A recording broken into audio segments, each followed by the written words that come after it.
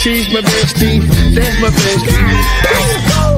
Your pair of eyes had me paralyzed. Toxic nigga, but you made me to a better guy. Smoke, but with you on forever, ever high. Could watch you all day, girl, like you televised. You think like this nigga, they ain't never lied. I left the beaches alone, I had to pick a side. Look in your eyes, girl, you were hypnotized. Of course, it was your breasts, hips, and them damn thighs. Close my eyes, I'm still mesmerized. To get mad at my bestie, I tried.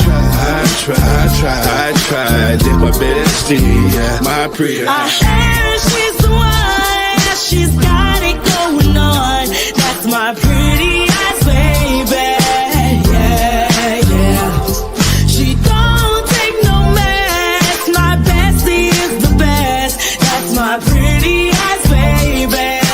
Yeah, yeah. I heard she's the one. She's got it going on. That's my pretty eyes, baby.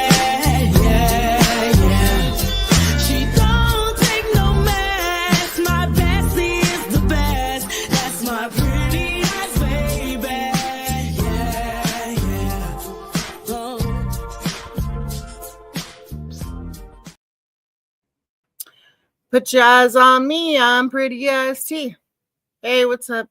So it's day 2 of the retrial of Karenread. Kerriroberts is on the stand. There's some questionable things, what she said yesterday, but we'll see. We'll see what today unfolds, how her story evolves from last time. I know that if she gets crossed, it'll be Alan Jackson. So we'll find out. We'll see what's going on. All right, join me.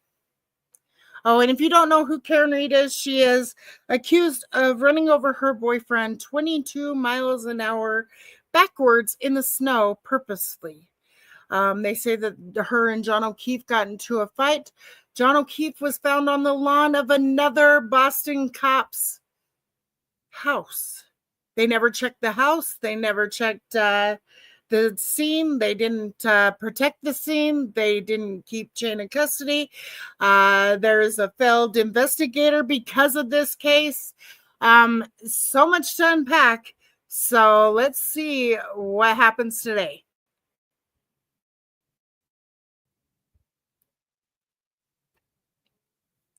And I thought I got it right on time, but I guess I didn't. Come on, move. Move, OnlyFan. It's the OnlyFan. If you could please hit the like, share the live, comment, subscribe if you haven't. I'm on the road to 1K. Thank you. You are unmuted.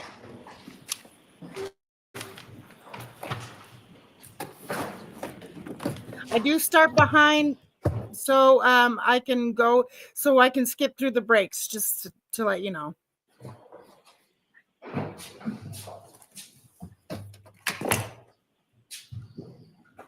Please be seated. Court is in session. 22 CR 117, the Commonwealth versus Karenread. Okay. All right. So I was told counsel wanted to see me about something. Uh-oh. Good morning, Your Honor. Yeah. Last night we received 19 new exhibits. One of the witnesses that the Commonwealth intends to call today, Trooper Garino. Many of these reports are celebrate reports that are run with new software and not addressed in any corresponding report. Some of them include data that have never been discussed by Trooper Garino. There's at least one PowerPoint that is hundreds of pages long that appears to be cut and copied, text messages, and various phone calls. But again, we received at 10:45 last night. This is in violation of Rule 14. And we're asking the court to exclude, at the very least, the lengthy PowerPoint of phone calls and text messages that have been copied and pasted into a PowerPoint because we have no ability to go through in a timely manner and review them for accuracy. What do you say about that, Mr. Brennan? Your Honor, all of this information is from the phone discovery, which they've already had. There are a number of different select PowerPoints that were introduced. When did they get it? Last night. No, when did they already have? 2023. Okay. And so what you may remember from the last trial is that there is, for example, Mr. O'Keefe's entire phone log and then is separated by his phone calls with the defendant, perhaps another witness. And so what we did is we tried to consolidate. Instead of having 50 of these things, I try to make them more limited. We did use more updated software. The only difference is it shows emojis. In addition, we took the phone calls and the emails or the text messages, which was presented at the last trial. Content has not changed. We just put it in a PowerPoint so that when it's read, instead of just reading the text messages and then searching for the phone calls, where Trooper Garino would then refer to a separate document, it's simply an order. There is a presentation of a different PowerPoint, which is from I want to know how he gets away with all this shit. Judge, you let him slide way too freaking much. That's all I got to say. the old data, 2023, but it is information that was not introduced at the last trial, although it was clearly provided to the defense in advance. And what it is, it's healthcare data of the defendant's watch, and Jennifer McCabe's watch. And what it does is it tracks her heart rate from midnight all the way through the next morning. Now, although that information was available to the defense, they could have done what they wanted with it. That information was never put in a PowerPoint presentation. I will not and do not expect Trooper Garino to talk about it during his testimony. He's a witness I'm going to ask the court to recall. The reason I turned that over was to be transparent and to be collegial. Liar. We would not introduce it Liar. on direct, but as Your Honor ordered, there was an order not to get into third-party culprit evidence.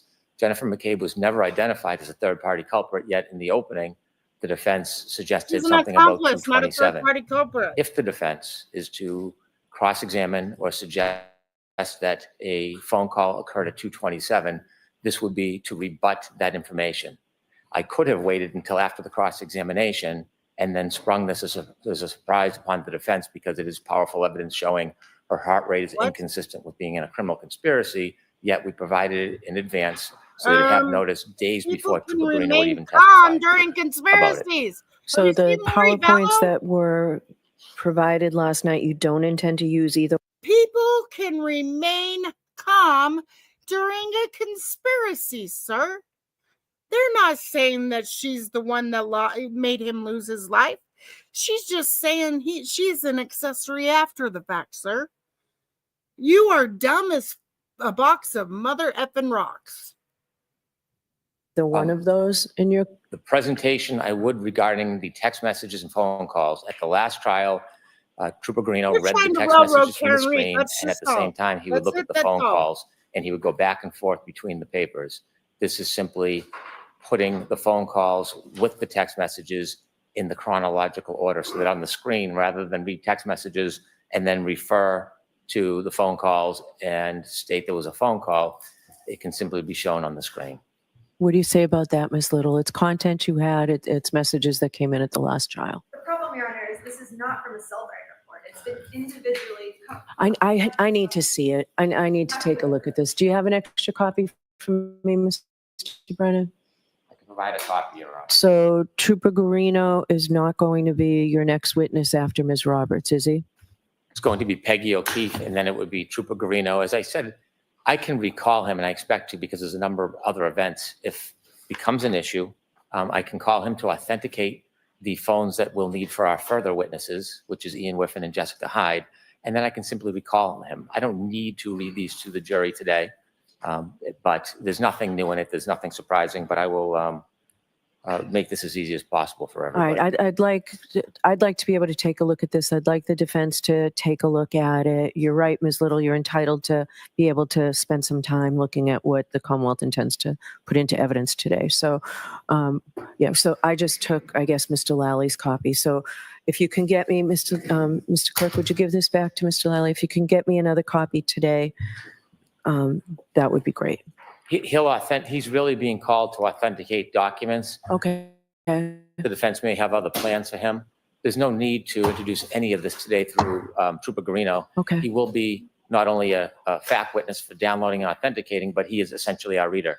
I can bring him back today. I can bring him back in 2 days. It really doesn't matter. I don't want to deprive the defense of time to review. Okay. And so whatever is the time they need, I'll defer. Okay. So that's what we're going to do. Thank you. All right. This is And Ms. Little, if you can crazy. take a look at them by tomorrow and let me know if you have any objections tomorrow. They should only have. Does that give you enough time? Reports. Yes, thank you. Okay. All right. Was there anything else before we started? Not for the Commonwealth, thank All you. right. Your Honor, I did email Mr. McDermott yesterday evening. We did speak with Dr. Wolf yesterday, and he is not available on Friday. Is there another day that works for the court reasonably soon that we can have them come in? for a call? We could do it tomorrow afternoon if tomorrow's a better day for him. State. Yeah, they're just in Pennsylvania, right? Could we do a Zoom hearing tomorrow? No, he needs to be here in person. Mr. Alessi, I issued an order late yesterday. You were the one yesterday talking about this voir dire.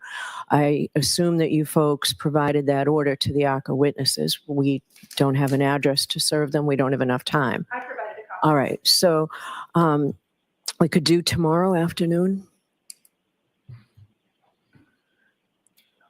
My God, Make lady, travel arrangements for them to- you're just putting them in a bunch.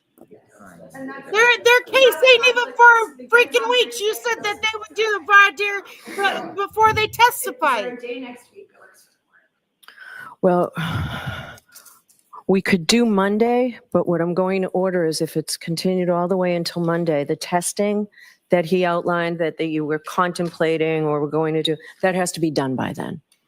So we can do it Monday, but that testing has to be done by then. We will make every effort to make that happen. I don't have a status on some of the shipping components that they need for the testing. Okay. So I need some. I'm so tired of her. All right. Strong arm So on that'll be your done by defense. Monday. We'll do They this don't even- Monday. I don't want to devote a whole day where, I mean, Friday was easy. Lady, hello, judge, hi. They're not even testifying until the state rests. The state just started. You said that you would do a voir dire close to when they testify. Now it's a rush, a big old rush. Tired of you. You listen to just him. He can sit there and lie to you all he wants. But you don't listen to the defense, not all. But we have this magical mystery Sally Port videos that just up and miss and vanish. Your Honor, I hope you retire soon because, lady, you're really making it hard on these defense attorneys.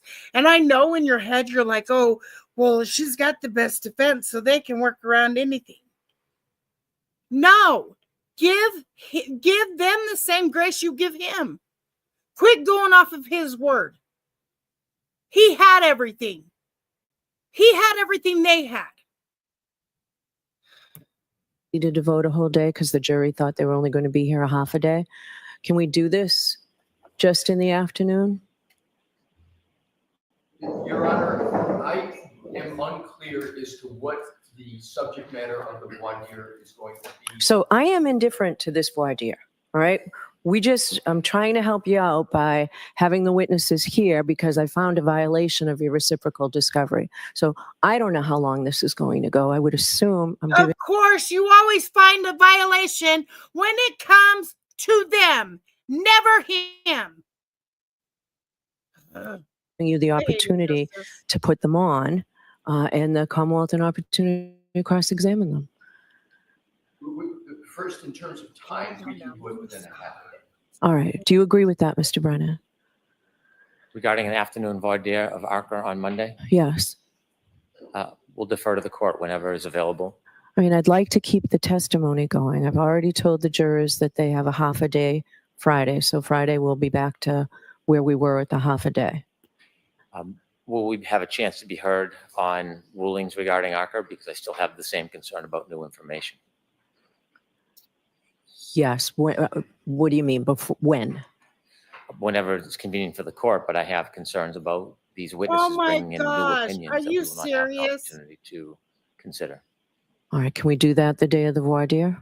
whenever it's good for the court. All right. So Maybe we'll break with the jury at 12 on Monday. Now they're going to have 2 half days in a row, but we'll break. Will we still do the voir dire and I'll have witness testimony prepared for Friday? Yes. Your Honor, may I have one further follow-up question? Yes. Thank you. The reason I asked for, and I appreciate the opportunity for the voir dire, it's not lost on me. But what I'm trying to understand is I want to hit the target, whatever the target of the court So is. one of the targets, one of the big concerns I have is that 105 or more text messages were deleted. And you said in due course. I have no idea what you mean by in due course. It's a pending case. We need to figure out, I need to figure out that at least. Okay, how many text messages? Let's just talk about this. How many text messages has Michael Proctor texted about KarenRead? How many text messages probably has Tully talked to any of the witnesses? How many text messages did Jen McCabe get rid of on her phone? This is some bullshit. And there, okay. In Your Honor, the 30-day, if you may recall, the defense had this very same issue with a matter with District Attorney Morrissey. Yep. So you said, I'm unclear on what the deletions Let's are. go. But we're happy to have testimony, the partner witnesses can discuss it. They're to bring them if they still have them. Exactly. That is also very helpful. But this 30-day auto delete, a lot of attorneys do that. District Attorney Morrissey So did that. I need something in writing about that. That's not my understanding on how you keep records in a pending case. And remember, you still said out of the But blue, let's talk about the months Sally later, part, Bill baby. came. Let's talk about This the gives Sally me- part. You want to sit there and do all this hubbub? Well, what about the Sally port and the metadata, lady? What about that? See, what's good for the goose is good for the gander. You're always taking his little word for it. You should have recused yourself a long time ago because you're not seeing this fairly. You're not asking, you're not listening to both sides. You're listening to one. Pause about that, frankly. Okay. We're happy to So- discuss that as well, Your Honor. All right. All right. So, Take a clarification. all right. And there'll be more. I'm not limiting it to that, but those are my big concerns. Appreciate it. All right. Are we ready to start? Judge, I just have a, yeah. So let's figure that out. Do you want to, you know what? Let's see counsel at sidebar about schedule. Oh, you sit there and do sidebar for scheduling, but not sidebar for this because you want a public. Who wants the public to see all this crap?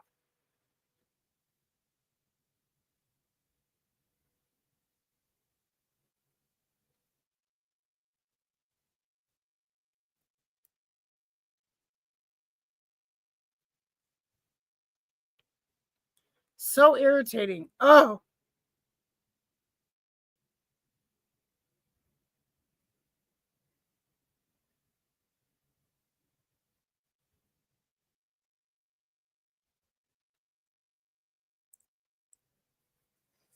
Okay, let's hear Carrie's Everyone said yes or evolving nodded affirmatively. Were story. you also able to follow the instruction and refrain from doing any independent research or investigation into this case? Yes. Everyone said yes or nodded affirmatively. Did anyone happen to see, hear, or read anything about this case since we left yesterday? Everyone said no. All right, thank you very much. Can we have Ms. Roberts back in, please?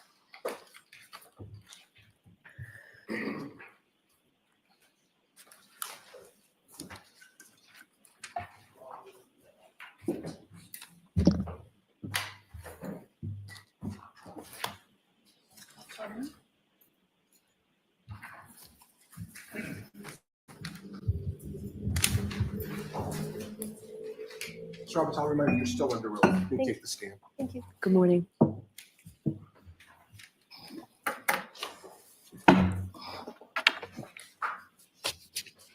Whenever you're ready, Mr. Brennan. Thank you, Your Honor. Good morning, Mrs. Roberts. Good morning. Yesterday, you told us a little bit about when you went into John's home at Meadows to look for him. Yes, And I recall you said that you did not see him there. correct, At some point you left. correct. When you went into Meadows, who did you go into Meadows with? Karen and Jen McCabe. Have you ever seen any video from a Ring camera depicting you and the defendant and Miss McCabe going into the home? Yes, I have. Your Honor, may I approach? Yes. Okay, I need to snap Actually, out I've moved to introduce a Ring video. It has certification and then a smaller clip of that family video if there's no objection. Did you say if there's no objection or there is no? If there's no objection. There's no objection. May I introduce Your Honor? Sure.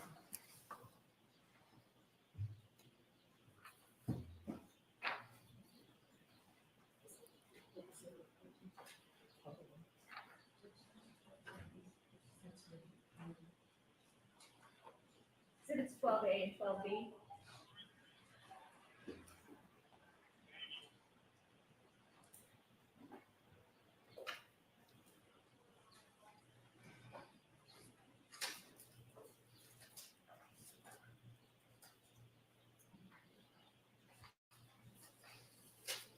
Thank you.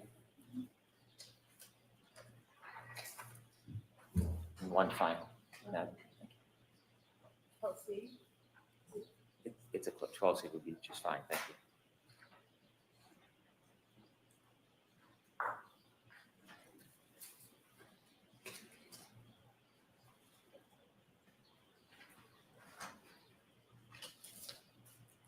Your Honor, if I may note, 12A is the Ring video from 12 Meadows.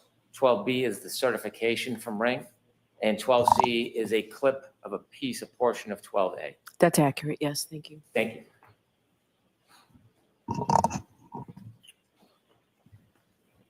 With the court's permission, I'd like to play 12C for the jury. Okay.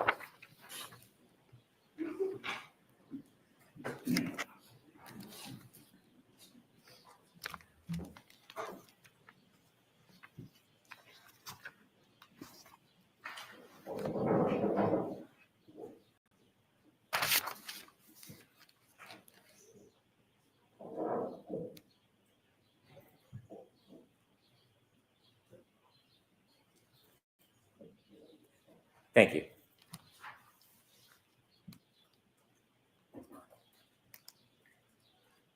Ms. Roberts, you've seen that video before? Yes, I have.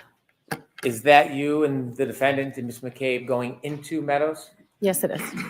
When you came out of Meadows, did you have a chance again to look at the defendant's taillight on her Lexus? Yes, when we left the house, she pointed it out to me. Did you stop and get a closer look? Yes, I did. I want you to describe to the jury your best memory of what it looked like. Karen pointed out and said, "Look, my taillight." And she said, "Do you think I hit him?" And I said, "No, I don't think you hit him. What are you talking about? Let's just go find him." But the taillight itself, the piece was missing. And as you got closer, there's a metal sort of square, and one of the pieces was sort of sticking out. And I only remember it because I thought if someone walks by that, they're going to catch their jacket on it.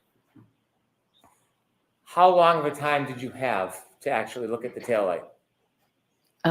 Under a minute. How close were you to the taillight when you looked at it? I was in front of it. I could see. And when you talked about the taillight, you said a piece was missing. Is this the left side or the right side of the Lexus that you saw the piece of the taillight missing? It was the right side, so it was the passenger taillight. May I approach? Yes.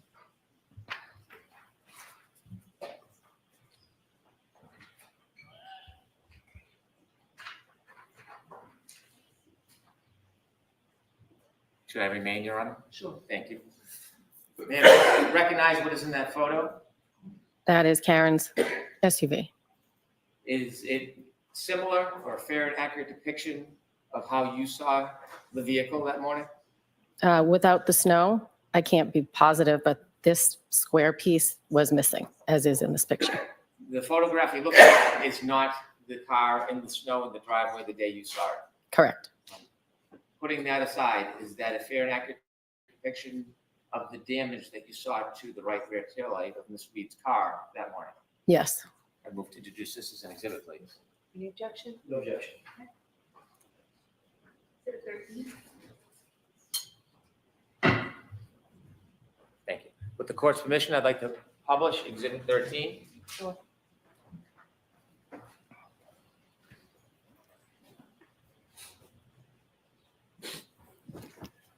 Ms. Roberts, I'm going to ask you to take a look at the photo that you just described. Do you see the white area in that photograph? Yes, Is that where the taillight had missing part? yes. And where was the metal in relation to that white part that you see? If you look at the white part, it's the upper left. It's sort of like a rectangle, but it's vertical, sort of.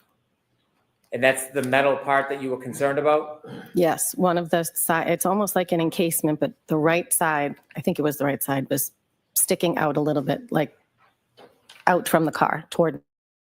You express any concern about the metal sticking out? Yes, because I thought at that height, it could clip someone's coat or something if they were walking by. You mentioned the defendant asked you if you thought she hit somebody. Correct. How many times did she ask you that? She asked me that in the driveway. How many times? She said, do you think I hit him? Do you think I hit him? And my answer was, no, I don't think you hit him. I'm sure you hit something because your taillight's broken, but I don't think you hit him. Why would I think that? Did you have any reason to think at that point that she hit anybody? No. Did she ever repeat that phrase or question in the same or similar manner again that night? She did at the scene where we found John. Before or after you found John? After we found John. Okay, so we'll get to that then. Could we please take that picture down, Ms. Gilman? How far of a ride is it from Meadows to Fairview? I don't know, maybe 8 minutes. So when you left John's house at Meadows and you traveled to Fairview, you said you were driving. Yes. Was there any comments or conversation from the defendant on that ride? There was talk of Bella's mom, who lived near Jen's sister. There was talk, and I said, where is Fairview? And Jen said, it's off of Chapman, so it was near Spring Lane. And I knew of somebody previously that John had dated on Spring Lane, so I brought it up thinking, could he have gone there if he was walking home? I don't know. I didn't know where he was or why he was missing. Describe the mood in the car. Well, it was scary driving, and Karen was, frantic, and she was yelling. I don't even remember at this point what she was yelling, but she was yelling. She had an elevated voice. She would be in between us while I was driving, and she would sit back in the back seat and be in between us. Did you have any words with Miss Reed? I told her to shut up several times because I was trying to drive. I couldn't concentrate. I told her to sit back and buckle up because it was bad driving. I didn't want to get into an accident and her not have a seatbelt on. How often was the yelling on the way to Fairview? Oh, several times. It was like you couldn't control her, and I was trying to drive in a blizzard. You went down Spring Road before you get to Fairview? No, Spring Lane is before Fairview off of Chapman. And did anything remarkable happen on Spring Lane? I'm sorry? Anything remarkable happen on Spring Lane? No. More of the same? Yes. Now, you mentioned yesterday that when you got to Fairview, the defendant began kicking your door. Yes. When you looked out, you didn't see anything. I did not. And at some point, you ran over to where Miss Reed was. Yes. Tell us what your first observations are when you get close to the defendant. Well, it was a shape of a body, like the length of a body, shape of a body. She ran over and I said, oh my God. I jumped out of the car. I ran over and she was lifting up his shirt to try and warm him, I guess. I'm doing good. How are you? Okay, let me just say something to you, Carrie. She's frantic because she's looking for her boyfriend, worried that he didn't come home. You guys act like that's the catch-all, be-all type of deal. And this, do you think I hit him in the driveway? That's new. And then her kicking the door, she's the only one really looking. You're driving, Jen's fucking yapping. She's the only one looking. She's looking in between you guys. She's looking on the side of her. And she's still freaking out because she wants to know where John is.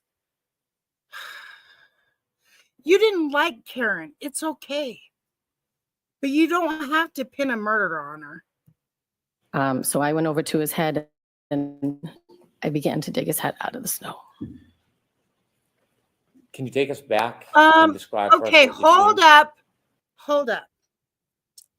There was only about 2 inches of snow there. Okay. You said that you found him on grass. When they were doing the scene and the little leaf blower and shit, there was no grass there. There was no grass there. But you say he was on grass. Okay, cool. Let's go. His body was completely covered, but his head was completely covered. So I started to dig around his face and his eyes, and Come on, stop it. Karen was the one that got the snow off of him. She's the one doing life-saving measures, breathing into his mouth, causing blood to be all over her face. Stop it. his left eye was fine. His right eye looked like it was huge, like he had something happen to it. And after that, I told Karen to get off him. We were going to start CPR. I had been certified at work through the American Red Cross, so I knew chest compressions were more important. So I started to do chest compressions, and I yelled to Jen and told her to call 911. Karen was trying to do mouth to mouth. I don't know if she knew what she was doing, but I knew chest compressions were more important, so I concentrated on that. I yelled for... No, she knew what she was doing. I'm quite sure she did. Quite sure she did. Jen, I carry blankets. I have 2 kids. So I carry blankets in the car. So I yelled to Jen to get the blankets. I don't know what I thought I was doing with blankets, but I wrapped them around his head, just thinking we're trying to warm him up. He was covered in snow. Yeah, she was trying to give him body heat. When you too. first ran over, He wasn't covered in snow. you Stop mentioned it. that his head was covered in snow. Was his head fully covered in snow? Yes. Get down. When you look down, could you see who it was at first? At first, no. I had to dig him out. When is it that you realized that this was your friend John? When I cleared the snow off his face. Did you feel his skin? Did I feel what? His skin. Yes. And could you tell us how it felt? It was cold. Like he had been there in the elements for a while. Oh, he was 80 degrees. You mentioned that his He was head 80 was covered with degrees, snow girlfriend. before you brushed off the snow. Was other parts of his body still covered in snow? Yes. Can you share with us what you saw? His legs were covered. His arms were by his side. He was on his back. Karen had lifted up his shirt, so now his shirt was down, but I was doing chest compressions so you could see his clothing. He had blood coming out of his nose and his mouth. And when I put the baby blankets under the back of him, there was blood on the blanket, so I think he had a cut on the back of his head. Was the blood from his nose and mouth frozen or running? I don't think it was running. It was not gushing. How You said that you brushed off the snow from did it get on John's her face. if it was Did if you it brush wasn't it off running? from both sides? Lady? Yes. Did you brush it off? Hello, dry or coagulated blood ain't gonna get on the person doing mouth to mouth. You sound really silly right now, and you're trying to pin a murder on somebody because you didn't like them. Get out of here. To the extent that you uncovered his entire face and head? Yes. So did you have gloves on? No. Bare hands? Yeah, I've been wondering where you've been. Yes. And that's how you felt the temperature of his skin? Yes. When you brushed off both sides of his face, did you ever feel any pieces of glass sticking out of his face? No. Did you ever see any pieces of glass sticking But Karen did. out of his face? I did not. Miss Karen was the first one over there, Brennan.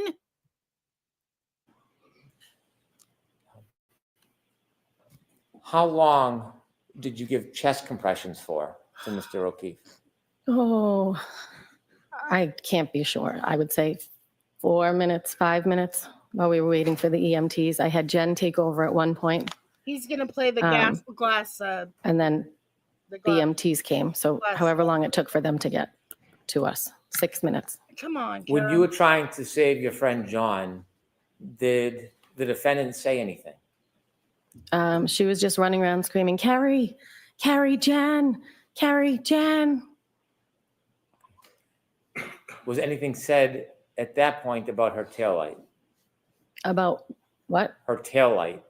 No, when the EMTs were around and they were working on the body, she was running around and saying, did I hit him? Did I hit him? Is he dead? Is he dead? Wait. Whoa. Now you're saying When that you I were hit him when the EMT... waiting for the police and EMTs, just briefly, what was the temperature like and the visibility like? The temperature was freezing because I remember at one point I couldn't feel my knees, which is why I had Jen take over. And the wind was still whipping and the snow was still coming down. It was 2 to 5. At some point, did help arrive? Stop. Yes, they did. And when help arrived, what did you do? I stood back and watched them work on him. Did you see first responders trying to give first aid to Mr. O'Keefe? Yes. How long were you outside for that morning? At that point, Well, the entire morning. maybe a half hour. When the first responders were trying to save John, what else were you doing? I was calling my husband. I called my mother. When they put him in the back of the ambulance, I then made a call to Mrs. O'Keefe. I think I called Mr. O'Keefe first, but he didn't answer. So I called Mrs. O'Keefe and told her John had been in an accident. And she screamed, I can't do this again. What about the part where she What did said you do after that that phone it call? was Karen's fault for leaving John? How could she leave The John? police put Jen and Karen in the back of a cruiser. And I was looking in the ambulance to see what was going on with my friend. So I was standing outside of the cruiser. They were inside. I was standing outside just watching. And Karen was saying, is he dead? Is he dead? Is he dead? And I said, no, they're working on him. I can see tubes moving. I can see them moving. Something, if he was dead, they wouldn't be working on him. She grabbed the front of my shirt and said, are they working on him? And I said, yes, they're working on him. At this point, I think I was in shock. I didn't know what was going on. I didn't think he was dead. I thought they could You told her save to him. I knew he shut was the in fuck the up. EMT in the ambulance with the EMTs. And I was just hopeful that they were going to be able to do more than I could. You said that at one point, Ms. McCabe and the defendant were in a car, and then you mentioned at some point the defendant grabbed you. Did she grab you when she was in the car or out of the car? She was in the car. I was outside of the car. At some point, did the defendant, Ms. McCabe, get out of the car? Yes. Did you go over to the ambulance before it When? left? When? Did I go over to the ambulance? Before it left? No. Did you watch? Yes. At some point, did you see the defendant get out of the car, the police cruiser? No, I didn't see them get out, but they were out at one point. I didn't were what? see them even They were go out in. of the We didn't even vehicle, hear but I them didn't watch them get out. I was watching the ambulance. At some point, you saw them out? Yes. And did they watch, or were they near you when you were watching the ambulance? Did what? Were they near you when you were watching the ambulance? I don't know. With friends like I that, wasn't. the I same wasn't thing, concentrating on either one of them. I was concentrating on my friend in the ambulance. Yeah, whatever. When you were trying to save Mr. O'Keefe, did you ever see any signs of life? I did not, and I checked his pulse. No, I Don't did try not. to act like you care now, because if you cared, you would tell the truth. After the You would tell the truth, lady. ambulance took John to the hospital, tell us what you do next. Hey, cool Um, Pepsi. I left. I told Mrs. O'Keefe, I said, I'm going to come get you. She said, well, I'm going to have Braintree Police take me to the hospital, which was in Brockton. And I said, they're not going to take you to Brockton. I will come get you because neither of their cars had four-wheel drive. So I asked if I Talk could leave. about And her they said, saying give that me it's your number Karen's and we'll fault for follow up leaving with you. him. And I took Karen with me. We drove down the street. At some point, she was on the phone with Erin O'Keefe, John's sister-in-law, and Karen was saying, I think he's dead. I think he's dead. I grabbed the phone and I said, I don't think he's dead. He's in an ambulance. He's been in an accident. At this point, I didn't know what was going to happen. At some point in the car, as we're driving, she was on the phone with her mother. Figured it's much. And I think when we were driving, we got all the way to the elementary school, and Karen said to me, if anything happens to John, I'm going to kill myself. You're going to have to take care of the kids. And I said, nobody's dying. Nobody's killing themselves. I doubt she's. Let's not think about that. I doubt she's. that. And then one of the officers And if called she me did, and it was said, out do of- you have Karen Read with you? And I said, yes. And he said, could you please turn around and bring her back? Wait. Her parents are saying that she's suicidal, so we're going to take her to the hospital and section her. I said, okay. I didn't get far. Okay, that story's changed, Carrie. Hey, that story's changed. Now all of a sudden, it was her mom. She was on the phone with her mom, and her mom was telling you to take all her drugs away from her because she's suicidal and whatnot. And then, anyways. So it turned around, went back. At some point, she was on the phone with her mother, and I got on the phone with her mother and said, I'm going to be heading to the hospital. Let me give you my phone number. It's the same hospital John's at. I'm assuming they're going to the same. That's where Canton takes everybody. And her mother said, please make sure that they don't let her have her bag. There are things in her bag, medicine I don't want her to have. So I said, okay, I will. So we got back to the house, and she got in the ambulance, and one of the EMTs asked me for her phone. So I handed that over, and I said, the mother wants to make sure that she does not have her purse because there's medication in there that they don't want her to have. Did you see? Okay, that's evolved. Like, lady, you're really irritating me. She was on the phone with Aaron O'Keefe, and then now was she, okay, anyways. Karen Read is accused of running over her boyfriend 22 miles an hour backwards in the snow purposely. But there's all of this sort of wonky stuff going on. The defendant leave with medical personnel? Yes, I did. Before we move forward, I want to step back for just a moment.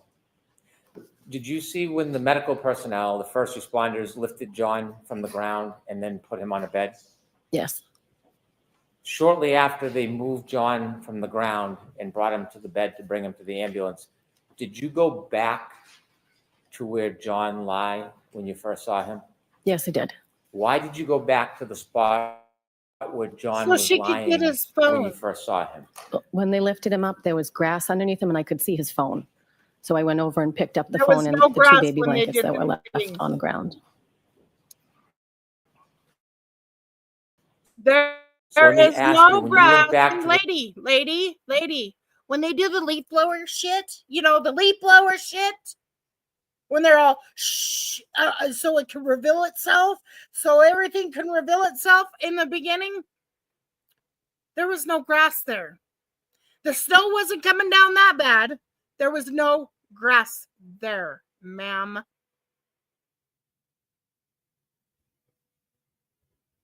Lovely. Where John was lying on the ground, you said you saw grass. There was not snow under him? No, there was not. Was there many inches of snow around that area? Yes. But Monster. none where he was lying under him? You said you picked up a couple of items. Yes. Could you repeat that again, what you picked up? I picked up John's phone and 2 blankets. She had to say grass underneath him because if she didn't, then they would know that he was out there when the snow had already been falling and there was like 2-3 inches already out there. Fucking tired of this shit, man. The blankets that I had Jen get out of the car. Give me What did you do with John's phone when you picked it up from the ground? I put it in my pocket and gave it to a first responder when they came over, or I handed it off to a first responder.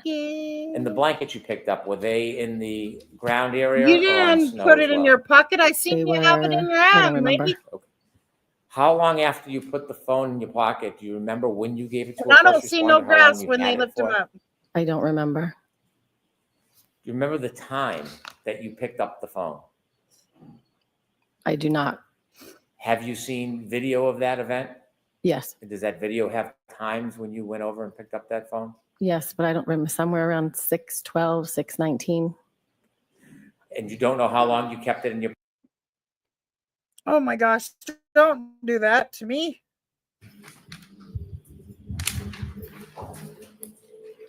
Mr. Roberts, I'll remind you, you're still. Did you see the defendant get out of the car, the police cruiser?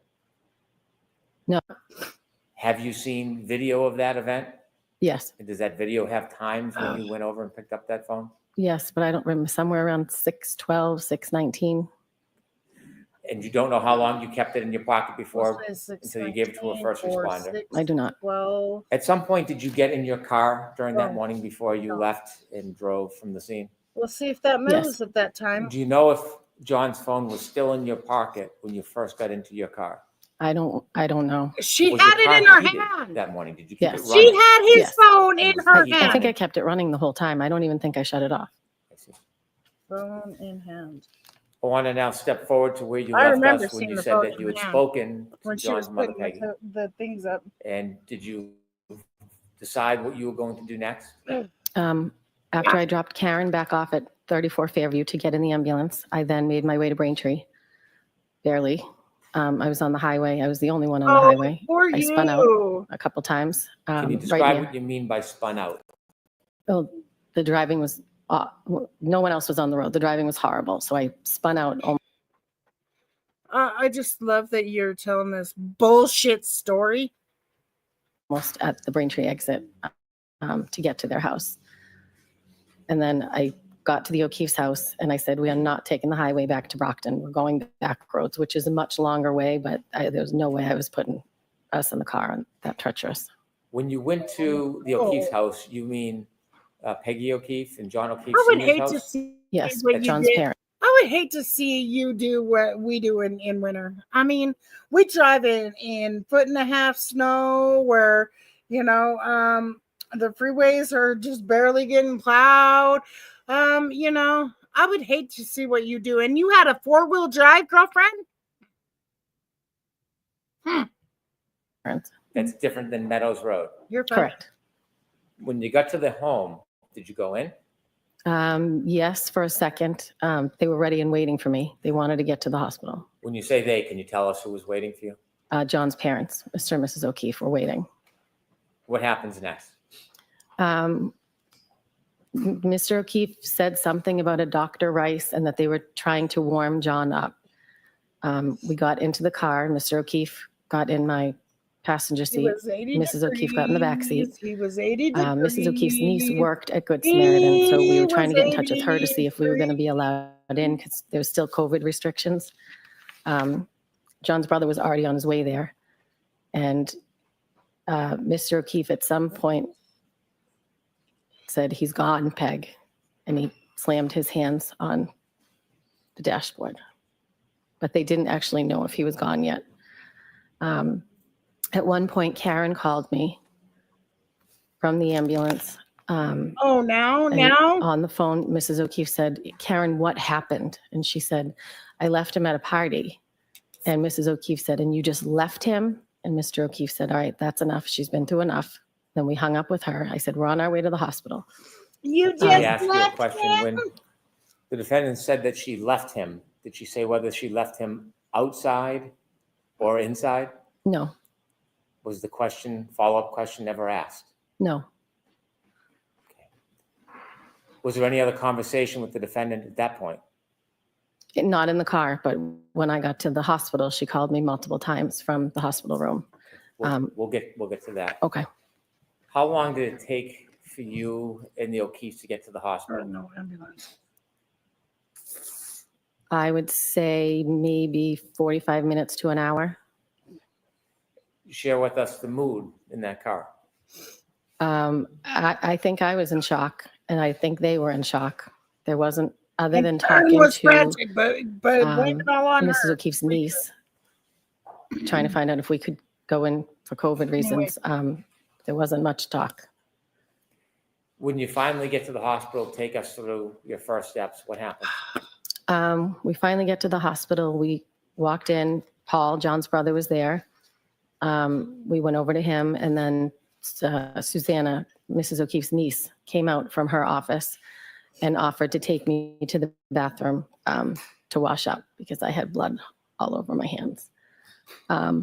Oh my So I went God. into the bathroom and I asked her afterwards if she could take me to the chapel so I could say a prayer.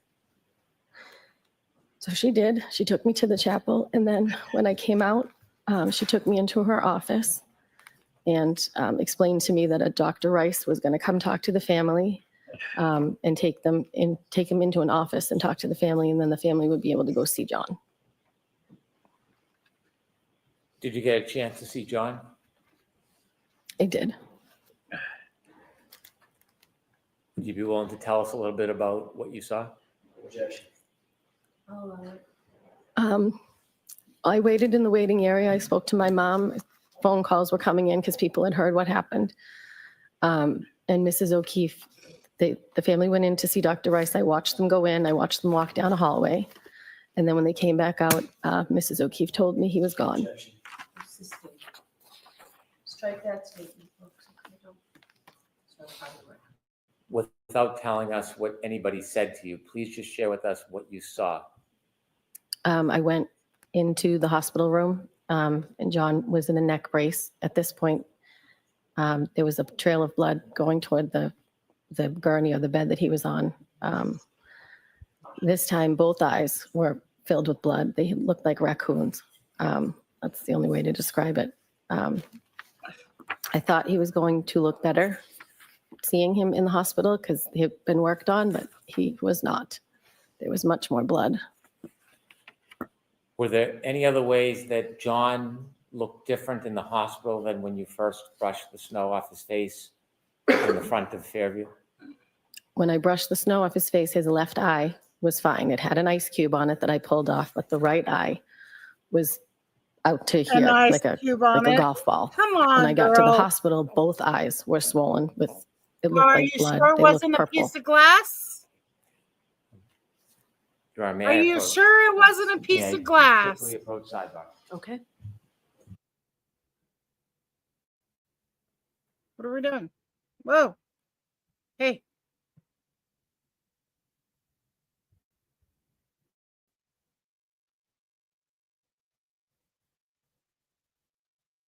Technical issues all of a sudden? You bastards. Okay.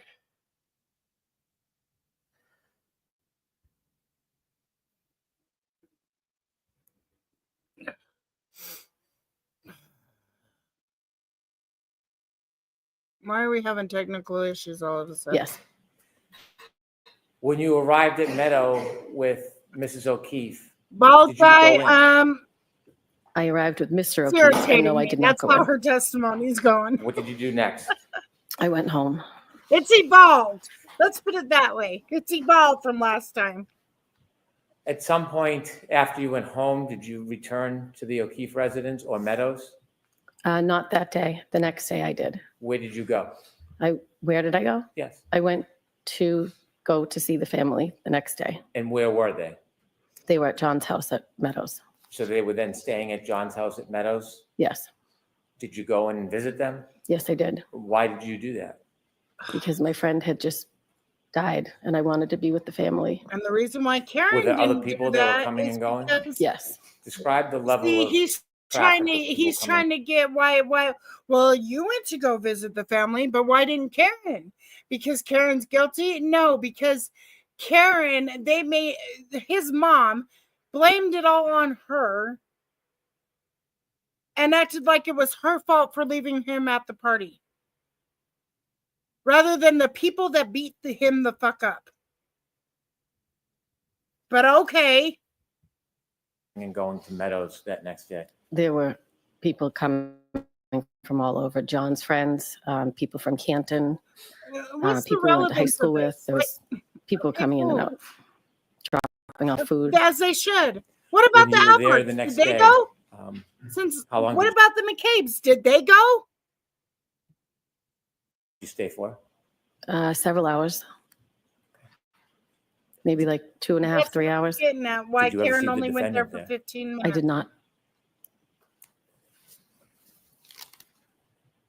Now, you told us that you had only met Miss McCabe once before that night. Yes.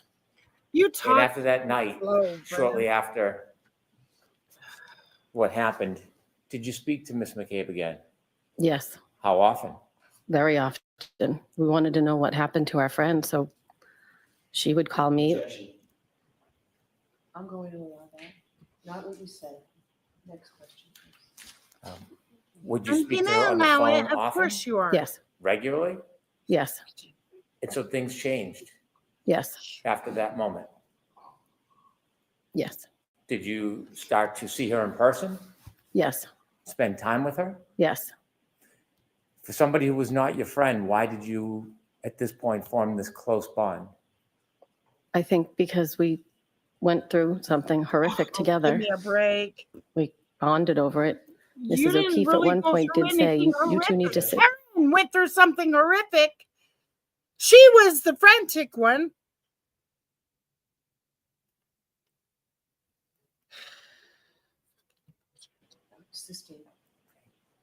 Did you ever write down a list of things that had happened to try to remember? Yes,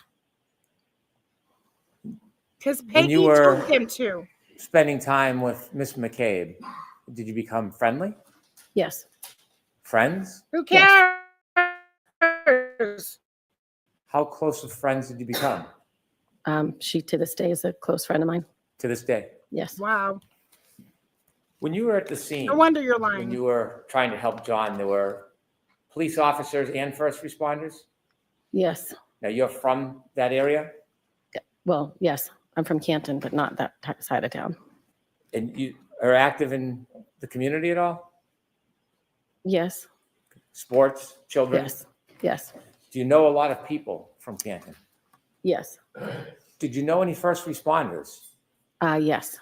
Who did you know that you saw that night as a first responder? That morning, Yes, I'm sorry, that morning. Mike Lank is my friend's daughter's father. Of course he is. No, my daughter's friend's father. I'm sorry. Your daughter's friend's father. And Yes, does he have children that are friends with your daughter? yes, his daughter is friends with my daughter. How close are his daughter and your daughter? There's a group of 5 or 6 of them that are best friends. Are you on a first name basis with Mr. Lank? Yes, When you saw him that morning, did you recognize him? I did. Did you speak to him? I said, Mike, is that you? He said, yes. That was it. Of course. Are you friends with Mr. Lank's wife? I am. How often had you been to their house with the children or on your own before that day, before that morning when you found John? Can we get this Well, over with, often Brandon? the Like, I kids want to can't speed drive, you up so because when you they talk do way too slow. Sleepovers or whatever, you drop them off, pick them up. Your children would sleep over each other's house? Yes, So you had a friendly relationship with Mr. Lank How much before longer? you found John? yes, And do you continue to have a friendly relationship with him? did what? Do you continue to have a friendly relationship with him? Yes, Did you go to his house the day after you found John? I did. Who were you Still with? half an hour. Well, Jen and I had gone to the O'Keefe's house together with, I don't know if it was 1 or 2 of her daughters and both of my kids. And then when we were leaving, my daughter still said, can you here, I'll drop be me in the- off at Mike Lank's daughter's house? So I dropped her off. And did you do that? You dropped her off? Yes, I did. When you dropped her off at the Lank house, did you speak to anybody? His wife came out and got into the back seat just to find out how I was and how the O'Keefes were and Mr. Lake, shed the light, please. How were you? how were they? How were you? Oh, I was not well. And did you have a long conversation with Mr. Lank's wife? Yes, Was Miss McCabe with you? yes, After you left the Lank house, you left your daughter at the house? yes, You remained in the car? yes. At some point, did you speak to Mr. Lank's wife again? Yes, Are you friendly with her? yes. Did you ever try to get information, inside information about this case? No, After this case began, did you ever come to court? did I ever come to where? To court. Yes, And what was the reason you came to court? to support the O'Keefe family. At some point, did you stop coming to court? I did. Don't answer just yes or no. Yes, Okay. Were you aware or watching about any type of news or publication on this? yes, As you were watching and learning information, did you begin to contact people at the district attorney's office? Yes, I did. Did that include victim witness advocates? Yes. Did it include law enforcement assigned to the case? Objection. The form of the question, I'm sustaining the objection. Who did you contact? Specific names? Yes. Steve Nelson, my victim advocate, Yuri Buchanan, who was a state trooper, and at one point I contacted Michael Morrissey's office.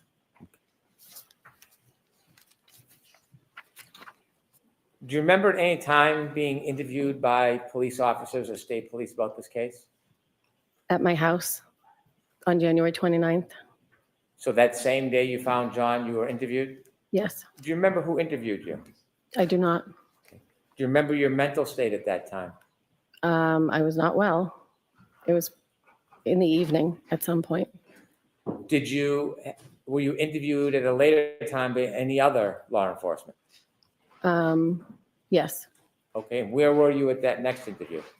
I think I was at Jen's house. We were making a timeline together when 2 law enforcement showed up to question her. But I happened to be there, so they took us in separate rooms and questioned both of us. Were you sober at that point? Yes. And what was your mental state then? Still, we hadn't even had a funeral. So I was still, I couldn't believe what was happening. And after John's passing, did you still continue to help out with the children? Yes.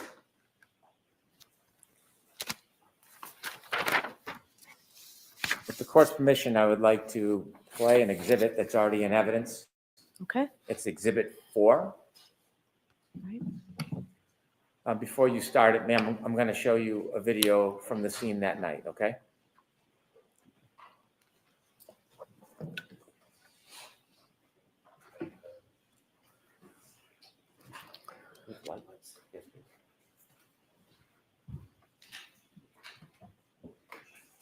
Ms. Gilman, is this sound?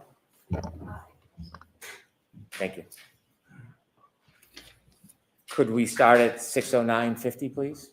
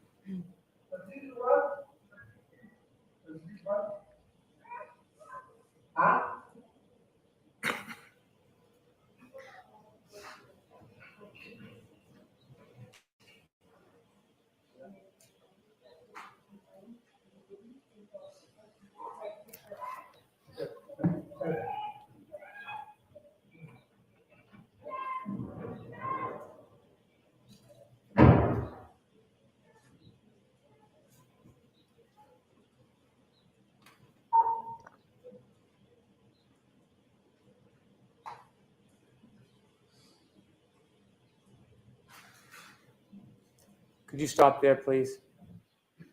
Ms. Roberts, do you see yourself in that video? Yes. And where were you in that video? I'm over near the flagpole. What were you doing in that video before you stood up?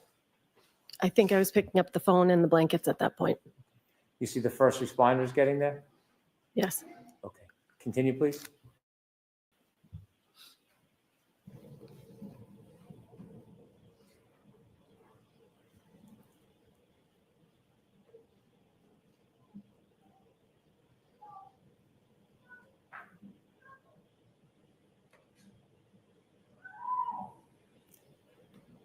Is that you with the fur on the hood? Yes.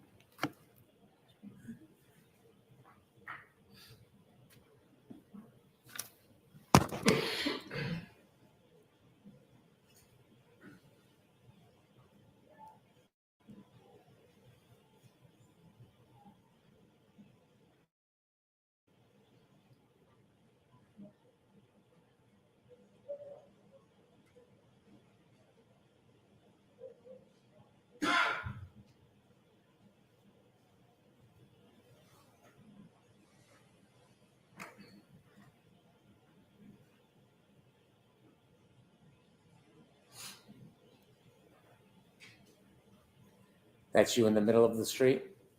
Yes, I'm to the right of the car.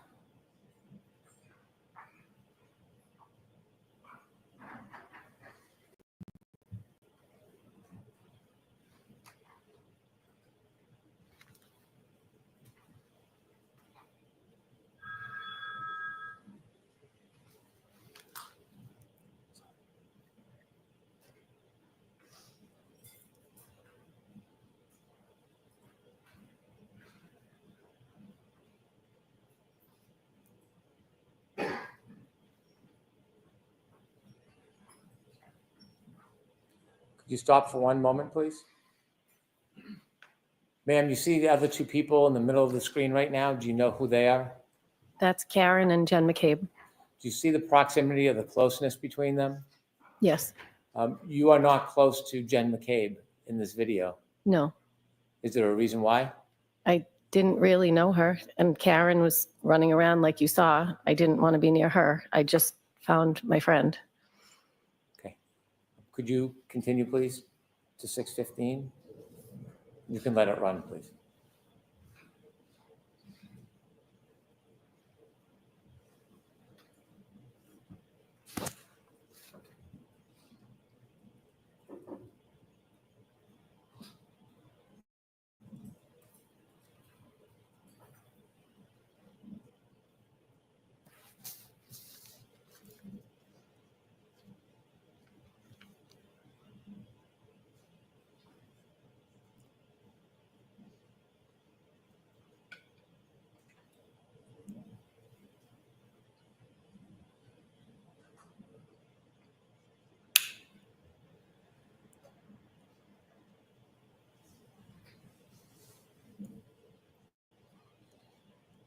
Stop, please.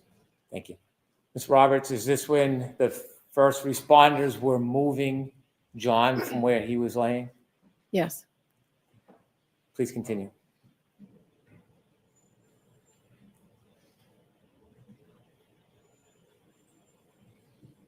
Could you continue to watch the area near the flagpole, please?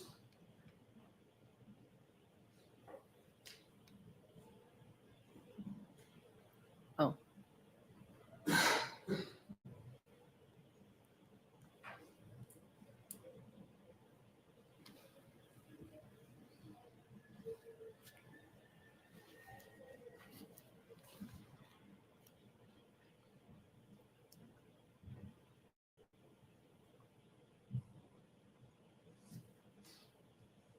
Stop, please.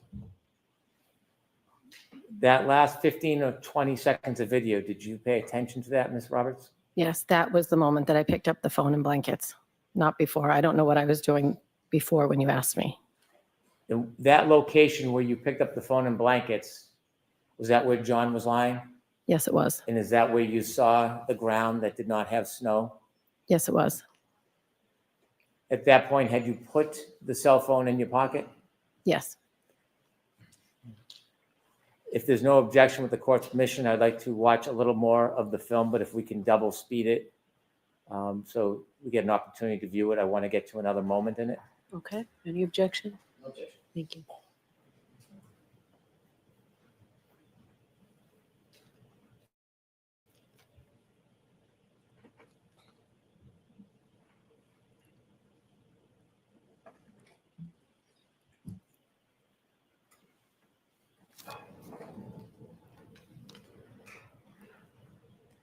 Around 16, 17 would be fine, Ms. Gilman.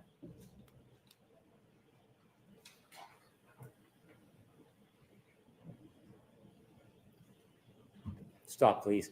The person in the blue jacket, do you know who that is on the right side of the screen? That's Jen McCabe. And well, you can't see you now. Do you know where you are at this point? I don't know where I am. Continue, please.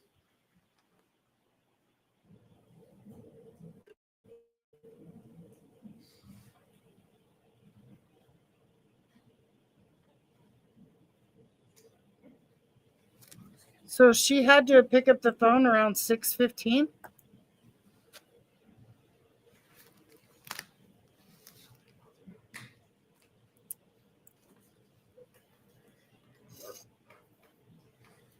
Because we're not at 6, we're only at 6:18. What are you doing, Ms. Roberts? Cleaning off my car.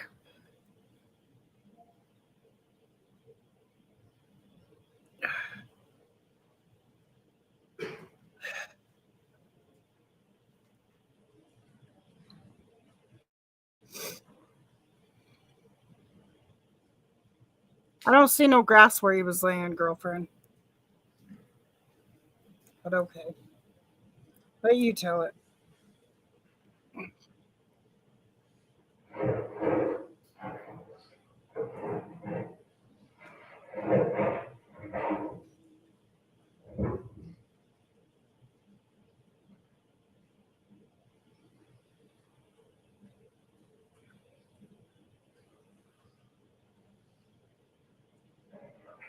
Let you tell it.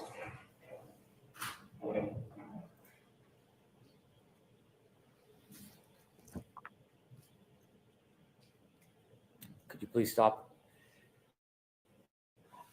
Did you mention at some point you went back and the defendant, Ms. McCabe, were in a car? They were in a police car at some point. Did you do anything with them when they were in that car? At one point, Karen asked us to say a prayer, to pray. So we said a prayer. Is it before or after this moment on the video? Do you know? I don't know. Okay. If you could continue, please.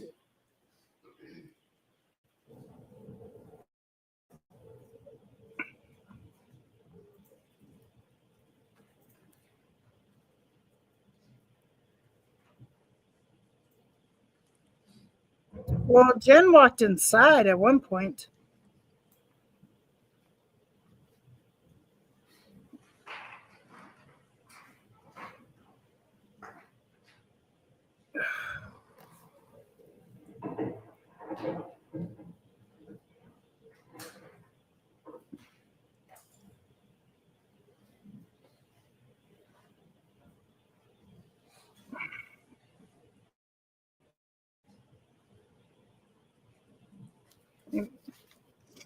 There's Curry.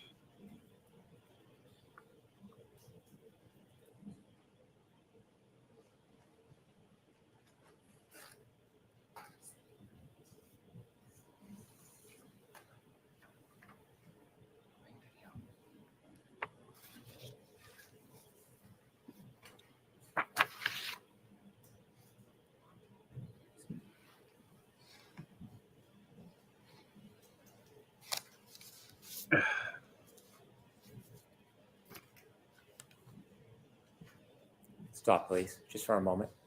Do you know where you are at this point, Ms. Roberts? No. Okay. If you can continue, please.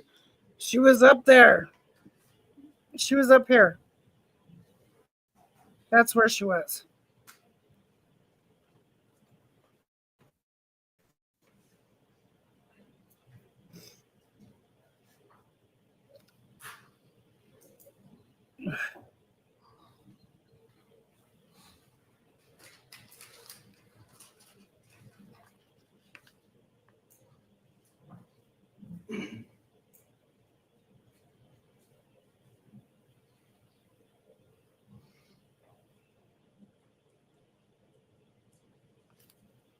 Was that you walking by, Ms. Roberts? Yes, it was. I'll note the time is 6:21:22.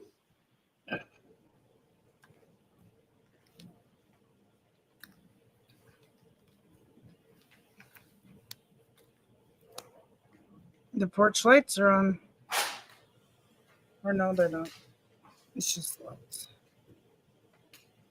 Okay.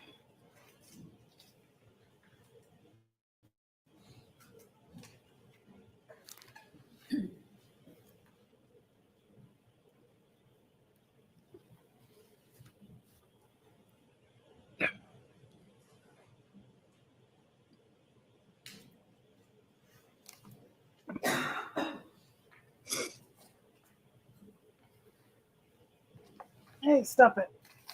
Whoa. Go. Do you know where you walked? No, I Are do you not. behind this car, this dash cam view? Say that again? Are you behind the view of the dash cam?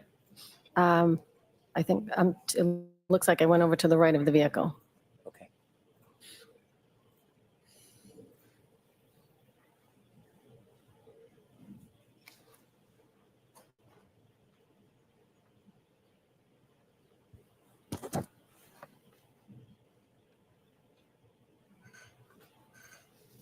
What's up, Dark? Where you been, sir?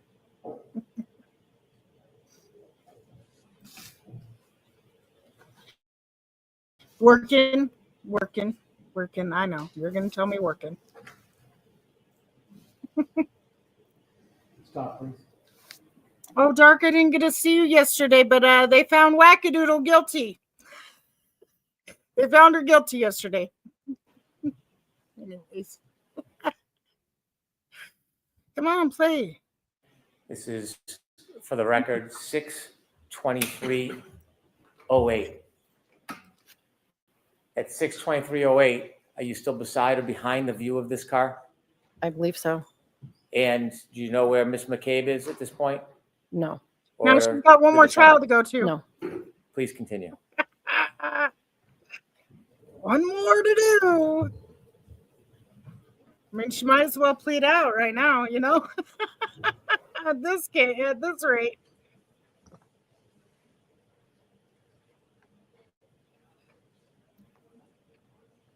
Ms. Gilman, when it reaches 6/24/18, if you would stop again.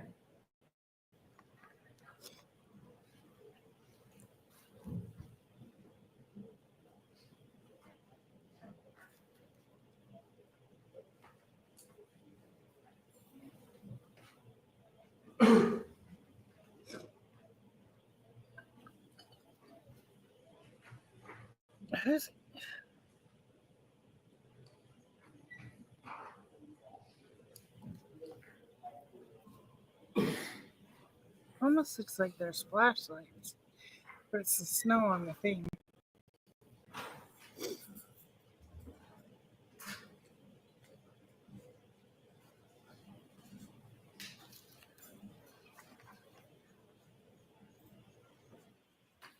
All this time, and the cop At this time, out his house. 6/24/18, are you within view of this camera angle?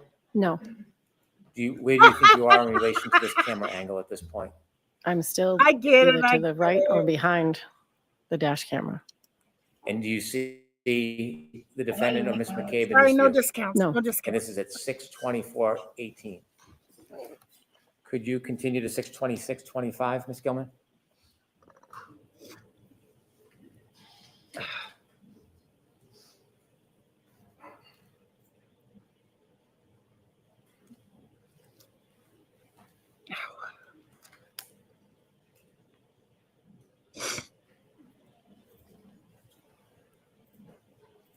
Come on, Bills, give me some energy.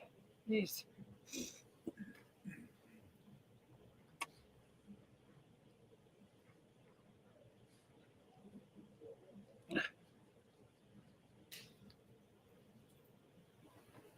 All this time, and the first responder cop never came out his mother-loving house.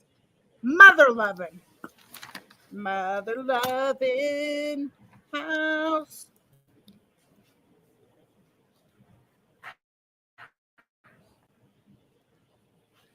Come on. Come on. Hey, if I could get 11 subscribers every day, Dark, I will have a membership. Membership Not only for OnlyFans, but a membership for YouTube. Oh, shit.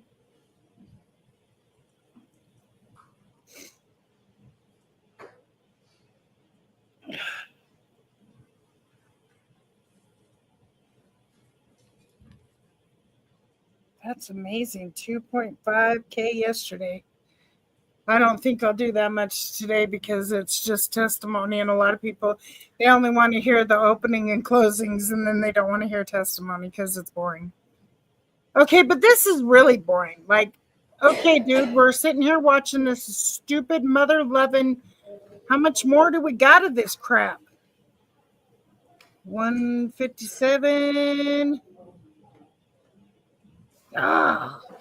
20 more minutes of this? 20 more minutes of this. Did you notice the first person that came from the right and the second person that are not law enforcement?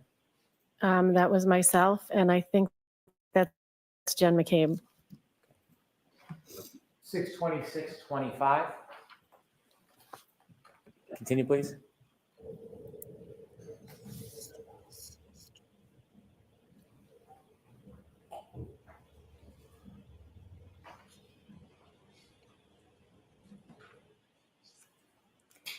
And do you know who that is on the right with the police officer? That was Karen. Do you know where the cell phone is at this point, Mr. O'Keefe's cell phone? I don't know. I could have handed it to a first responder at this point, or it could still be in my pocket. I'm not sure.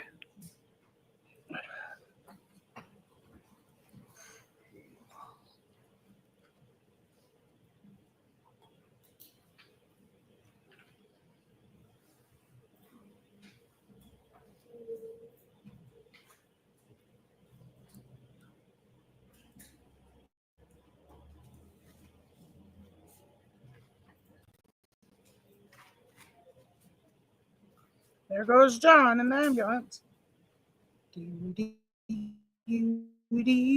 Bye-bye. So sad. So effing sad. And they still didn't take no pictures, nothing where he laid. Ms. Gilman, if you could next stop at 63448. They didn't care. They didn't care. They only care about the living cops, not the dead cops. If it involves their own.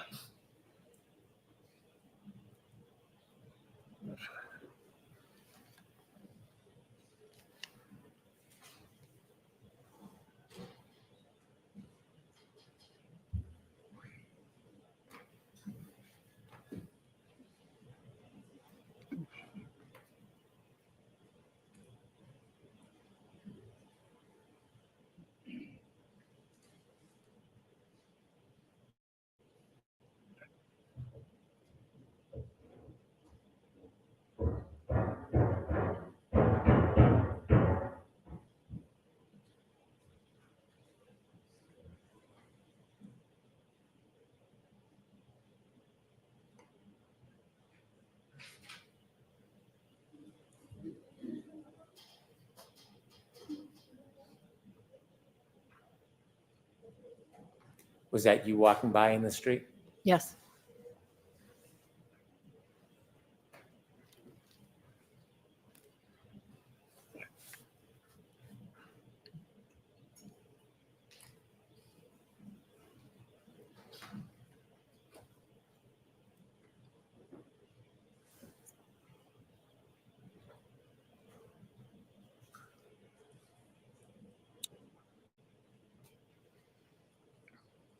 Didn't separate them, didn't do nada.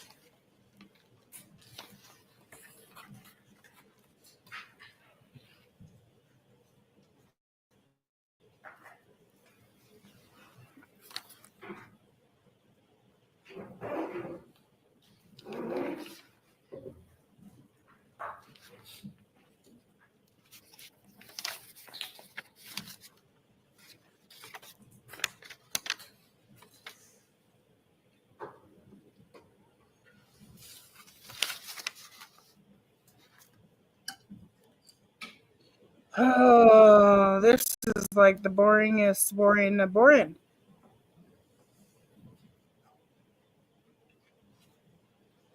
You're just letting the video play for what?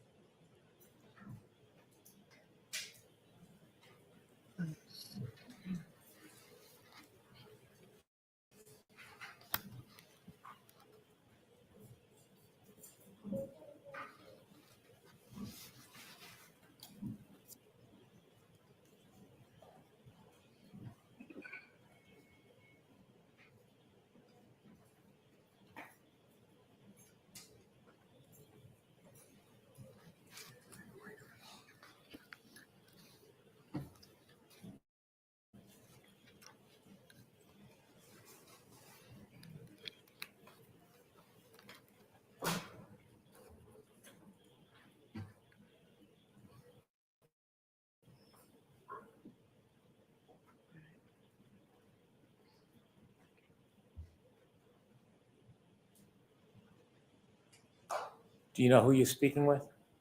I don't know.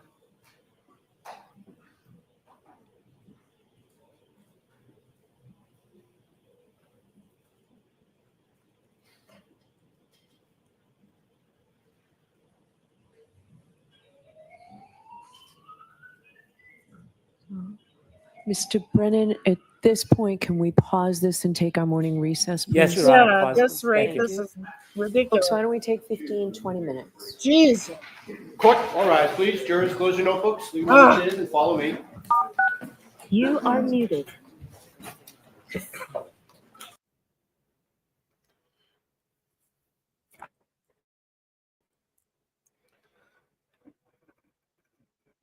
How much longer of this video do they got?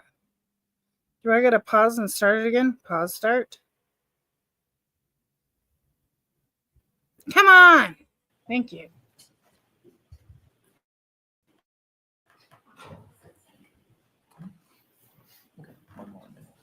Court is back in session. You may be seated.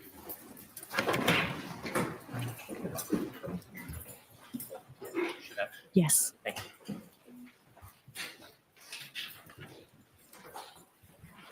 138. We're at 139. Ms. Roberts, we have about a minute and a half left. I want to watch the video until it reaches 6:35, please, Ms. Gilman.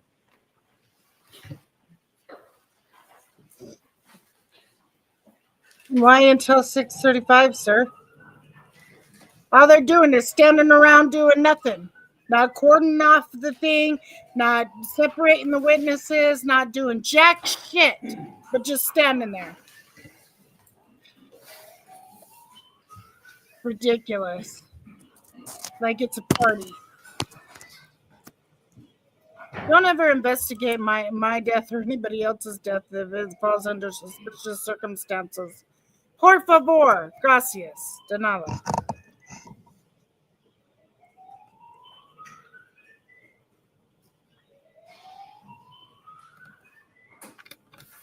I really want to go smoke before Jackson gets on the stand. Okay, I'm going to smoke because I can't take it no more. He's driving me nuts. And my ADD is going crazy.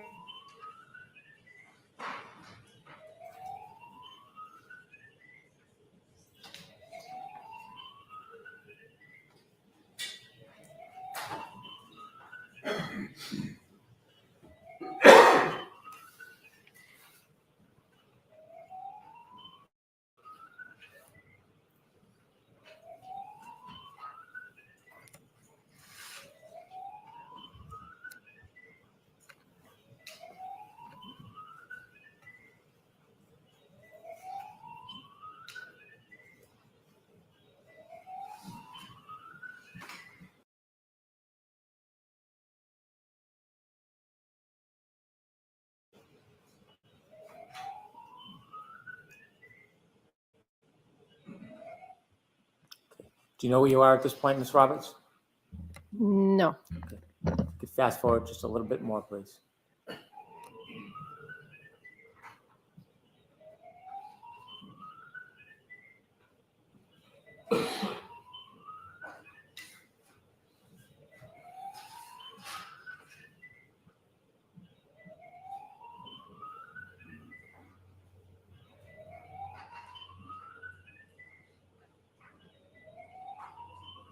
Were you in the car? I just got out of the car. And do you remember if your car was warm? Yes.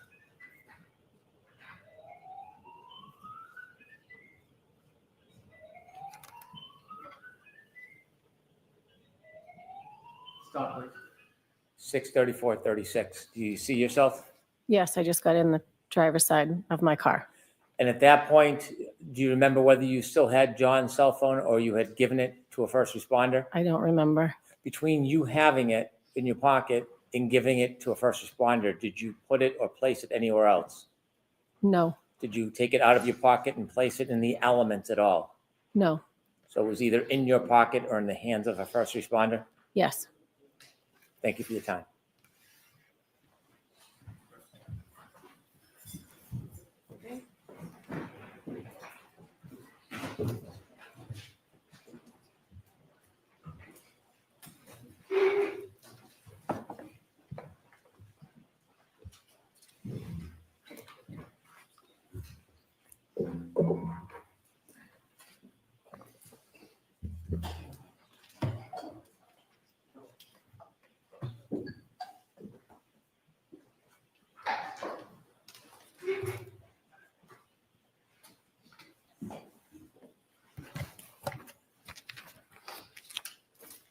Your Honor, may I? Thank you. Good morning, Ms. Roberts. How are you? Good morning. Under questioning by Mr. Brennan, you talked about the number of times or a number of times that you have spoken to the DA's office or some member of the DA's office. I'd like to ask you a couple of questions about that. Sure. How many times in total do you think you've spoken to a representative of the district attorney's office? I don't know. I don't have a number. Would you say it's more than a dozen? Yes. Would you say it's more than 50? Maybe around there. Okay. Maybe less. And who are the folks, Ms. Roberts, that you have spoken to at the DA's office? Steve Nelson, Okay. the victim advocate, Yuri Buchanan, who's a state police officer, and the DA, Michael Morrissey. And what was the, I want to take those in order, and two of those are at the DA's office. One of those is not. Yuri Buchanan is not at the DA's office. He's actually a Massachusetts state police officer. Is that right? Yes. Okay. Let's take those in order. How many times would you say you've spoken to Mr. Nelson? Just if you can give me a thumbnail. I don't know, maybe 30, 40. Okay. Have you received what you would consider to be updates on the progress of the case? Mr. Nelson? I would ask questions and he would give me very broad answers. Okay. Were your questions ever prompted by conversations that you had with your friend, Miss McCabe, Jen McCabe? Sometimes Jen would say, could you ask Steve this? Because I had a rapport with Steve. Okay. Were those conversations by text message or phone calls or both? I would usually text him. Okay.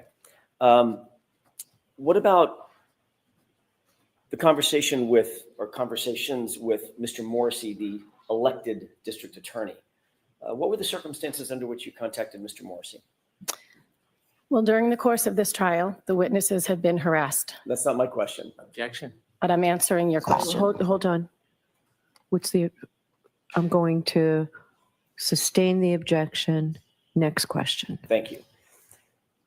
Were you phoning him? Were you meeting him? Were you texting him? That's my question. The circumstances of the communication itself. I phoned the office asking for a meeting, had a meeting, and then he left a voicemail at some point and texted me and said, I just left you a voicemail. Okay.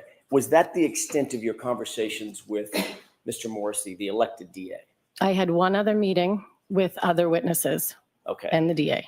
And turning to Yuri Buchanan, what were the logistics, I'll use that word instead of circumstances. What were the logistics of you contacting Yuri Butnik? Was it by phone? Was it in-person meetings, text messages, or all of the above? All of the above.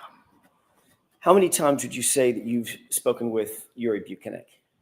Spoken or communicated? Sorry, good point. Communicated with. Probably 20. Okay. When was the last time? Actually, let me ask you a different question. Have you ever met with Mr. Brennan before your testimony today? Yes. What was the circumstance of that meeting? Going over my testimony from the last trial. Okay. And sort of just asking questions on what might come this time. Would I be cross-examined? I wasn't last time. Just sort of, all the things went through my testimony. Okay. When was that meeting? I don't know, in the last couple of weeks. I don't know. Okay. Where was the meeting? At the DA's office. Who else was there? Different times that I would meet with him, Steve Nelson would be there. One time, Brian Tully was there. Mr. Brennan's assistant. I'm sorry. Mr. Brennan's assistant. Okay. I don't know. Adam Lally and Laura McLaughlin. Were those meetings, you said there was 2 meetings? Or did I misunderstand you? Yeah, I think there were 2. Okay. Were those close in time to one another? You mentioned 2 weeks ago. Were those both 2 I weeks said a ago? few weeks ago, but the other meeting was just before I was going to testify. Meaning, what, yesterday, the day before? Last week. Was that also at the DA's office? Yes, it was. Were you shown anything at that meeting? Was I shown anything? Videos, testimony, transcripts, No, reports? no, Nothing? I don't think so. Okay. We went over my testimony on the screen. And then I just talked about my testimony from the last time. Okay. When you say you went over your testimony on screen, what do you mean? We watched my testimony from the first trial on a TV screen. Okay, so you were shown something. You were shown a video of your prior testimony. Yes. So I'd like to see counsel at sidebar for just a minute, please. You are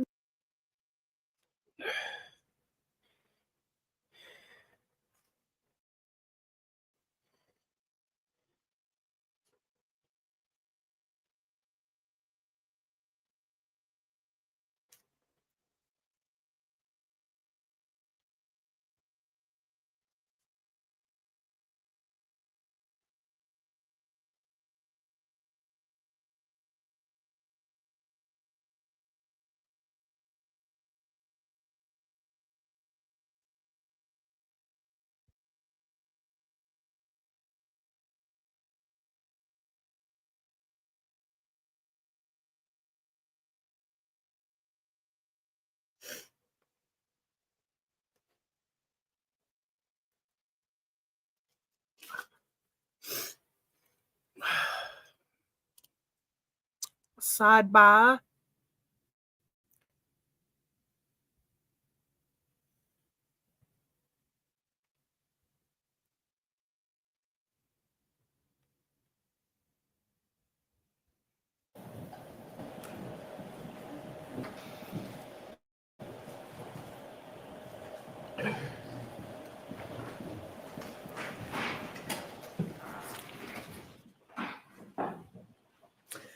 May I, Your Honor? Yes. Thank you. Other than watching your testimony, were you shown anything else? Transcripts, videos, like videos that you may have seen today, dash cam videos, anything like that? I don't think so. I Okay. don't think I was shown anything. Okay. Did you discuss other parts of your prior testimony? Yes. Okay. What was discussed concerning your prior testimony and how it would impact how you testified today on direct examination? Mr. Brennan had just asked me, can you just tell me what happened? So I told him the story verbally. Okay. Anything come up about specific instances of how you were going to testify today No, or yesterday? no. Okay. I want to talk to you a little bit, Ms. Roberts, about the video that you were shown by Mr. Brennan, it's the dash cam video of Officer Seraph. I'm not sure if you know which officer that is. No, I don't. It's the one that you've been watching. Okay. That dash cam that shows your car in the foreground. Yep. I'd like to ask you a couple of quick questions about your memory of that incident, and then perhaps show you the video depending upon what the answer is. Sure. Do you remember when the officer first arrived, you and Miss Reed specifically were at Mr. O'Keefe's body? Yes. Where was Miss McCabe at that moment? She was there too, but she was waving down the first responders because it was dark out and he couldn't see us. He had a spotlight. You and Miss Reed were both providing some level of CPR, some level of life-saving efforts. Yes, as was Miss McCabe. What was Miss McCabe doing? When I was doing chest compressions and Karen was doing mouth to mouth, Jen was either on the phone with 911 or handing me baby blankets. Okay. At some point, she did take over doing chest compressions because I asked her to. Okay. So Miss Reed was focused on Mr. O'Keefe's head, face area. Correct. You were focused on the chest. Correct. Miss McCabe was, at some point at least, she had called 911 or dialed 911. Yes. When Miss McCabe dialed 911 and was on the phone with 911, isn't it true that she was actually in a vehicle at the time? That is not true. She was outside? She was outside. That's your memory? Yes. Okay. Have you heard the 911 tape of that call? Yes. Okay. You're aware that that tape was also captured by an open line on John Miss Reed's phone? Yes. That open line that phone was dropped inside the cab of an SUV? It was in the back seat, I believe. Right. So in order for that for that open line to capture sort of the background of Miss McCabe's side of the 911 call, Miss Yep. McCabe would have had to have been either at or in the cab of the truck. The back of the SUV was open. She was standing there. Got it. Okay. So she was right next to or adjacent to the cab of the SUV. She was in back of it with the back was up. I see that back hatch. Yes. Okay. Do you remember Miss Reed's statement, her initial statement to Officer Seraph when he got out of his patrol? I do car? not. Do you remember her saying something to the effect of, "My boyfriend, I left him, he never came home"? I do not.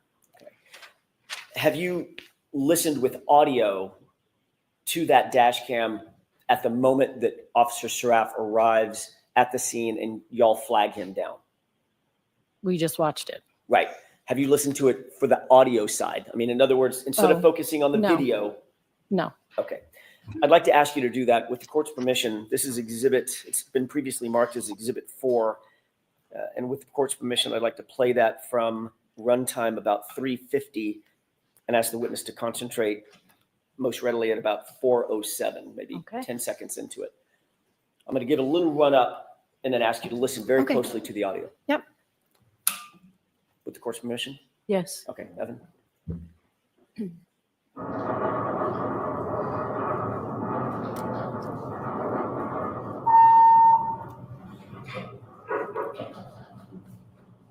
Stop. Do you recognize the video as being the same video that you saw and you looked at on direct examination? Yes. Okay, in just a quick second, the door to the car, you're going to hear it open. I'd like to ask you to pay special attention to the audio portion and Miss Reed's voice, Okay. if you can hear it. Go ahead.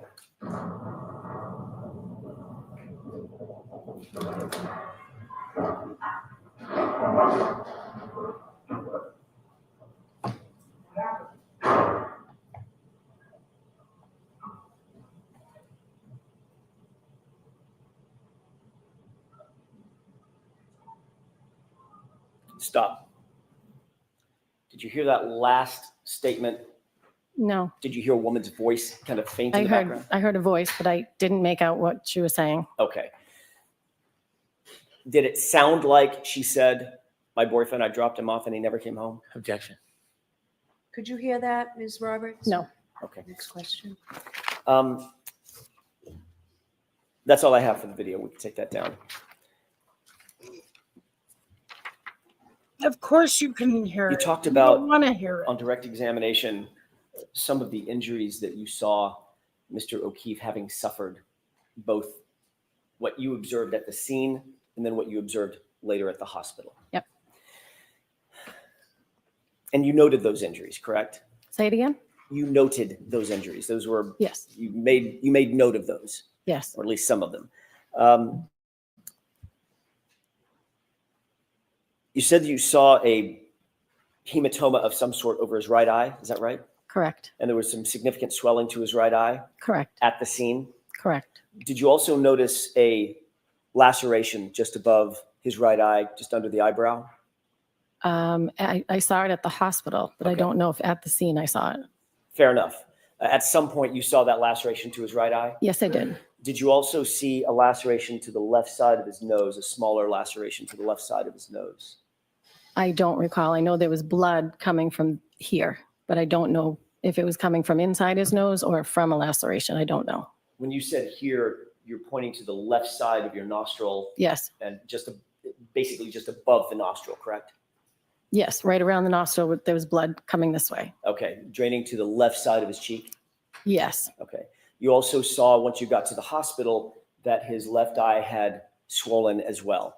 Now both eyes were swollen and filled with what looked like blood. And his left eye was black as well as his right eye. Correct. Okay.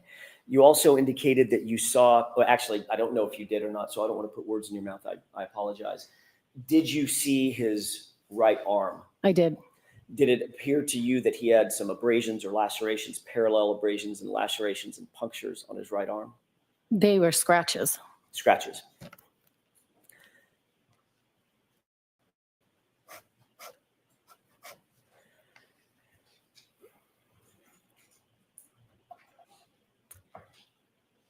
Ms. Roberts, you've previously testified that when you arrived, let me take you back instead of jumping right into it.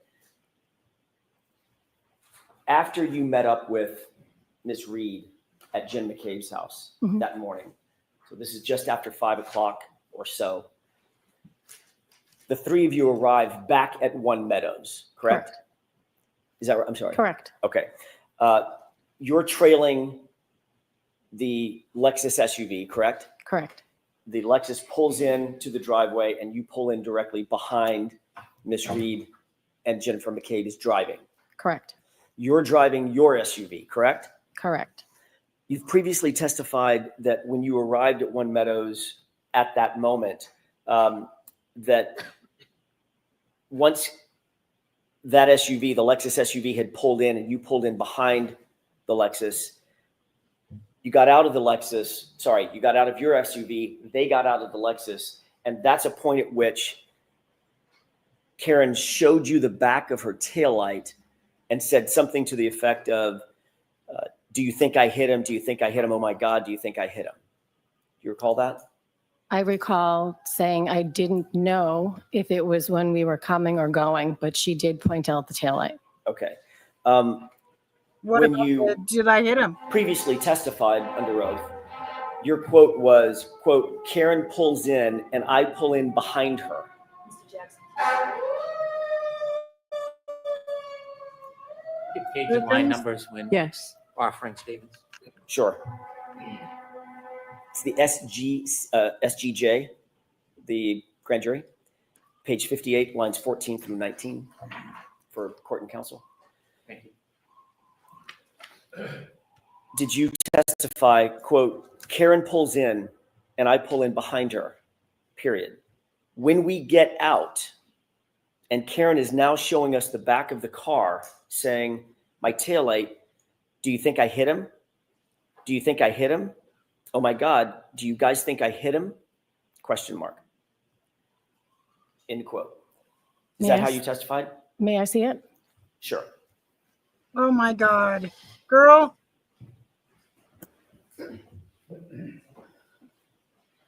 Another person that needs to see I apologize. I've already got it up here. Does it have a date on it, Mr. Jackson? It does.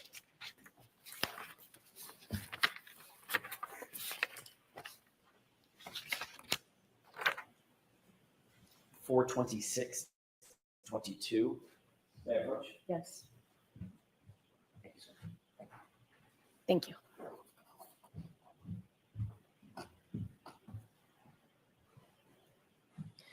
Do you have the pages after this?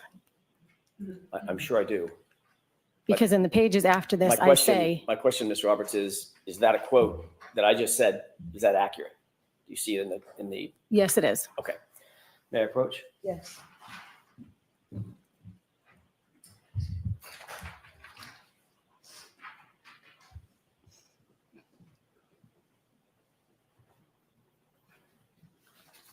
Don't get defensive. Because so far, I mean, you're a good witness for the Commonwealth. Honor, may I approach Yes. one more time? Thank you. Just for reference, I'm going to show you both pages. That's the page I asked you to look at, and then the following page as well. Please take your time. Okay.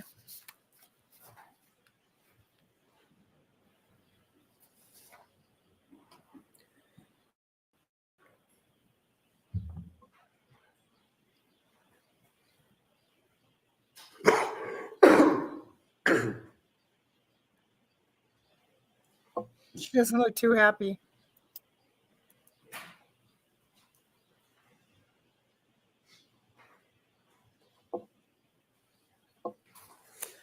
May What I? I'm looking for is still not here, because I did say I wasn't sure if it was Yes. before or after. Ms. Roberts, you do have to wait for a question.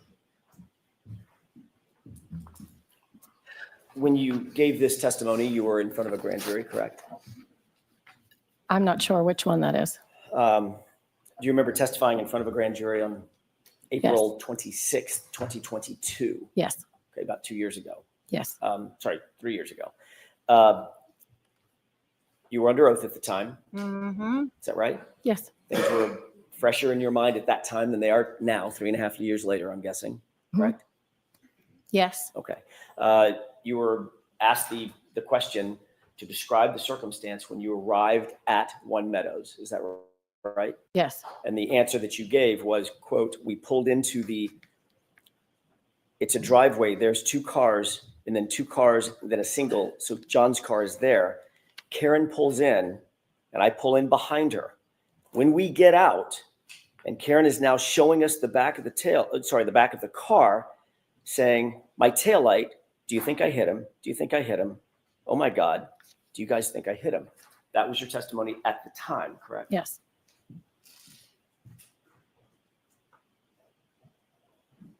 And just to be clear, I'd like to take a look at a quick video that you may or may not have seen before. We'll find out. Your Honor, I'd like to have this. Actually, this has already been previously marked as Exhibit 12C as in Charlie, Okay. and it's a short clip. So I'll play the entire clip with the court's permission. Okay. Let's go ahead and take a look at that video.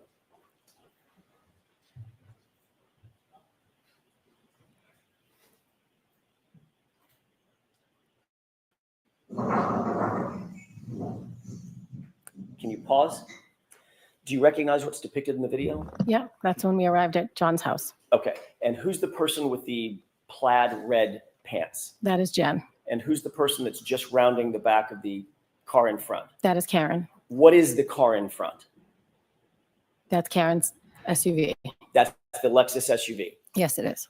Behind that Lexus SUV, Ms. Roberts, is there another car? That's my car. And who's getting out of that car?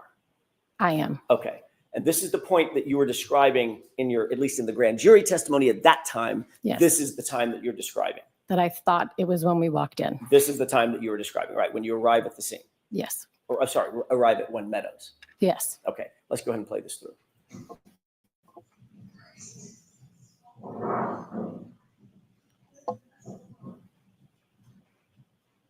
Okay, you can stop it. And you can bring the lights up. You saw the interaction between all 3 of you and the vehicles, correct? Yep. At any point, did anybody stop and Nope. take a look at the taillight or the rear end of the car? Not when we were entering the house like I thought, but when we came out. Okay. And there's no video of that. I'm sorry? There's no video of that.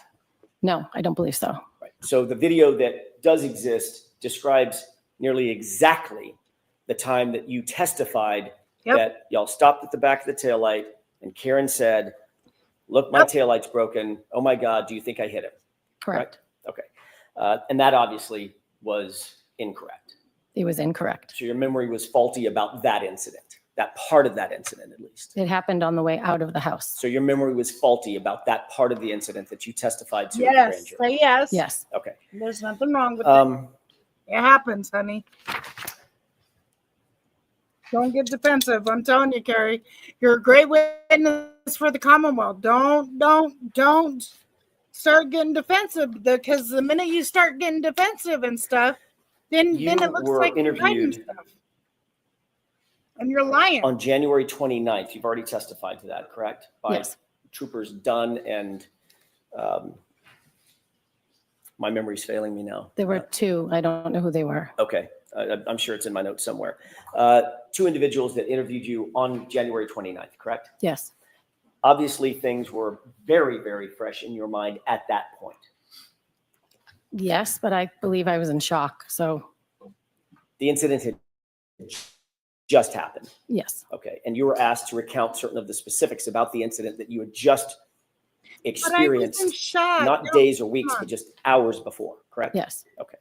And you did your best, I'm sure, Ms. Roberts, to be as full-throated as possible, to provide them with as much detailed information as you could and to be as honest as you could. Yes. I mean, you weren't going to lie to these police officers, right? No. In your very first conversation with those two troopers on January 29th, you didn't mention anything about a taillight or a cracked taillight, or No, even I did having not. seen a cracked taillight, did you? No, I did not. Okay. I You didn't then- want to accuse anybody of anything. You were then Don't interviewed add on February extra. 1st, 2022. He's not asking you to add an extra, okay? He's not asking you to do that. Just, okay, like, of course, I didn't want to accuse anybody of anything. Well, obviously you do, because you're here. You're here, but you're a good witness for the Commonwealth so far. Just don't start getting defensive. You start getting defensive, then your credibility goes out the window. Just say yes, no. Brennan will clean it up, hun. Like, Brennan will clean it up. Or try to, at least. I don't know. Does that I sound don't know right? the exact date. I was interviewed again, but I don't know the exact date. Okay. During your interview, let me withdraw that and ask a different question. On February 1st, or whatever day it was, the subsequent time that you were interviewed just a few days later, you did then for the first time West Side Writer, they don't know how to describe testify. the taillight that you saw, correct? I don't know. Would it refresh your recollection if you looked at a report? Yes, Of please. course it would.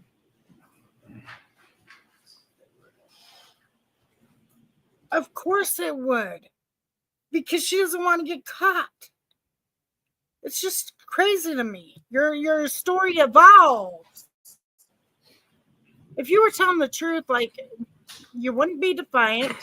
You wouldn't have to ask for transcripts, because the story would never change. Yeah, you may slip in a couple little things, but like being really evolving like it did today. I mean, wow. It really evolved today, but you wouldn't have to do this. What are we doing? Trying to find the transcript?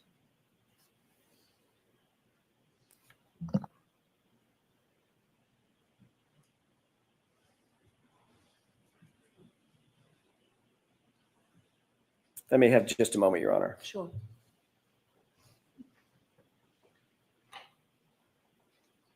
I would like to see Unetti up there. Unetti's a good freaking cross-examiner. I ain't gonna lie. May I approach? Yes.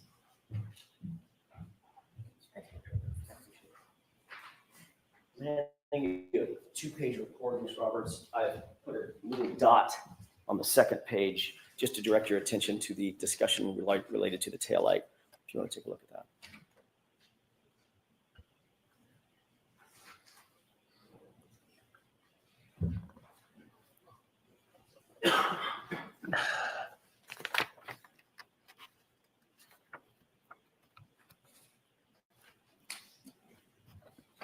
You read slow, ma'am. Karen's Okay. just like, I can't believe. Okay. Yes. Like, if you really wanted justice for your friend, you wouldn't lie. Does that refresh She looks like recollection she that you wants were to interviewed cry. on February 1st, 2022 by a trooper by the name of Connor Keefe and a trooper by the name of Kathleen Prince? Yes. Did Connor Keefe write that report? I'm sorry? Did Connor Keefe write that report? Trooper Kathleen Prince wrote the report. Okay. Does that matter? No? Nope. Okay. Does that refresh your recollection that you did discuss the taillight at that time? Yes. And did you tell Trooper Prince and Trooper Keefe that you noticed the back right taillight in the middle, quote, in the middle, your words, was broken and a Right, piece Pat, of the like, metal just tell the encasement was pushed truth. forward? Yes. Okay. What mind boggles me, okay, is, I mean, even the family wants justice. I would be peed off if these troopers investigated the death of my friend or loved one. I would be upset. Oh, I'd raise holy hell, all that stuff. I wouldn't be trying to push a narrative to save one of the cops that were in the house. I wouldn't do that. No. Like, do your freaking job. They're both police officers. One lost his life. If the other goes to prison, he still has his life. It's just crazy to me. Anyways. You didn't say the taillight was completely shattered, correct? Correct. You didn't Come say on, that the Carrie. Like, entire come on, lens was missing, you would have been correct? a good Correct. witness. You said it was to all the broken in the middle. Is that Yes. right? And then you described today that a square piece was missing. Yes. That's the piece I was referring to in the Okay. middle. Carrie in middle. Just in the middle of the taillight, though. That was how you described it. Yes. Okay.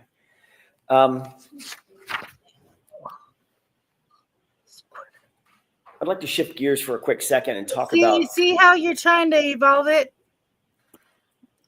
Yeah, you know what's up. A March That's why you 7th, did that 2023 text message with move. victim witness advocate Steve Nelson. Do you remember communicating? You don't have to know the exact date, but if you do, fine. Do you remember communicating in March of 2023 with victim witness advocate Steve Nelson about the Ring camera at One Meadows? I don't know the exact date, but yes. Okay. Is it true that you contacted him to inform him that the O'Keefes needed to replace or wanted to replace the driveway Ring camera, that same Ring camera that we just literally saw through that perspective Yes. of you arriving? Yes. Did Mr. Nelson indicate that he believed that would be fine to replace that Ring camera if the O'Keefes wished to do that? I don't remember if he said it would be fine, but at some point they were told they could replace it. It had broken. It wasn't working. Did he indicate that he would check with DDA Adam Lally and then get back to you? I don't know. At some point, you were informed that the O'Keefes had the green light or the go ahead to replace that Ring camera at One Meadows. Is that right?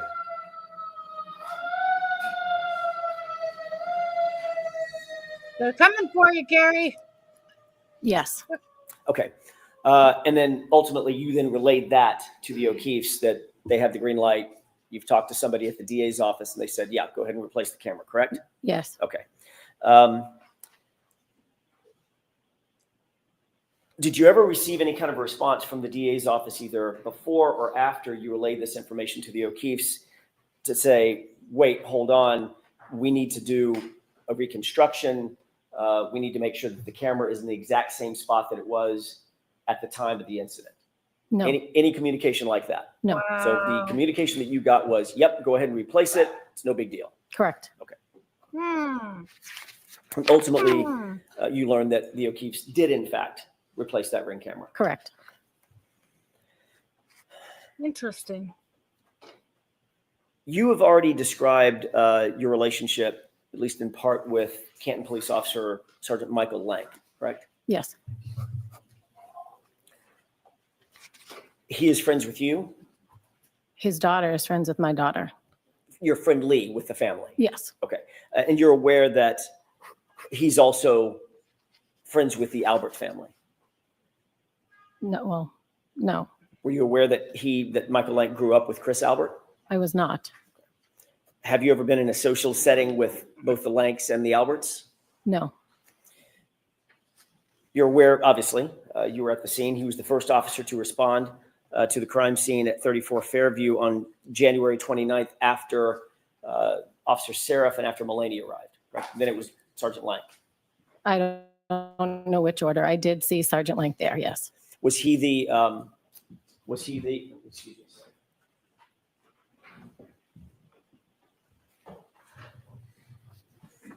I was just reminded, you indicated that you don't remember the date of that text communication between yourself and Mr. Nelson. No, I don't remember the date. Would it refresh your recollection if you looked at a text message between the two of you about the subject of the Ring camera? Sure. Okay. Do I need to know the date? May I approach? I need to know the date. Oh, okay. Sorry. Thanks. She's like, do I need to know the date?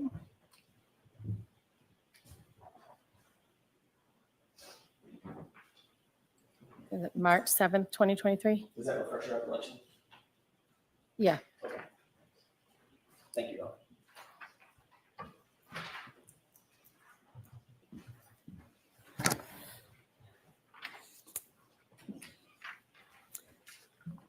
You indicated that you did recognize Sergeant Lank at the scene. Yes, I did. You had a conversation with him.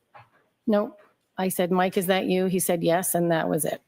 All right. Following that, the next day, you did go to his house. You've already described that. I did. You indicated that you went to his house to drop off your daughter for a play date. Is that right? Yes. But She you was also 13. indicated that you took Jennifer McCabe with you. Yes, because I drove Jen McCabe to the O'Keefe's house, so she was leaving to go home with me. So I was going to drop her off. Okay, so your memory is you took Miss McCabe from where over to the Lanks house? I think she was at home. So you picked her up Yes. at her house Yes. with anybody else? With my daughter, my son. I picked up her and either one or two of her daughters. I don't remember. And then you drove over to the Lanks house. Is that right? No, I drove to the O'Keefe's house. First. Yes. And what did you do with the O'Keefe's Then house? left a couple of kids, and my daughter wanted to go to the Lanks house. So I drove my daughter to the Lanks house before driving home. And Jen's child was with you on the way from Jen's house over to the O'Keefe's house. Yes, one or two daughters. I don't know. Dropped the one or two kids off at the O'Keefe's. Is that right? As well as my son. As well as your son. Then you went to drop off your daughter for the play date. Well, she was 13, so it wasn't a play date. Whatever. I don't know what you call it. I know. I don't have a 13-year-old. What a date, whatever Yeah. it is. So she went over to her friend's house. Yes. Okay. But you took Jennifer McCabe with you Yes, because I was driving her home. back to her house without her kids? Yes, she was going home. Were you going to go back to the O'Keefe's and pick up her kids and then take all of them home? I didn't have a plan. I mean, Patrick, Okay. nephew, is my son's best friend. Got it. So he wanted to be with him. Okay. Yeah, that was a confusing question. That's okay. Did you, I think you just answered this, but I want to make sure I'm clear about it. You didn't take separate cars. You all We went in the same car. Is that right? Correct. Okay. Did anybody stop by or go by 34 Fairview during that roundabout? No, Nobody stopped off at 34 Fairview, Last either on the time way or on the way back? You drove No. past there. I don't believe so. That wouldn't be the route in which to get to my house. Right, exactly. You indicated that you stayed, even though you were dropping off your daughter, y'all stayed, you and Miss McCabe stayed at Sergeant Lank's house for some 45 minutes. Does that sound about right? Yeah. And Sergeant Lank's wife, you indicated was in the backseat of your car? Yes. Did y'all ever go inside the house? Jen went in to go to the bathroom. Was Sergeant Lank there? I don't know. I didn't go in. You didn't have any communications with Sergeant Lank? I'm sorry? You didn't have any communications with Sergeant Lank himself, Mike Lank, on that trip? No, I did not. But you don't know whether or not Jen did? I don't know whether or not Jen did. She went in the house to go to the bathroom. Okay.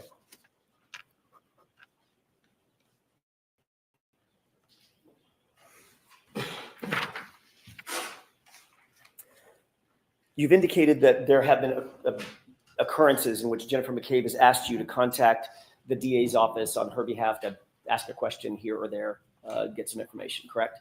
To Steve Nelson, yes. Okay. How many times, just a number of times, the volume, would you say that Ms. McCabe has asked you to reach out to the DA's office in one particular or another on her behalf? I don't think very many. What does that mean? Of the 50 times that you've had No, communications? maybe like 4, not many, to my knowledge. You know they have all your text messages, right? When you would, on these 4 occasions or 4 or so occasions, when you would reach out to the DA's office, gather information, whatever that information may be, would you then report that information back to Ms. McCabe? Yes.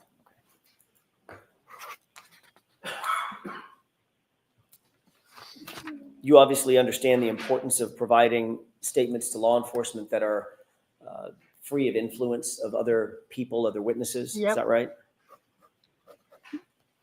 Say it again?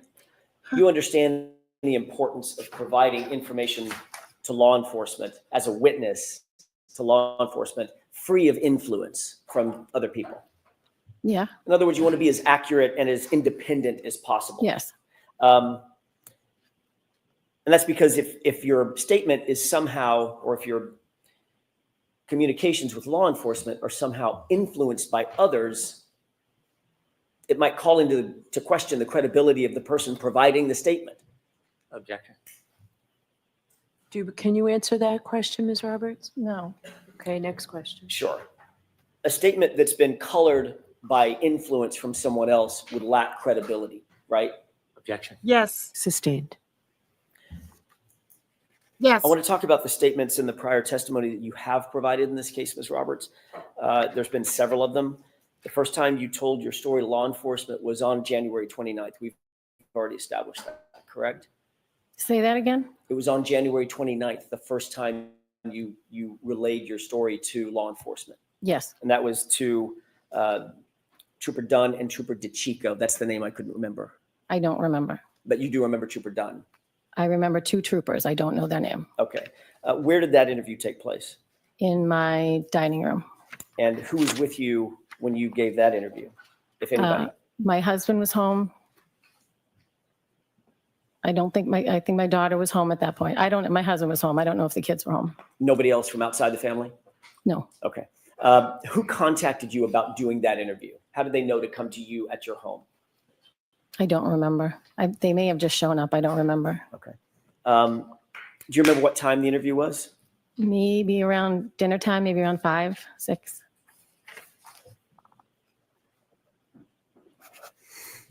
Was it recorded? I'm sorry? Was it recorded in any way? Tape I don't- recorder running? I don't think so. The troopers were taking notes, obviously. I believe so. During your conversation with, and I'm jumping around a bit, so I apologize. During your conversation or conversations with Mr. Brennan and the DA's members of the DA's office in preparation for your testimony, were any of those interviews recorded? No. Was anybody taking notes? No. Nope, none of the DAs were actually taking notes, the ADAs? I didn't look around the table to see if anyone was taking notes, but I didn't see them taking notes. No pads and pens on the table? There was a lot of stuff on the table, but I didn't see anybody taking notes. Okay.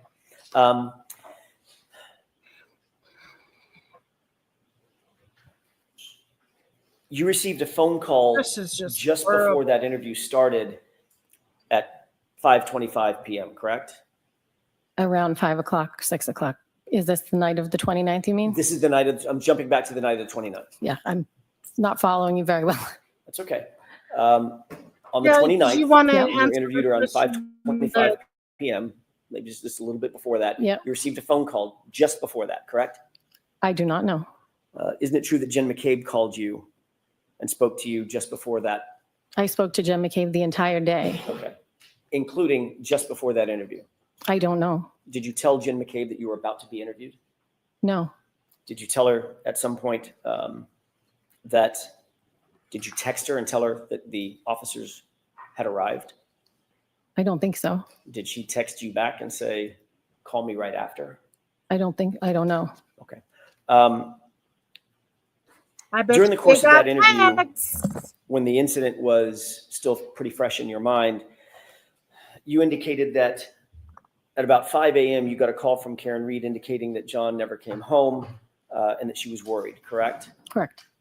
You also indicated that she was worried that John may be walking and may have gotten hit by a plow. You relayed that to the officers. Yes.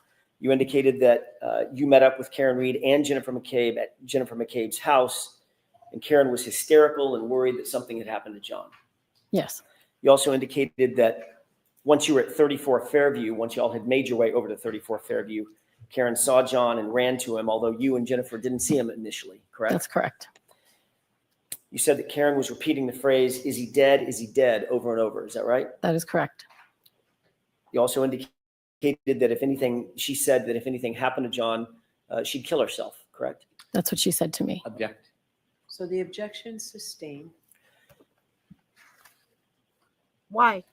Did you indicate at any time, I'm sorry, let me ask it a different way.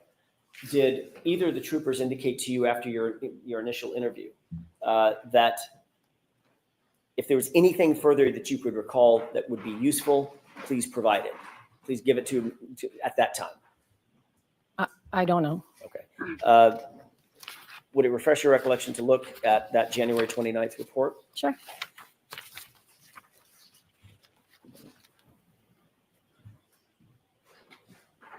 Of course. We want to look at reports.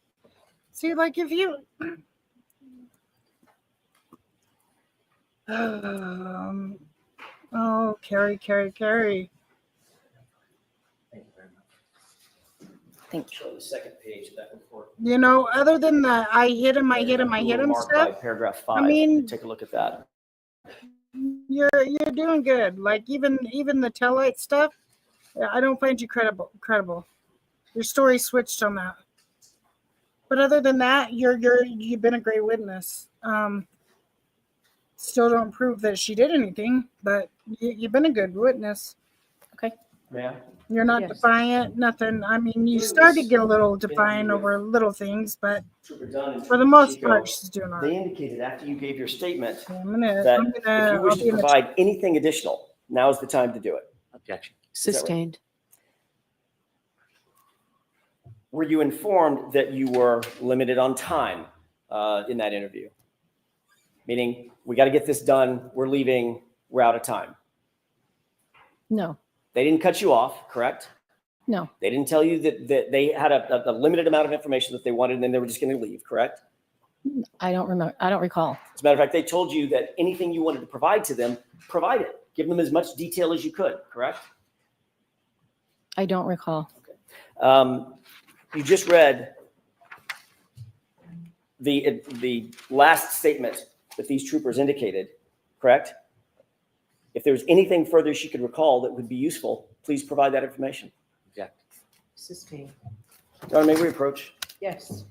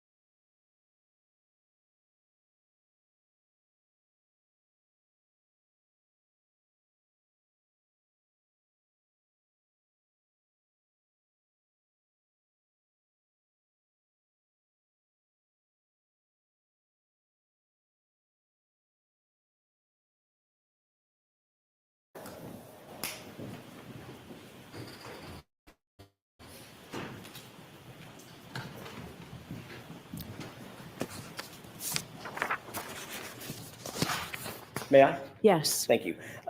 Having looked at the report. No, bring it to her and show it to her again. She's just, it's the same thing that I just showed her. Having looked at the report, does that refresh your recollection about what Trooper Dunn and Chico told you at the end of the interview? I don't recall. It's not refreshing. I'm not remembering it. Even reading it, I'm not remembering it. I see. Okay, fair enough. So as you sit here, the details about what you told or what those two officers told you are not fresh in your mind, and nothing's refreshing your recollection about that. Right. Okay. But you do remember the basics of what I just described in that conversation with those two troopers. I mean, they asked me what happened. I told them, but I was also in shock. You never said during the course of that interview that my client called you at 5 o'clock in the morning, just hours earlier, and said he's dead and then hung up, correct? No, I don't believe I said it at that point. I did not remember that until a couple of days later. I see. And in fact, when you were asked about that particular statement, I'm sorry, when you asked about that particular series of events, that never came to your mind. No. That literally the first words out of Karen Read's mouth, according to you now, is he's dead and then hung up. Correct. When you heard that, you didn't take that to mean that she killed him. No. Of course not. She was panicked, correct? Yes. You did add that, I'm sorry, one other thing that you didn't add in your initial statement to Trooper Dunn and Trooper DeChico is anything about the taillight either, correct? Not. Okay. And you also didn't say anything about any sort of a Google search or the praying that you talked about in the back of the patrol car, anything like that? No. I don't know. I don't remember.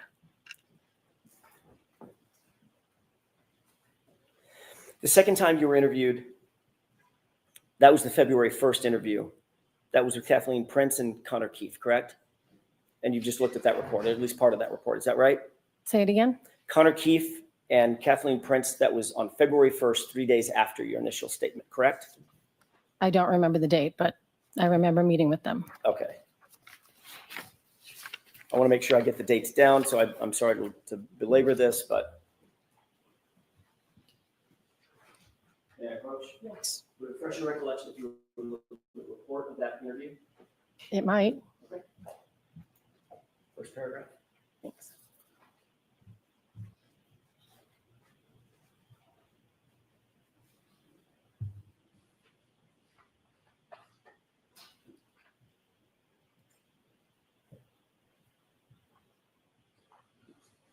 Am I reading the whole thing or just the part where you dotted? Just if it refreshes your recollection Oh. of the dates. Oh, for the date, yes. May I approach? Yes. What date was it that you met with me? February 1st.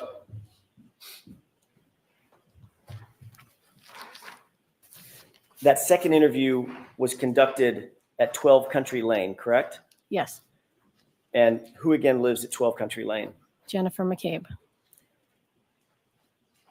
So the second time you told your memory, your story to law enforcement, you were literally sitting in Jennifer McCabe's house.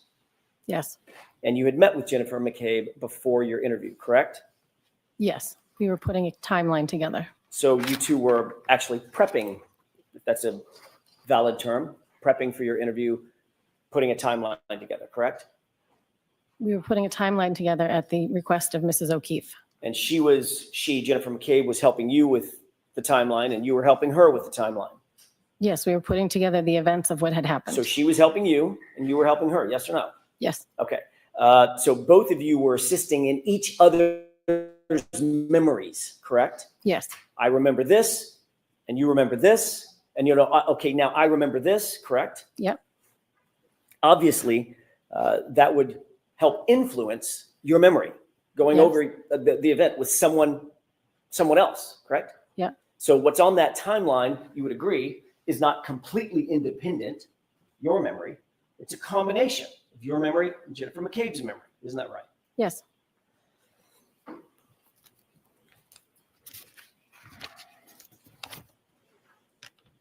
May I have just a moment, Your Honor? Yes.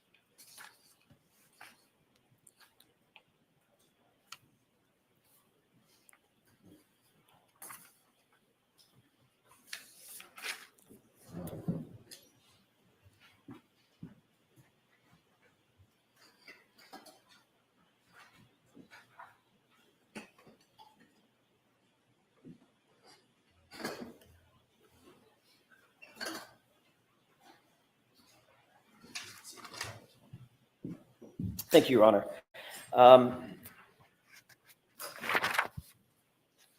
So the two of you drew out some sort of a timeline for you to follow during the course of that interview. Is that right?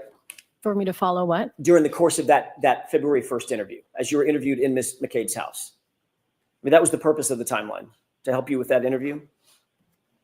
No, that wasn't the purpose of the timeline. You used it for that purpose, though, obviously. We did not. I was at Jen's house making a timeline, and the two officers showed up to interview her. I just happened to be there. Right. And when they interviewed you, did you have that timeline in front of you? That's my question. No, I did not. Okay. But you had just created it along with Jennifer McCabe. Some of it. Okay. And then it was after that that this timeline was coordinated between the two of you, that you actually told your second story to Trooper Prince. And when I say second story, I mean as the second time you were interviewed on February 1st as opposed to January 29th. Is that right? Yes. Did you ever become aware of text messages that Jennifer McCabe was sending to others in a group chat talking about you in that interview? No. You were never told or became aware that she sent text messages to a group as she listened in on your interview? No, I don't think she could listen in. She wasn't anywhere near me. You weren't aware that or are you aware as you sit here that she sent a text message that said she's telling them everything, all the stuff? Sustained. Have you ever been provided a text message or told about a text message that perhaps Jennifer McCabe was sending to a group? No. Listening to your suggesting that she was listening to your interview? No.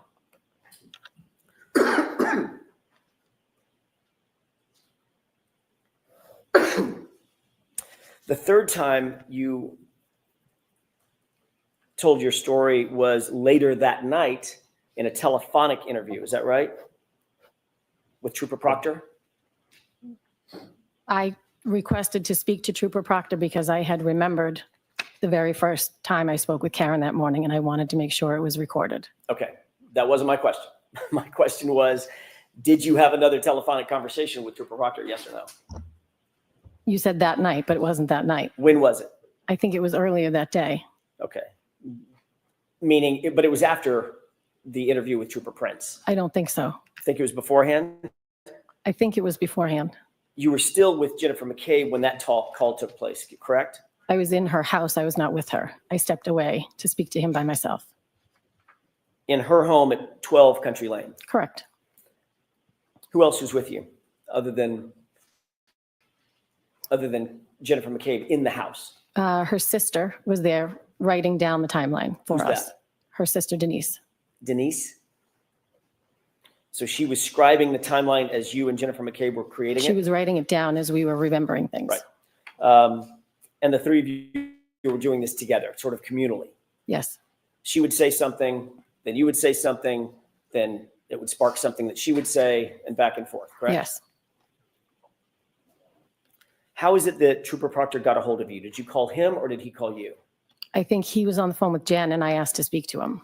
So Trooper Proctor got a hold of you through talking to Jen McCabe. Well, I asked to speak to him, but yes. Right. Was that interview recorded, to your knowledge? I don't know. The fourth time you met with police was February 2nd, the very next day, at about 12:08 p.m. Is that right? I don't remember. Do you remember signing a consent form for your phone? Yes.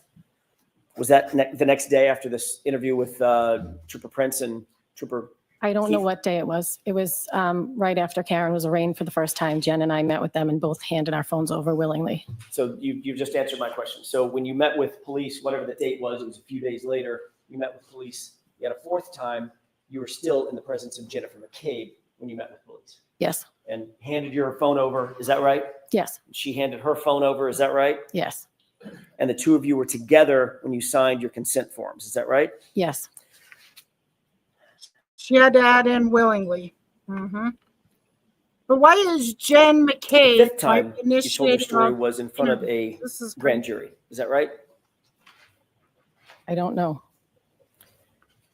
Do you remember testifying in front of a grand jury? I do. Okay, let's talk about that for a second. Before you testified at that grand jury, just physically, you were brought into an anteroom where you waited to be called by ADA Adam Lally, correct? Yes.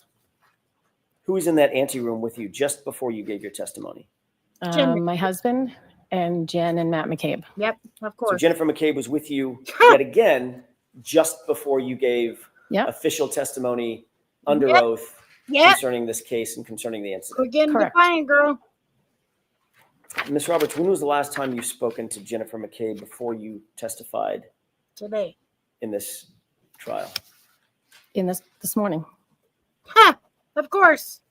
Did you discuss your testimony? No. So Nice. you and Ms. McCabe, Look at You your became look. Why are friends. you? Correct. because of this incident, Correct. talked as recently as this morning before your testimony. Correct. And your testimony now is that you did not discuss anything about what you're doing here No, or what you're I going to did testify not. She to. called to wish me good luck today. When did you talk to her the last time before this morning? I don't know, maybe a couple of days ago. I don't remember. Within days of you taking the stand yesterday, correct? Yes. Control your eyelashes. Your eyes, girl. Did you ever? Yes.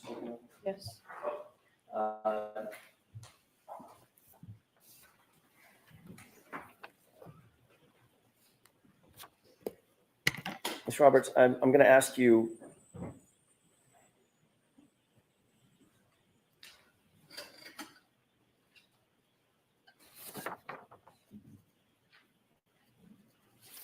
To take a look at, actually, let me ask it a different way.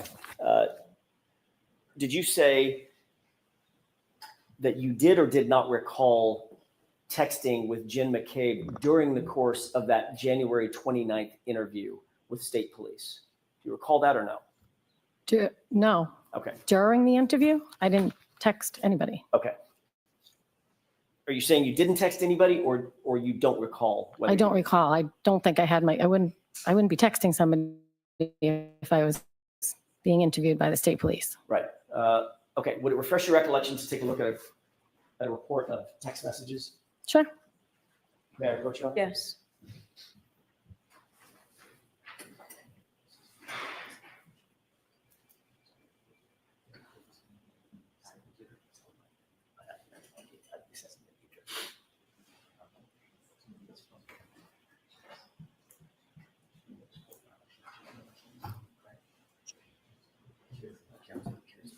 Oh, Lord. Thank you. So, may I, Your Honor? Yes. Take a look. There's two tabs. Take a look at the tabs and the data across the two tabs, if you don't mind.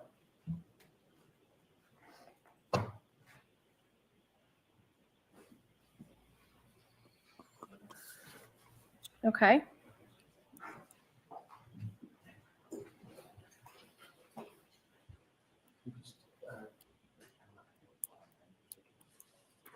Absolutely. Absolutely. I'm in no rush. So, may I? Yes. Take this back? Funny that they all need glasses to read. Okay. Oh, shit. Is it that tiny a print? Jurors, feel free to stand up and stretch if you'd like. And I forgot to tell you, anytime we're at sidebar, please feel free to stand up and stretch, okay?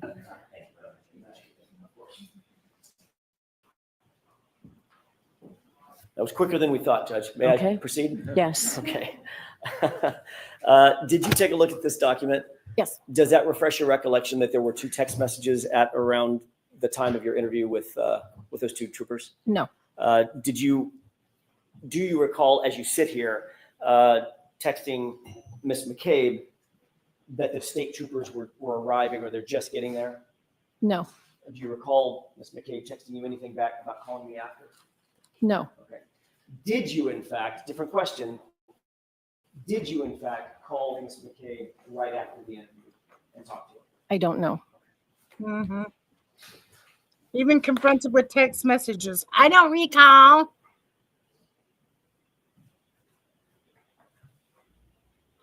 Sad Karen's the only one fighting for real justice for John. So sad. You deserve better. And you call yourselves friends. Friends wouldn't do this to friends. They'd Have you ever want testified justice. that at the scene, Whether or not Miss the Reed was family seated in the forgive them back or of the not. patrol car along with Jennifer McCabe, and you were standing just outside the car, and there was an interaction among the three of you? Yes. Have you ever testified, or have you ever stated in any particular, that during that interaction, Karen asked the three of you to pray? Yes. Have you ever said or testified that during that interaction where you're seated, where they are seated in the back of the patrol car, and Miss Reed asked you to pray, that Miss Reed said to Jennifer McCabe, Google hypothermia? No, You've never said that. I've never said that.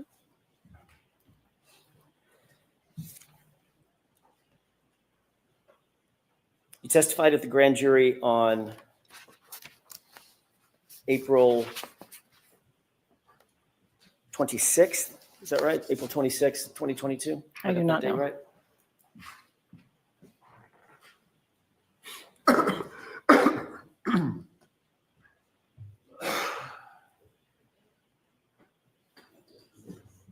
Does that sound right? April 26th, 2022?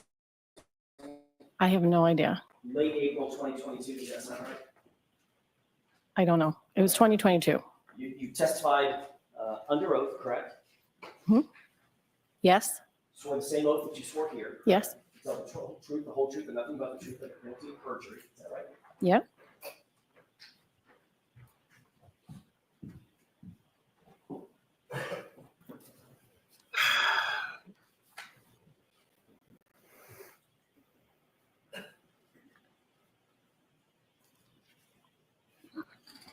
You're making me itchy, Carrie.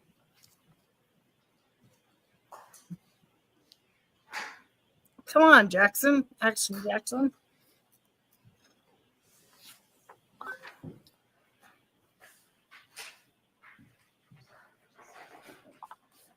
And shout out to Jackson for not going in for the kill like he did yesterday. At least he's being more lenient. I mean, more softened, I would say. Softened, yeah.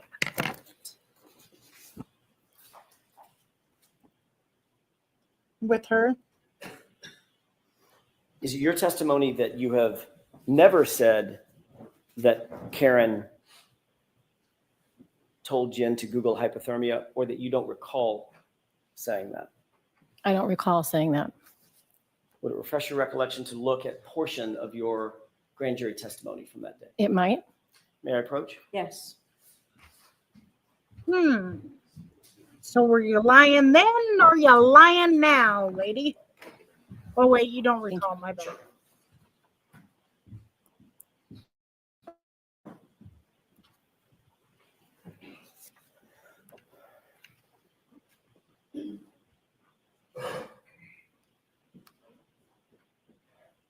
Oh, but you don't need glasses for that one, huh?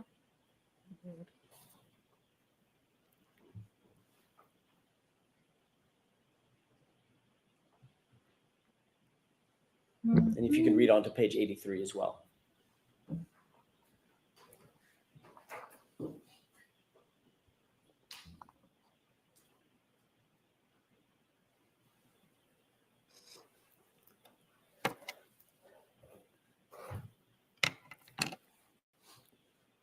Yep. I testified. I didn't hear it, but I was told that she was asked to Google it. Oh! Didn't hear it. Only told. You testified under oath at the grand jury that at some point Karen was in back of the police cruiser, correct? Yep. Objection. To Google. No, I'll allow that question.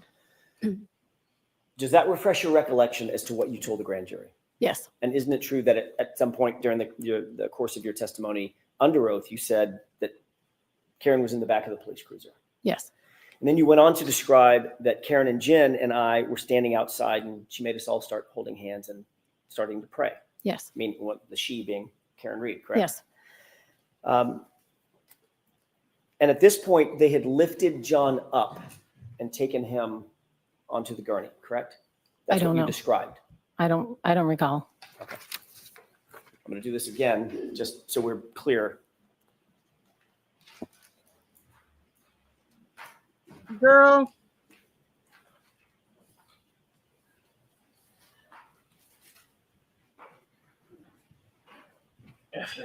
Yes. Sure. At the bottom? At the bottom, last couple of paragraphs. Okay.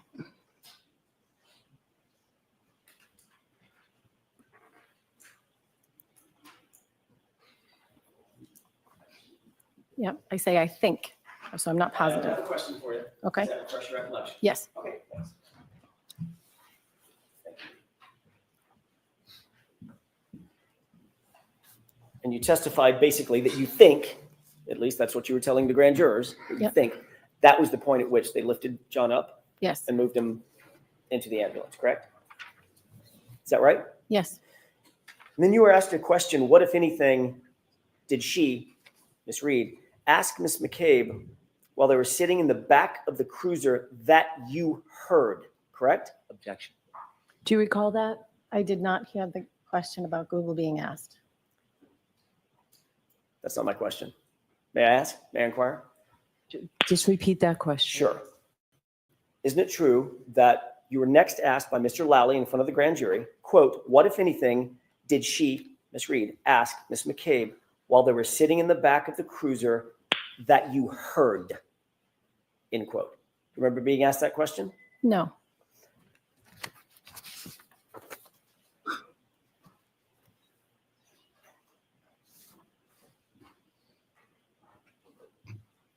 Yes. Thank you.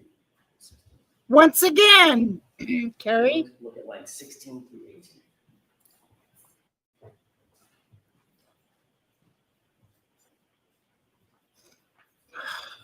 If you have nothing to hide, like, you could just Okay. say, hey, Yes. Does that refresh your my recollection? memory That was the sucks question you now. asked? So Yes. Okay. And in response to that question, you stated, quote, at one point she asked her to Google hypothermia and how long Google hypothermia, correct? Mhm. I'm sorry? Yes.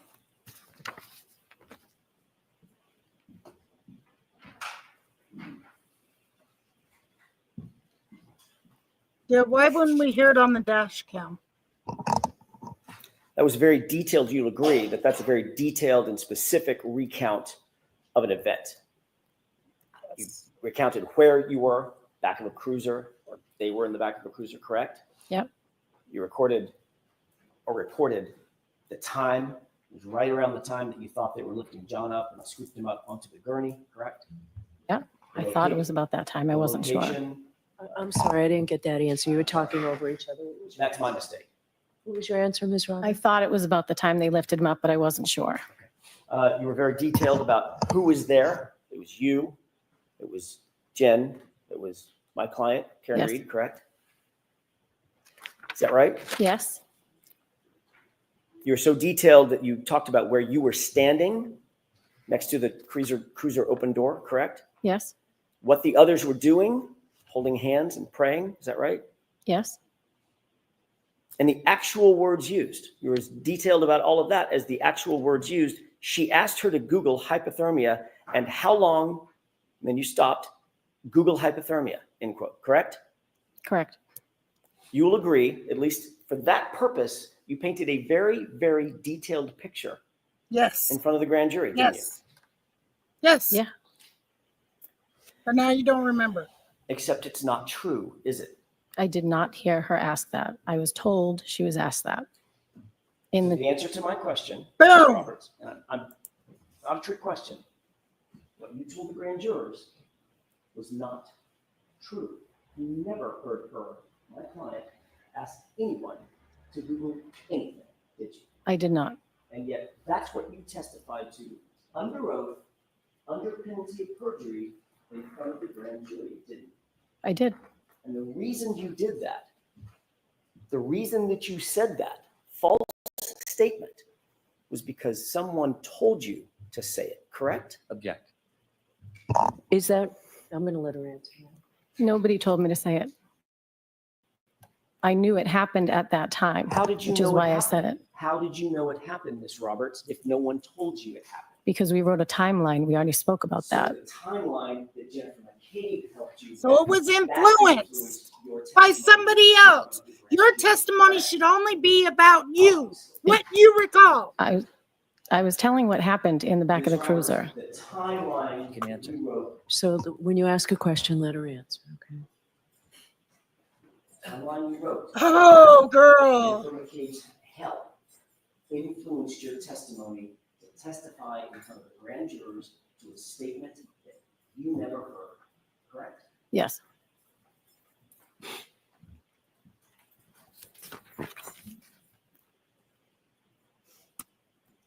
Is it that hard? Is it that hard? You were later asked about that statement in another investigation This is I'm sorry. crazy. by another investigator or set of investigators, correct?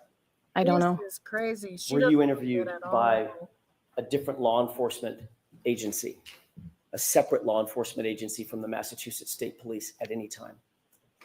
Yes. And you were told that to lie to those agents would be a crime, correct? Yes. Punishable by prison, correct? I was not told that. Well, it is. They asked you whether or not you heard Karen Read ever say anything to Jennifer McCabe about Googling anything, correct? I don't know. Isn't it true that you told them what you've just now told us, which is, I did not hear Karen Read ask Jennifer McCabe to conduct any Google searches? I don't recall.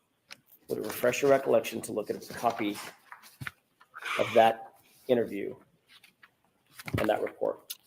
Sure.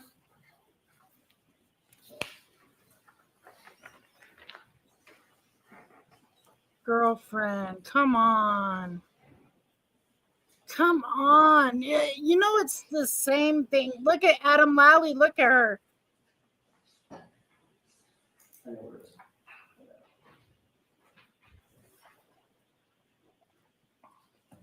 Can I approach? Yes. Sharon, I feel bad for you, man. John never had any true friends other than Karen. Karen was his only true friend. That's sad. I'm going to ask you to take a look at the entire document, just to familiarize yourself with it, if you don't mind. Go to the front page. And don't answer anything about the document until I ask you a question, if you don't mind, please. Sure. Thank you. This is just sad. This is just sad. Man, justice for John O'Keefe. This is sad. This is freaking sad. Ms. Roberts, do you recognize that as being a report of an interview that you conducted? I've never seen this before, but Understood. Yeah, you may never have seen it, but does it remind you that's Yes. a report of a conversation you had with another law Yes. enforcement agency? I'm going to ask you to turn to page 7 of that report. Yeah, there's his detailed, Carrie. He's guaranteed it was recorded. And if you look, there's a small paragraph, about 2 paragraphs up from the bottom. I think I may have put a little blue dot by it, but I'm not sure. Please read that to yourself. When people lie and Correct. being deceptive, it irritates the F out of me.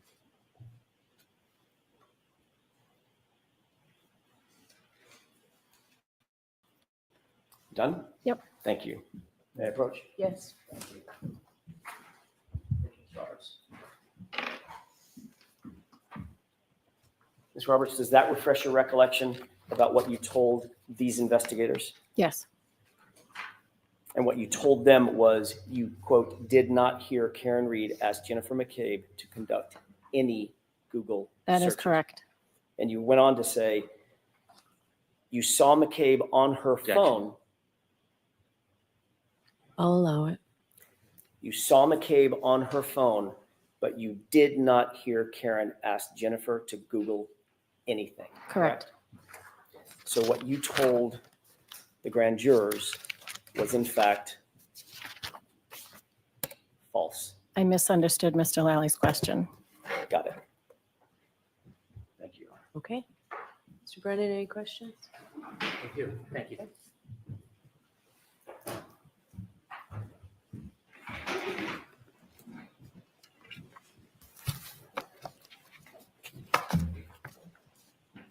When you spoke to the grand jury about your memory, were you trying to fool them in any way? No, Were you trying to, Objection. Watch the form of your questions. were you trying to mislead them in any way? Objection. Sustain. Watch the form of your questions. When you spoke to the grand jury, Quit were you leaving. honest? yes, When you were asked the question, what, if anything, did the Were you defendant honest? ask Ms. McCabe? Did you begin your response by saying at one point? You can show her her response. May I approach? Yes. Page 83, line 19. And I ask you to look at page 83, line 19. Just read it to yourself and the lines that follow. You got it?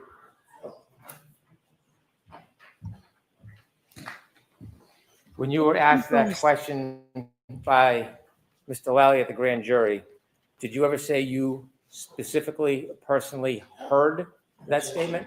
I'll allow that. Did you No, ever I tell did the not. grand jury you actually heard that statement being made? I did not. And when you spoke to Girl. the people in that report that you looked at Come on page on. 7, did you ever tell them you specifically heard that statement being made? No, Were you consistent in both of those statements? Objection. Sustained. Did you say anything different as No. far as what you personally observed between those statements? Objection. I'll allow that. no, And when you were asked about what the defendant may have said to Ms. McCabe or Mrs. McCabe, did you generalize your answer? Objection. Sustained. Did you begin your answer with at one point? yes. When you chose the words at one point, what were you trying to convey to the grand jury?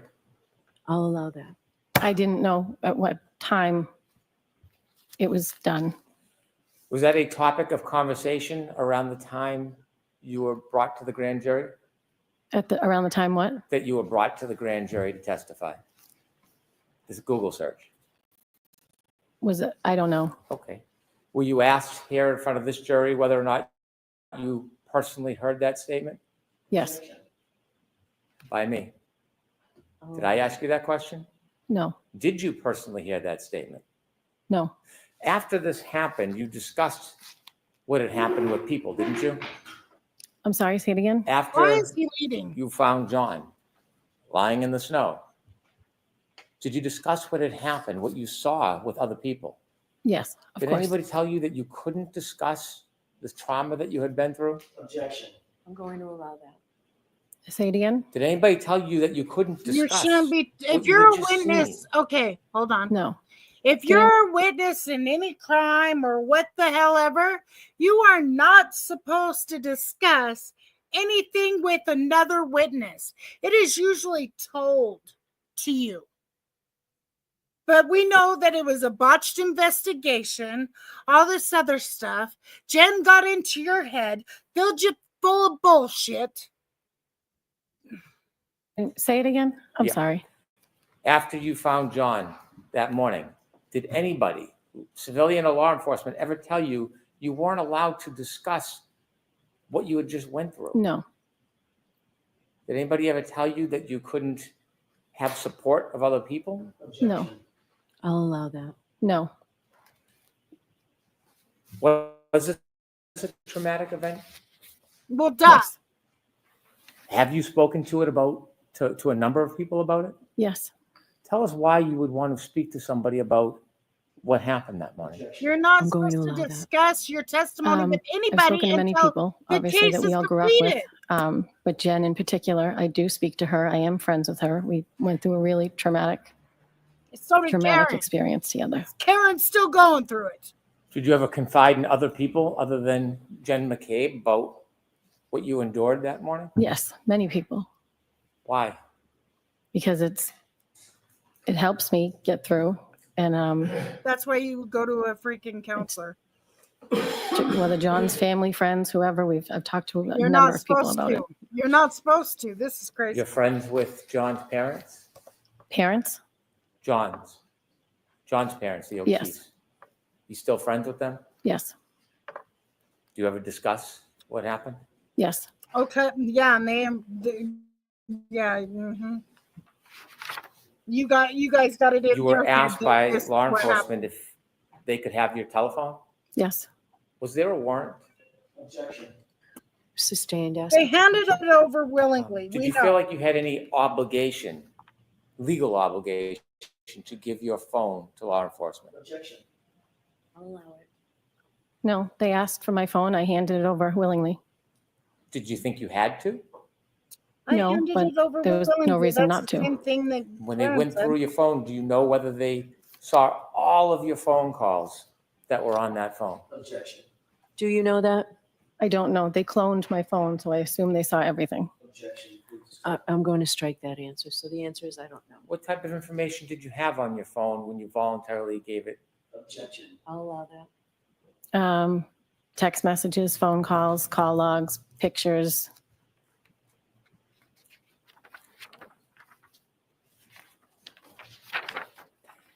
You said that you stayed friendly and still are friendly with Peggy O'Keefe and John Sr.? Yes, Okay. At some point, at times, do you try to help them with things? daily. Do you try to help them with the children? Sustained.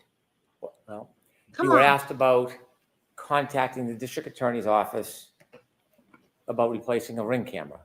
Yes. Whose Ring camera was that? It was at One Meadows where Mr. and Mrs. O'Keefe, John's parents, are now living. What motivated you to call the district attorney's office about the Ring camera? Because we knew the Ring might be some sort of evidence that they didn't want to take the camera that was not working down without permission. Do you have a Ring camera? I do. Do you know if there's a difference between the actual physical camera and the iCloud storage that keeps the actual video on it? I don't know the difference. Okay. Did you ever ask to replace any hard drives or storage, or were you asked to replace the camera itself? Just the camera. And that was in March 7, 2023? I don't know when. I don't know why this is not.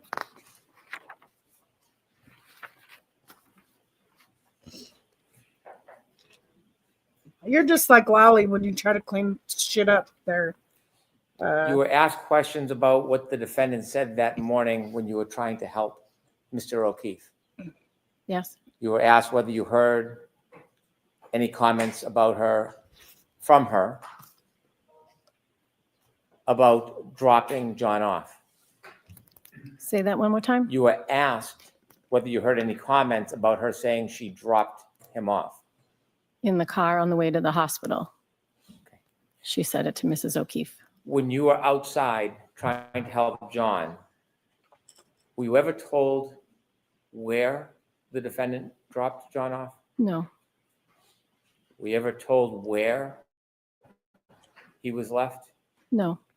Was it ever suggested that he went into 34 Fairview? No. Was it ever suggested that he went into any house whatsoever that morning? No. Were you ever asked to go into the house to look for him? No.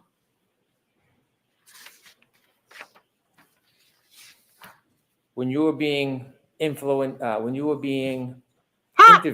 by He law was gonna enforcement, say did you ever influence. refuse to be interviewed? No. Were the interviews all the same or different? They were all different. They were all different. Were you ever asked to give a complete review in detail of everything that you knew? He's taking I forever. was just asked to tell me the story of what happened that morning. And at some point when you were interviewed, you were asked about the phone calls that the defendant made to you that morning at 5 o'clock. Yes, When you received those phone calls, Jennifer McCabe was not on the line, was she? no, Was she a party to the calls? no, Did she influence your memory in any way about the words Yes, the that the timeline. defendant spoke The to you that morning? timeline. I'll allow that. no, The You have a clear memory timeline. Of Hello. what the defendant said to you on the morning of January 29th, 2022. She was influenced by the timeline.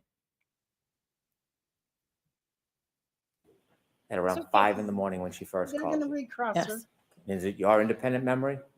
I'm saying, Is it Sorry. your independent memory? yes, No. No. How well do you remember it? Sustained. Tell us what you remember her saying to you. I'll allow it. she first Thursday. called, she said, John's dead. Kerry, and hung up. Girl. And she called you back. She called back. When she called back, was there any other party on the line other than you and her? No, First time she called, it was John's When you dead. remember Hangs the up the second phone. time that she called you? So stop, Carrie. Yes. Because this Carrie, she said, John, Carrie.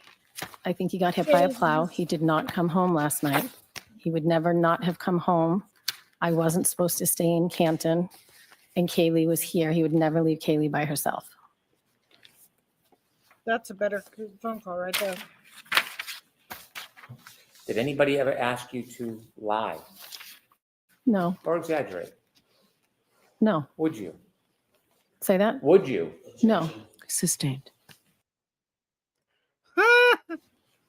You were asked whether or not you told people on January 29th about the missing pieces to the defendant's taillight. And you began to say you didn't tell anybody that morning. I didn't think it had anything to do with John. I didn't want to point fingers at anybody Why not? because I had no idea what had happened to him. I wasn't going to point fingers at his girlfriend. Was it in fact broken with missing pieces that morning? Yes, Well, duh, because she ran into his car. Yummy. You saw the ring video of you and Miss McCabe and the defendant going into John's house? yes, Had you seen that video before today? yes, Had you been shown it before in Yes. other proceedings? yes. When you went into the house with Miss McCabe and the defendant, did you do anything before you went into the house, actually in the house? When You I take took any- off, we took off our shoes and You took off your shoes? Oh my Jen and I gosh. both took off our boots Why did you take off your boots? because you had to take off your shoes to go into John's house. Well, you say you had to. Explain to us a little bit of the background on that. John was a neat freak. You were not allowed to wear shoes in the house. And God forbid Karen didn't take off her shoes because she was frantic looking for John. But okay. Had you ever worn shoes in his house? Oh, Had you ever seen anybody wear shoes in his house? no, You and they Miss do McCabe? now. They do now. I see. You and Miss McCabe took your shoes off? Yes, Did the defendant take her shoes off? she did not How do you remember that? because Jen and I were standing there for about a good 2 minutes trying to get our boots off and she had already gone in the house. Yeah, looking for him. Frantic looking for him. God Do you forbid. know why you were called that morning? No, Did you volunteer to be part of this yes, after the call? yes, You had said you thought that you looked at the taillight before you went into John's house. yes, Do you remember actually seeing the tail light that morning? I do. Was it simply cracked? No, You just say Do you know that the portion of the ring video from when you came out of the house. That with was the Michael defendant, Ms. Proctor's McCabe. Do you know that doing. that portion is missing? Objection. Sustained. Have you ever seen any ring video depicting when the defendant was showing you her missing pieces of taillight that morning, No, despite knowing that you saw it? say it again. Are you certain that you looked at it with the defendant that morning in that driveway? Objection. Sustained. I'd like to play clip 3, please. Okay. This is ridiculous.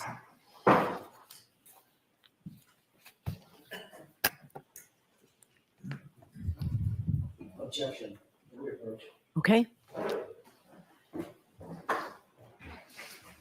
What, do we magically have the taillight or the video? Do we magically have the taillight video? Lord have mercy. Quiet, folks, still on the record.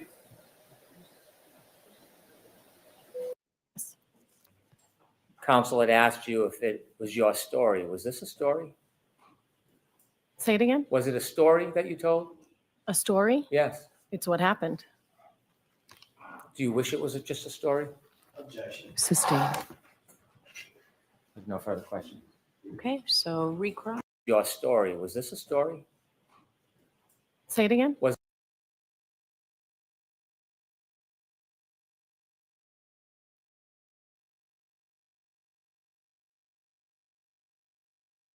Come on. Objection. Okay.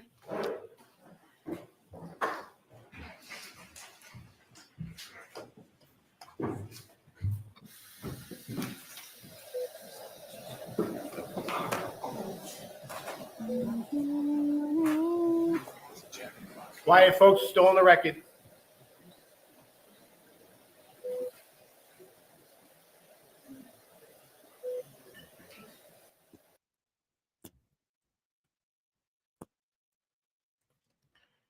I wonder if they're back from lunch after, because they go to lunch.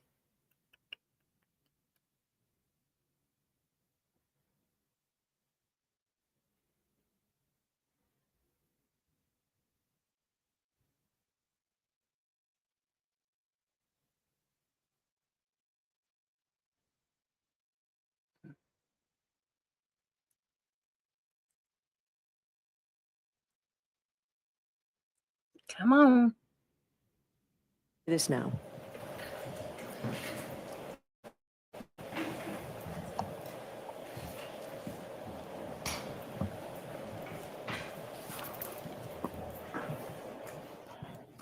All right, go ahead, Mr. Brennan. when you first got to John and you were trying to save him that morning, do you have a distinct memory of it? Yes. Counsel had asked you if it was your story. Was this a story? Say it again. Was it a story that you told? A story? Yes. It's what happened. Do you wish it was just a story? Objection. Sustained. Yeah, that No doesn't. further question. Okay, so recross. Let's go. Just asked, just a few minutes ago.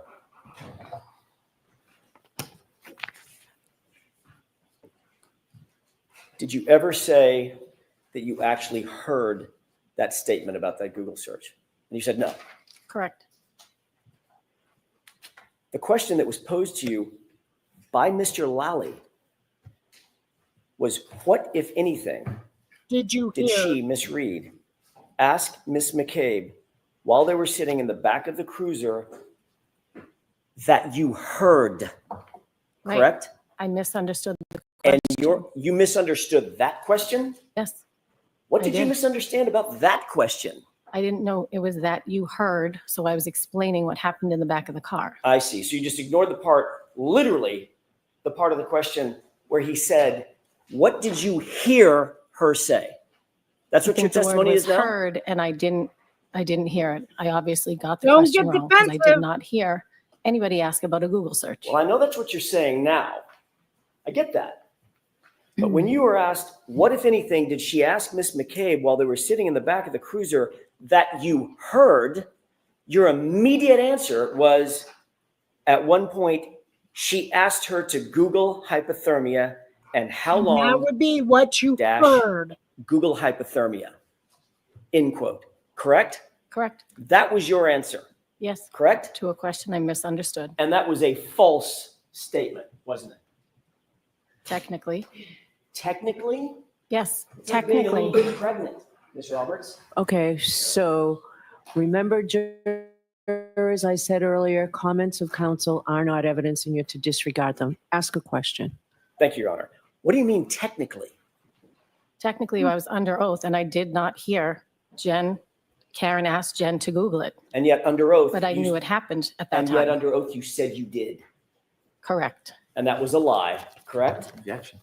It Was was. that a lie? It was. Did It you was lie? a lie. I did not intentionally, But you did.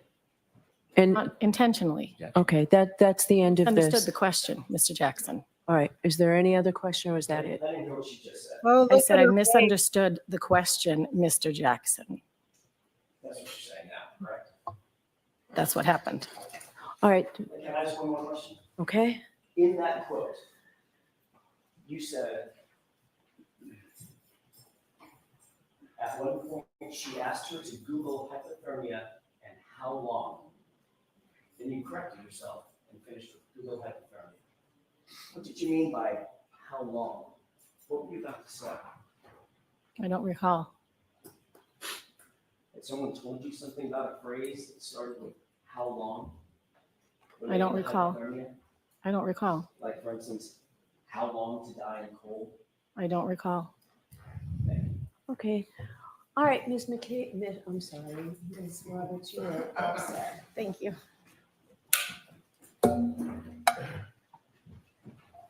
Dirty. Dirty.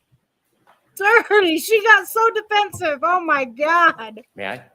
Yes. I'd like to play clip 3, please.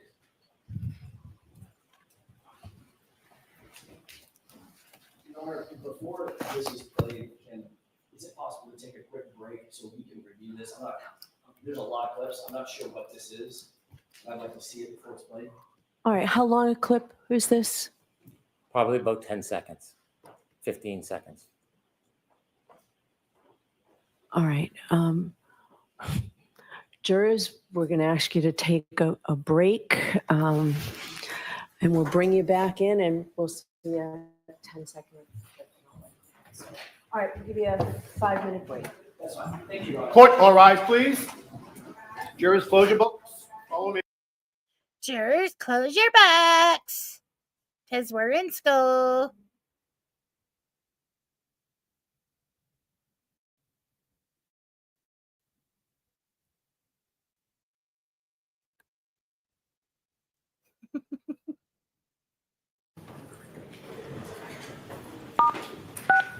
You are unmuted. She was totally influenced by Jen on that Google search. Tell them that she told me to Google hypothermia. Hmm? See how dirty. Dirty. Court is back in session. You may be seated.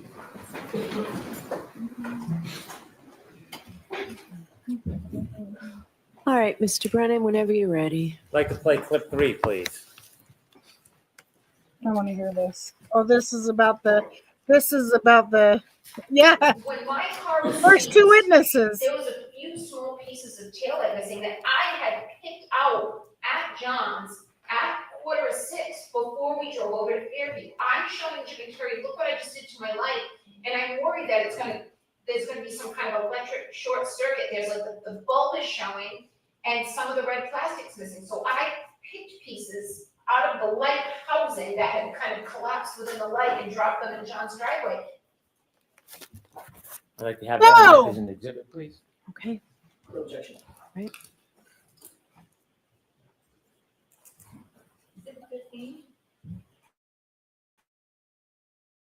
So tell me again. Hey, Brennan. Hey, Brennan. How does that make Karen look guilty? Rather than calling your next witness, We're gonna go on that. it'll take 10 minutes to bring a witness in and do all of that. Yes, Your Why don't Honor. we take the lunch and recess? I'm sorry, is the food here? Okay. Folks, we'll take a 40-minute lunch and recess, okay? All rise for the court, please. Jurors, close your books, put them on your chairs, and follow me. Yes, close your book. We're in school.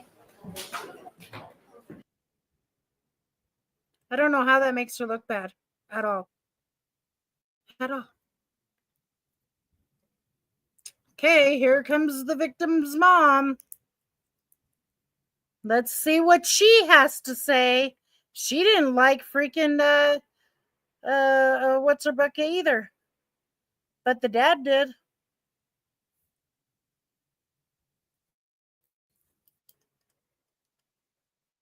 So yeah. So if anybody's gonna cross her, they better be nice because she is the victim's mom. Which is different than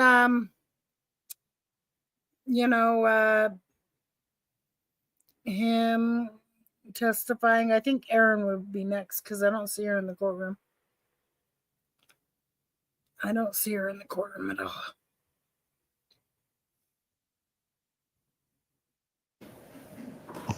All right, thank you, jurors. Thank you. All right, your next witness, please, Mr. Thank you, Your Brennan. Honor. The Commonwealth calls Peggy O'Keefe. So dramatic.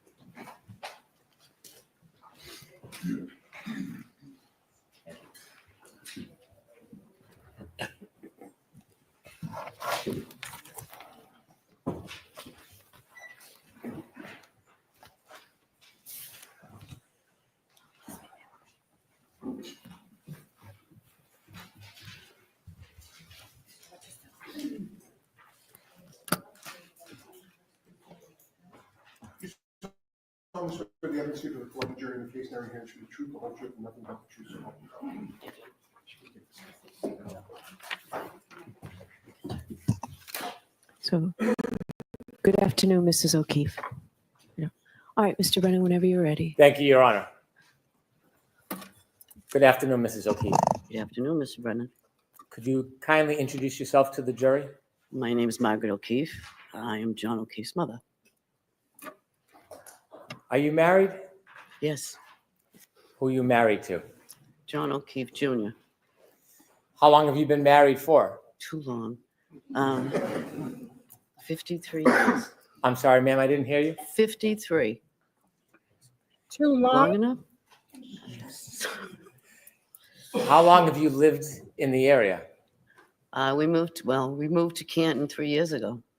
Before you moved to Canton 3 years ago, where did you live? Braintree. How long had you lived in Braintree for? 50 years? Did you begin your family in Braintree? No, we lived in Mattapan first, and that's where my daughter was born. And then we moved to Braintree. Your daughter was born when you were in Mattapan? Mm-hmm. Your daughter's name? Kristen. How many children did you have? 3. You, Kristen and John? And Paul. Is Paul the youngest, the baby? The baby. Did you raise your children, how long were you in Mattapan before you moved closer to here? I'm sorry, repeat that? How long did you live in Mattapan before you moved closer? 2 years. And then the rest of the time you were in the area? In Braintree. Tell me a little bit about your immediate family. My daughter. Here we go.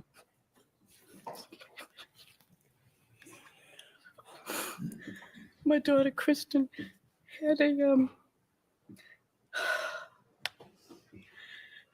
tumor, a cancerous tumor that she had for 5 months. She died in November of 13. She had 2 children. And then 2 months after she passed, her husband passed from a heart attack. And then you all know about John. And then my son Paul is over there. That was 2013, ma'am? Could I ask you about her children? She had 2 children, Kaylee, who's now 17, and Patrick is 14. And he's a run for my money. Do you remember how old the children were when your daughter passed? 3 and 6.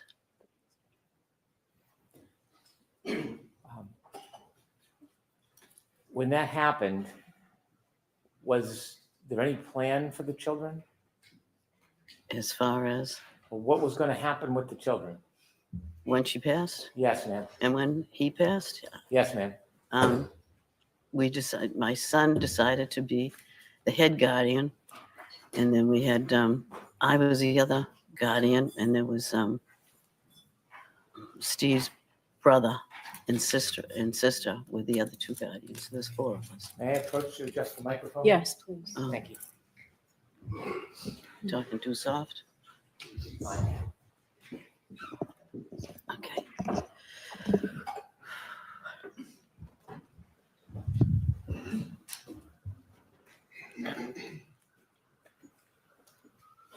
Did I understand that there was a decision that John would be the primary guardian? Can you share with us how that decision came about? Still talking too. Well, he was single. The other 2 guardians were married. And they didn't have children, but he decided to do it himself. And then I was the second one in case he needed me. So I was over there most of the time, like when the kids get home from school or, take them places. And then have them on weekends so he could have a break. So that's what I did. Did other people help out in addition to you and John? Yes, my husband was there, and Paul and Erin were there, and the other members of Steve's family. Mm-hmm. I understand at some point John worked in law enforcement. Yes. Besides that, could you just share just a little bit about him with us? He was a police officer at headquarters. And when he first started, he was in Hyde Park, and then he moved to Dorchester, and then into Boston itself. And that's what he did. I was hoping if you could tell us a little bit about John besides his work. He was enthusiastic with sports. He was wonderful with the kids. He took care of them and did everything for them. Take them places on vacations and everything. He was their number one, and they called him JJ. Would you mind if I showed you a photograph? No. May I approach? Yes.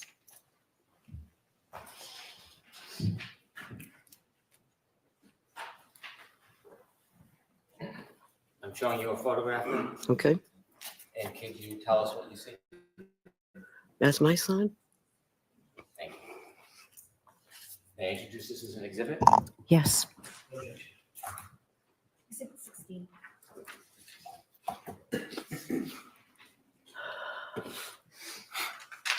Thank you. With the court's permission, I'd like to publish. Yes.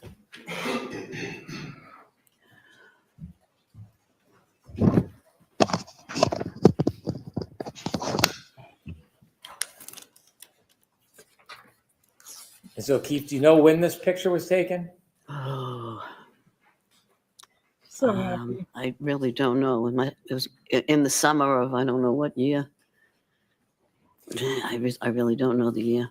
But is that one he probably took him to a fair or an amusement park, and he had his picture taken there with it. And then the kids were with him too. So. Do you know how old he was in that picture?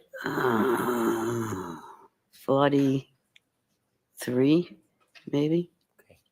What year was John born? 75. Ms. Gilman, could you take 2 the years photograph, older than please? me.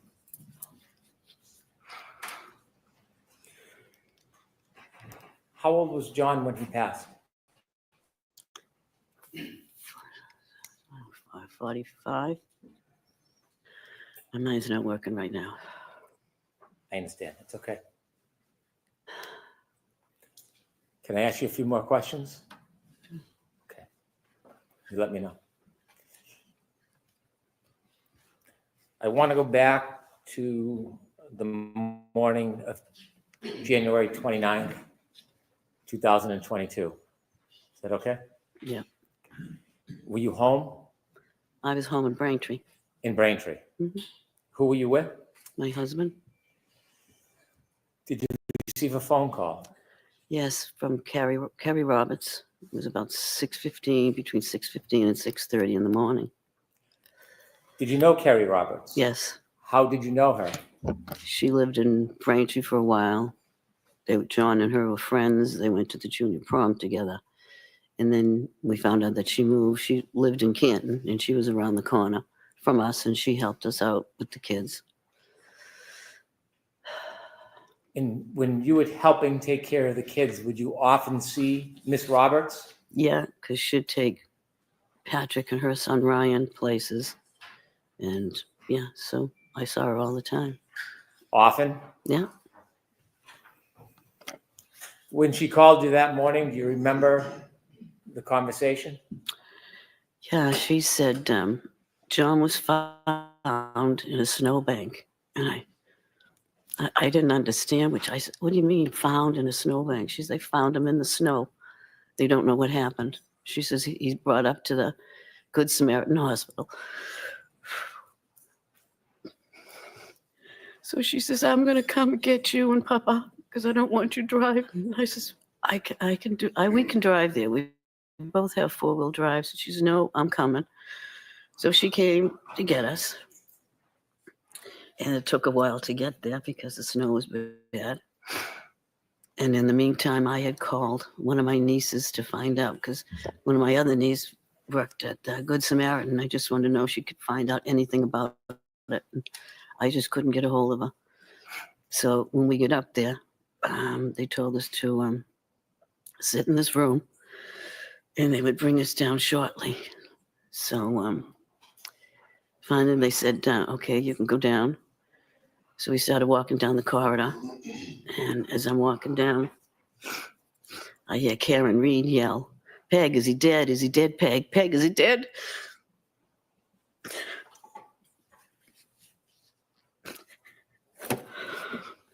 And I just kept walking. And then I asked, I don't know who it was, a nurse or a worker at the hospital. And I said, what is she doing here? And she said, oh, she's being psych evaluated. So then they brought us down to the room where my son was.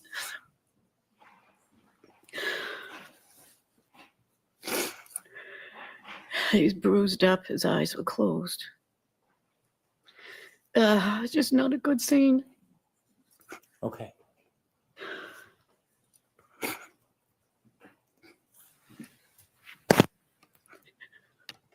I'd like to go back, if I may. Okay. May I? Yep. When Kerry Roberts picked you up in the car, did anybody go with you and Miss Roberts on the drive from your home in Braintree to Good Samaritan Hospital? No, we were the only three in the car. Who was the third person? My husband. During the drive to Good Samaritan Hospital that morning, Yep.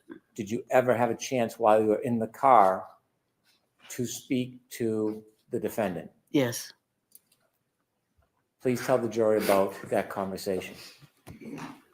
She, I asked her what happened, and she said, we went to a party. I left him there. I said, you just left him there? She said, yes, I just left him there. Did she say whether she left him inside or outside? No, she just said, I left him there. Did she tell you whether or not she left him in the driveway or the street? She just said, no, I just left him there. You told us that when you got into Good Samaritan Hospital, you were walking down the hallway and you had another interaction with the defendant. Yes. And you told us that she was asking if he was dead. Mm-hmm. Can you describe a little bit where in the hospital you had this interaction with her? When they took us down to the emergency room, the doors open. And there was a corridor to go down to the other rooms, and she was on the left-hand side. And that's when she saw me come in. And that's when she started yelling, "Is he dead, Peg? Is he dead, Peg?" So when she was yelling, could you describe her mood or demeanor? Was she animated?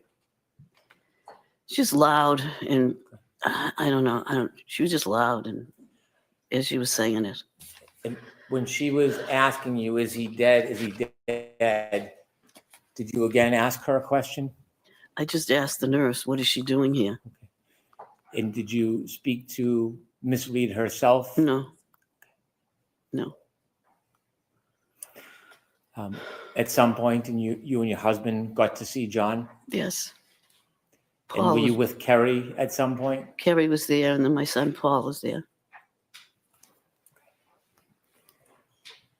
How did you get home? I think I went home with Paul, and I think my husband went home with Kerry. We went back to Canton at the time. Do you remember generally the time frame? Was it morning, afternoon, evening? No, it was morning. Do you remember getting home that day? Yeah. It was snowy, icy. Was anybody home when you got back? No, it was just us. And then the kids started coming home. And that's when I was trying to, take care of them. And then there was a knock at the door. And it was Karen, her father, and her brother asked if they could come in. And I was just trying to calm the kids because Patrick was just out of control, yelling. And then they came in. And then he said, "Do you mind if we go upstairs and get a couple of her things?" Which I never should have let them go up there. But at the time, I just couldn't think straight. And I really didn't have anybody else to help me keep them down in the kitchen. So I don't know what they got up there, what they did up there. How long were they, when you say upstairs, do you know what room they went to? I assumed the bedroom. So I'm going to strike that, Mrs. O'Keefe. If you could just, what you actually know, okay? And Mr. Brennan can ask a better question. Thank you. Could I lead a bit? Yes. Ma'am, how many rooms are upstairs in John's home? 1, 2, 3, 4 bedrooms and an office. And off the master bedroom, there's a bathroom, and then there's a closet. It's a big house. Did you see the defendant and her father go upstairs? I didn't really see them go up, but I knew they were up there because I could hear them. You didn't follow them up or go to look? No. You didn't know which room or rooms they were in? No, I'm assuming the bathroom and the master bedroom. My question was poor. You didn't see which rooms they actually went in? No. How long was the defendant upstairs in John's home with her father? I don't know, maybe 10, 15 minutes. Did you see them come back down? No, I did not. When they were upstairs, what were you doing? I was trying to calm the kids. Both of them? But yeah, well, mainly Patrick. How was Patrick reacting? He was very upset once we told him because he slept over a friend's house the night before. And he just said, "I'll never see him again."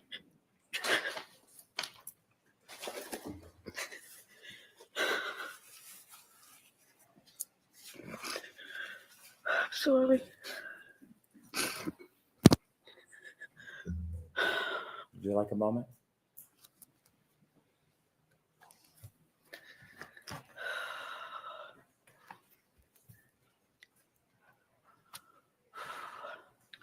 Mrs. O'Keefe, would you like to take a short break? No, that's fine. Thank you.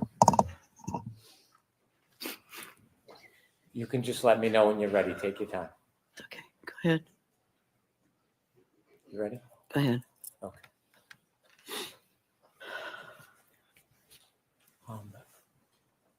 That morning, when the defendant and her father came into your home, did you personally interact with the defendant? Nope. Was there any hugs, condolences? Nope.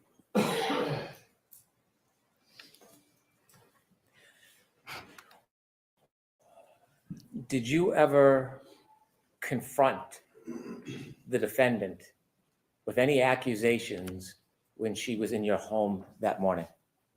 I don't even remember her being in the house. When she went upstairs, that's the last I saw of her. Did you ever lean over a kitchen island? Do you have a kitchen island in your house? No. Did you ever lean over the kitchen island and say, I think he looks like he got hit by a car? No. I don't remember talking to her that morning. Did you see when she left? Nope. Did you ever see her Lexus in the driveway? No. The children, who's their guardian and custodian now? Well, there's still 4 of us. 4 of us. Where do they live? One in Boston, one in Stoughton, and Paul's in Bridgewater, and me. Where do the children live? With me. In Canton. They live with you full time? Yes. You're their primary caretaker? Yes. Thank you. You're welcome. Yeah, just a little one.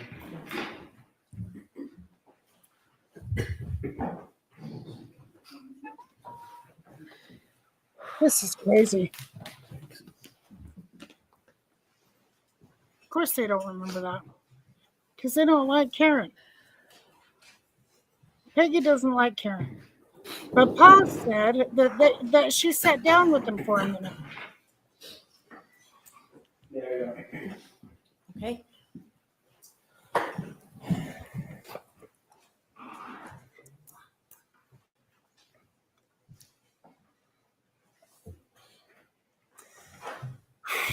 Be gentle.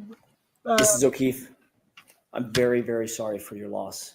I have no questions for you. All right, Mrs. O'Keefe, you're all set. Thank you. Right, so court officer.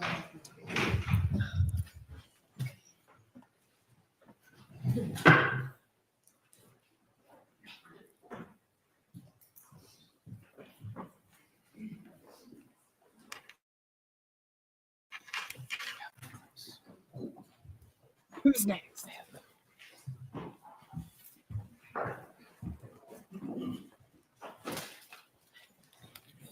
I would like to introduce 2 clips, labeled 4 and 5. Okay, now we're playing more clip.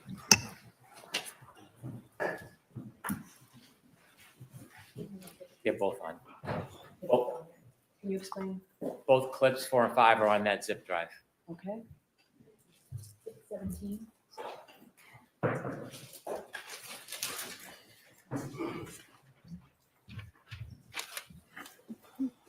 There's no objection to these?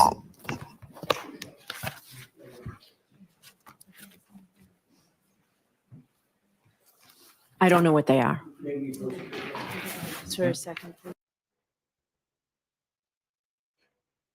Hi, there is the defense. Apparently.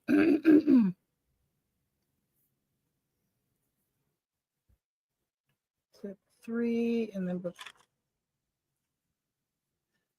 clip 1 was played in opening. So clips 4 and 5. Okay, cool.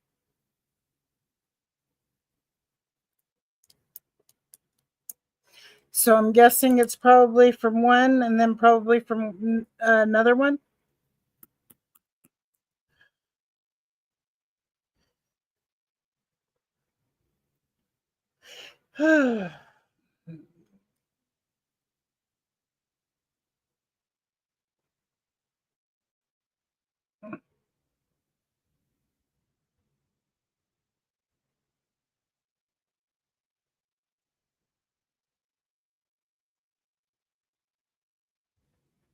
You play the clips and then they keep on going on breaks. Oh, and then it's just kill me, dude.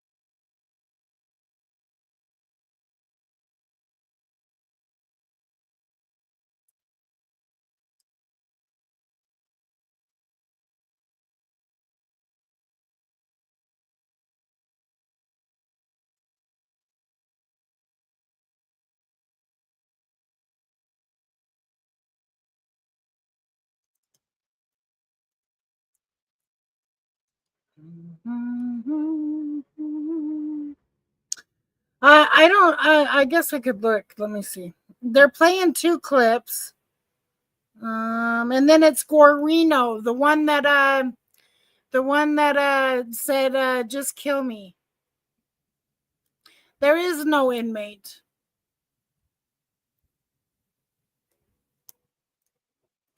TWC Myers, there is no inmate. There's a defendant. That guy in a green tie. That is the defendant's father.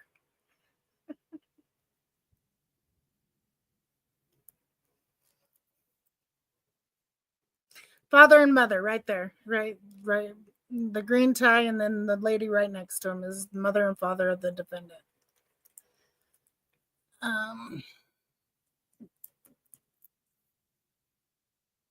No, he's not.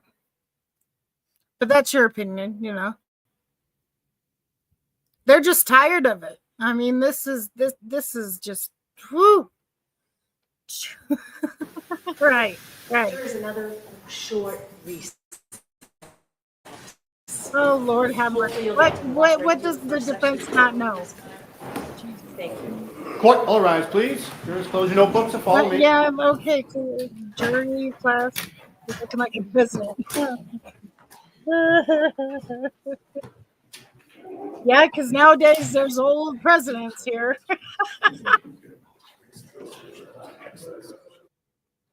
Come on. Okay, let me hurry it up with these damn clips. But when Guarino, so Trooper Guarino, when he got on the stand last time, he said, just kill me. All right, so I'll watch the first one, then I'll hear your argument, Mr. Brennan and Mr. Jackson. So, Ms. Gilman, if you play that first one, please. They had pulled into the driveway before me, so I was presuming she saw my cracked tail light and was thinking, did you hit my son? I could sense from her that she was looking at me very warily. And then when John's nephew came home, I just wanted to see him and squeeze him.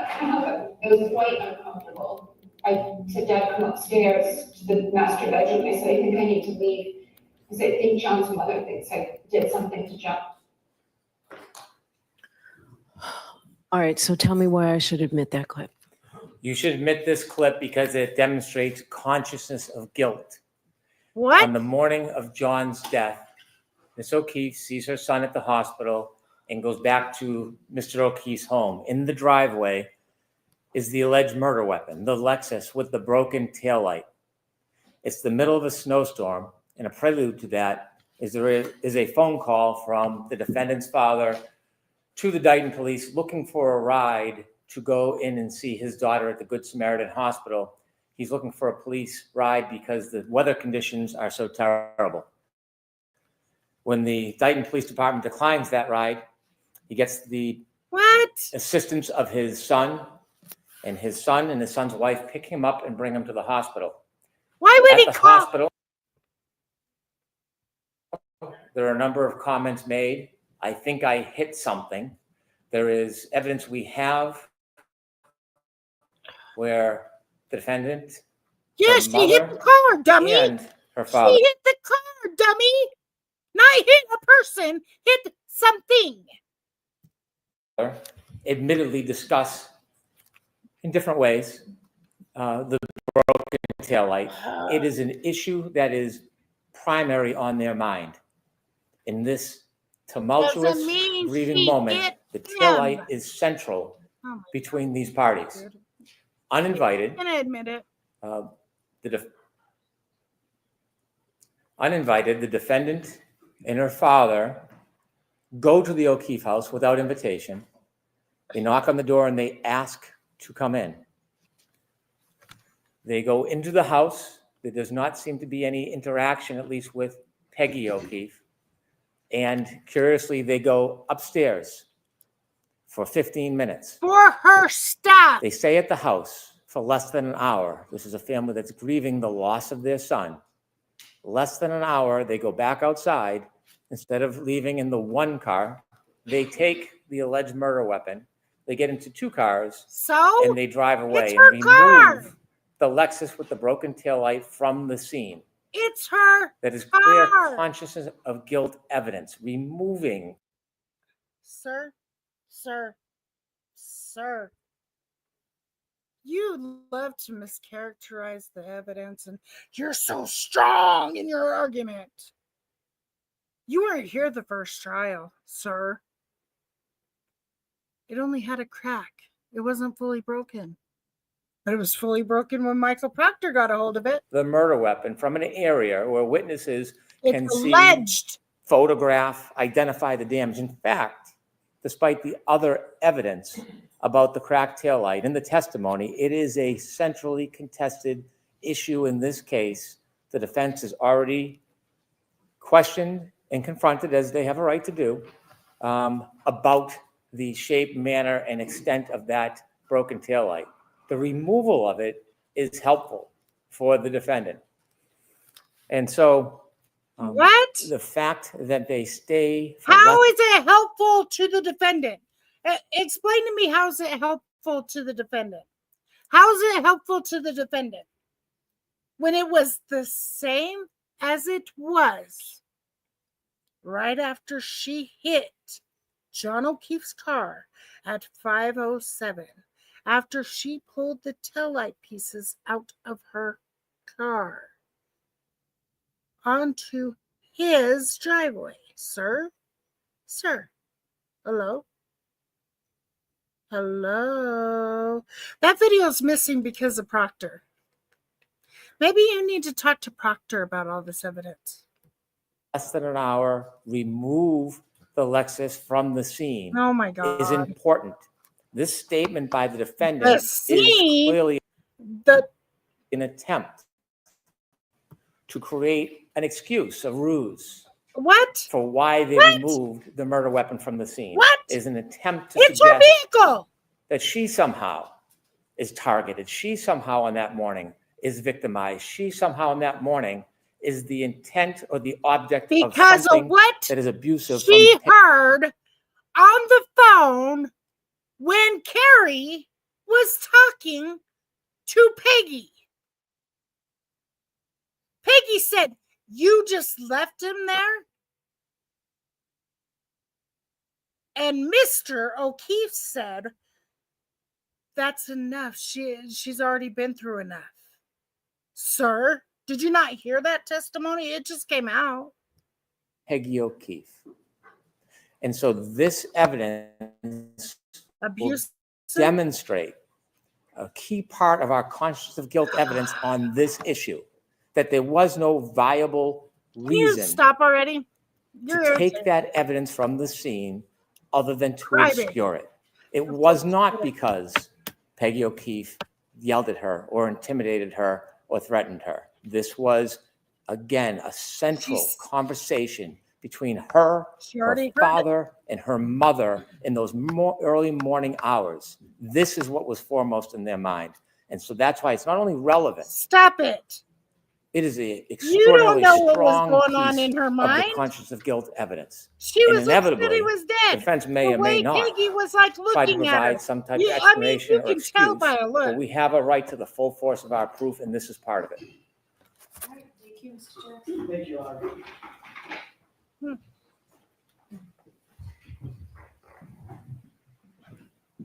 Hey, Daniel. With regard to the first clip, which is clip 4.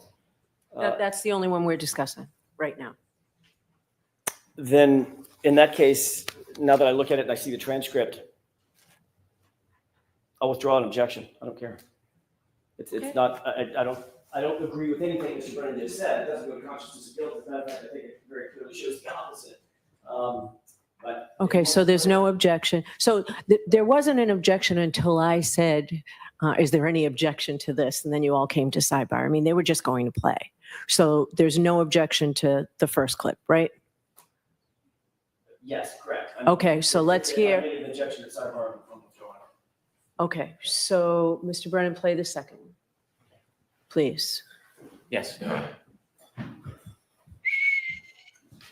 23 and then 24. And his mother leans over the kitchen island and says to me, I think he looks like he got hit by a car. He looks like he got hit by a car. Okay, so tell me how this comes in. Similarly, conscious of guilt evidence, the defendant making what we allege is a false statement to try to excuse her conduct of removing evidence of a crime from the scene. Just this has additional import. It has two facets to it. One, equally as important for conscience of guilt in the first part, as I supported for clip number 4 or 5. Secondly, it is important because we've heard testimony from Peggy O'Keefe that this claim never happened. So we now have direct testimony that she did not have a conversation with the defendant, did not make these claims to the defendant. And so while also conscious of guilt evidence, it has additional support from the previous clip.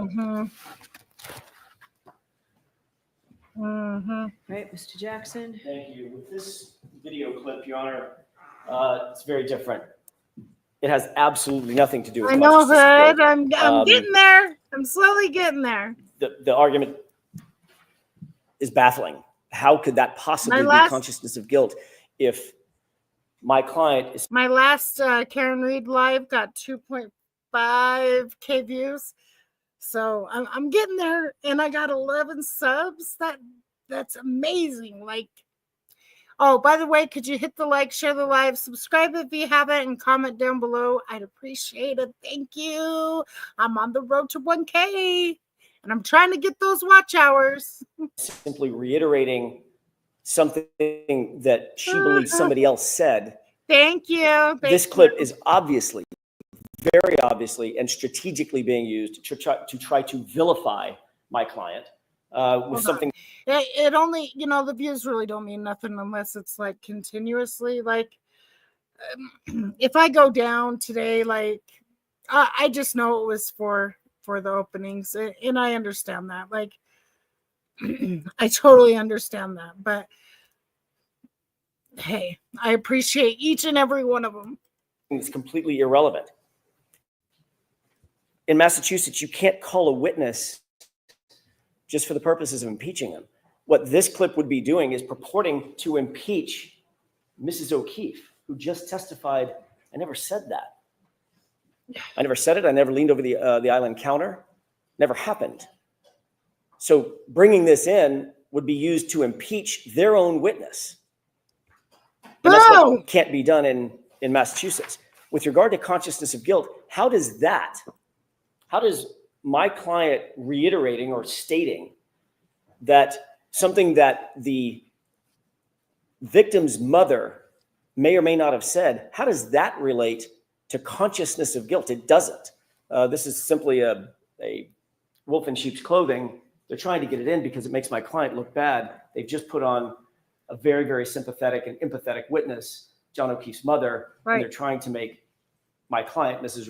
Reed, look bad by saying something what they perceive to be pejorative, in a tone that's pejorative about that very same witness. He's trying to, at this point, there is no issue about whether or not Peggy O'Keefe leaned over and said something about the car being hit by the car. That would be impeaching her. To create the issue so that he can put this video clip in. Has nothing to do with consciousness of guilt.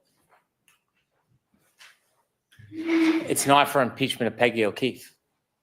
We don't take the position that Peggy O'Keefe is lying. This is a statement of the defendant. It's in the form of an admission or a statement, which qualifies for admission substantively, not for impeachment purposes. The defendant should not be able to pick and choose which of her statements do not look good for her and do not look bad for her. She made the statements. They're relevant to this case. It's not unfairly prejudicial. It's a statement that they embraced and they chose and they publicized, and it goes directly to the issue of consciousness of guilt. Just because it hurts, just because it's incriminating, just because it's difficult for the defense is not a basis to preclude it. No. It is an admission, a no, statement of the defendant. no, It's admitted no. substantively. If that were true, Your Honor, then they would simply put in the transcript. They wouldn't need to play the video. Transcript is one line. And his mother leans over the kitchen island and says to me, I think he looks like he got hit by a car. He looks like he got hit by a car. Sorry. I think he looks like he got hit by a car. It looks like he got hit by a car. They can just put that statement in. They want to play this because of its prejudice, because of the tone that it sets. It's not an evidence at this point. The witness who supposedly said the statement has denied having said it and said it never occurred. This is far, far more prejudicial than it is probative. If they want to simply use the transcript, that's one thing. But playing this video is simply being used to vilify my client because of the tone of voice she used in the clip. That's Agreed. it. That's what's not allowed. That's overly prejudicial. And it's I not agree allowed. with Jackson, but All right. So what I'm going to do is I'm going to think about this. And if I decided to let it in, you can let it in first thing tomorrow morning. I'm not going to let it in now. May I ask for a ruling in the morning? Yes. May I introduce the one that was not objected to? Yes. Do you want a consciousness of guilt instruction, Mr. Jackson? No, we don't believe that So you're in agreement that that statement just comes in? we're not objecting. I'm not trying to introduce it. Don't put words in my mouth. I'm not trying No, to. I introduce said you're, it, but- okay. But I'm not objecting that it, at this point, that it should come in. Okay. We'll bring the jurors back and we'll do that. Tony, can they come right in or is it going to be 5 minutes? Can they come right in? Thank you. Oh, yeah. she's gonna let it in. Clip that's under consideration and just admit the other one? Yes, and give it to me so I can look at it, please. So I'm sorry, Your Honor, do you want me to leave that on there so you can look at it tonight? And if we decide to take it off in the morning? Yes. Okay. Thank you. Because you can just single it out and play one, right? Yes. Okay, thank you. Chrissy.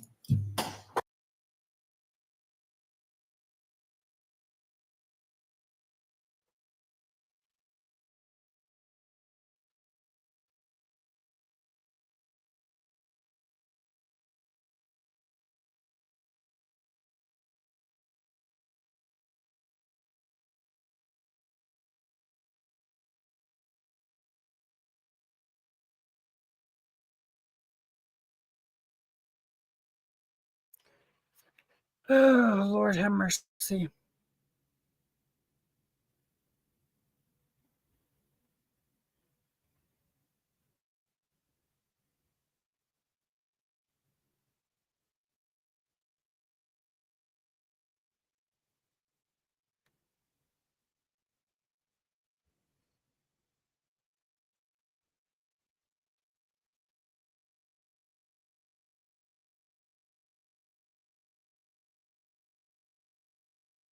Into the driveway before me, so I was she saw my cracked taillight and was thinking, did you hit my son? I could sense from her that she was looking at me. Clip number 4.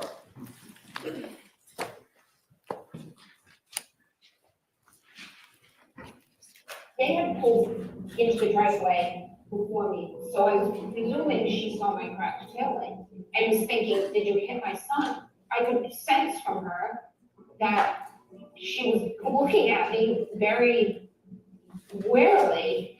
And then when John's nephew came home, I just wanted to see him and squeeze him. It was quite uncomfortable. I said, Dad, I went upstairs to the master bedroom. I said, I think I need to leave. I said, I think John's mother thinks I did something to John.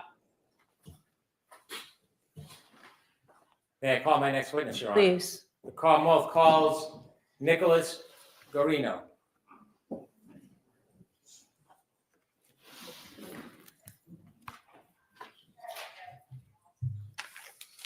Welcome back. Did you bring your hoochie daddy shorts with you?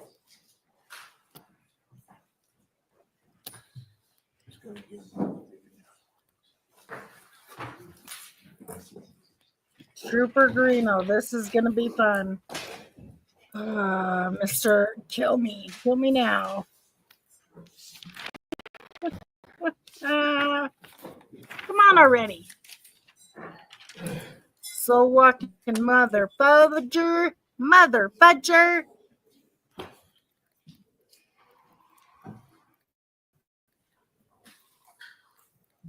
This is gonna be a long testimony.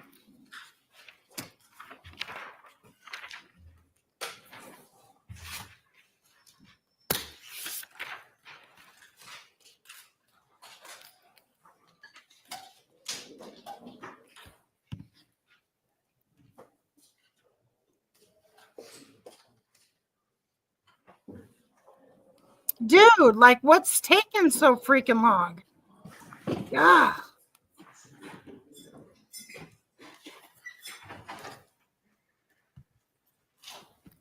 Oh, we're only gonna have them authenticate the records. That's all. For when Mr. Hyde and Ian Wickton come up, that dumb stuff. Do you solemnly swear the evidence you give to the court and jury in the case now and here and should be the truth, the whole truth, and nothing but the truth, so help you God? I do. Thanks. You can take it. No, he Hi, hopes to stand or lie. sit, however you're most comfortable, okay? Your Honor. Ow.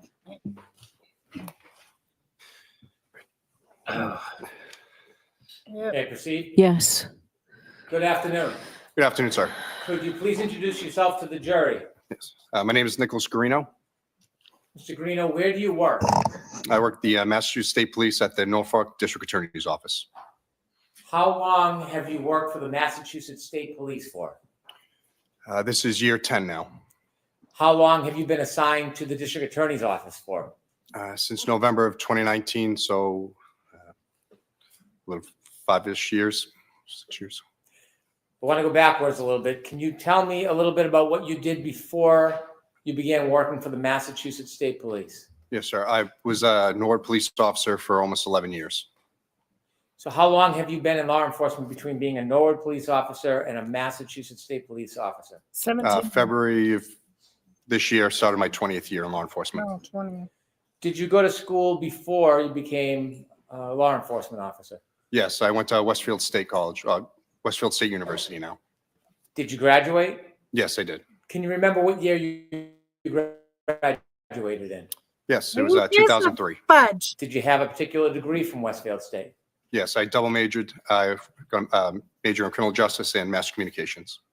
When you began as a police officer with the Did they Norwood teach Police you how Department, to did you have to go ignore into any- text messages from police officers to other people? I'm just wondering if that's what you learned in school, or did you pick that up, as you became a Massachusetts state trooper, huh? type of specific training? Yes, I went to the police academy. And how long is the police academy? 6 months.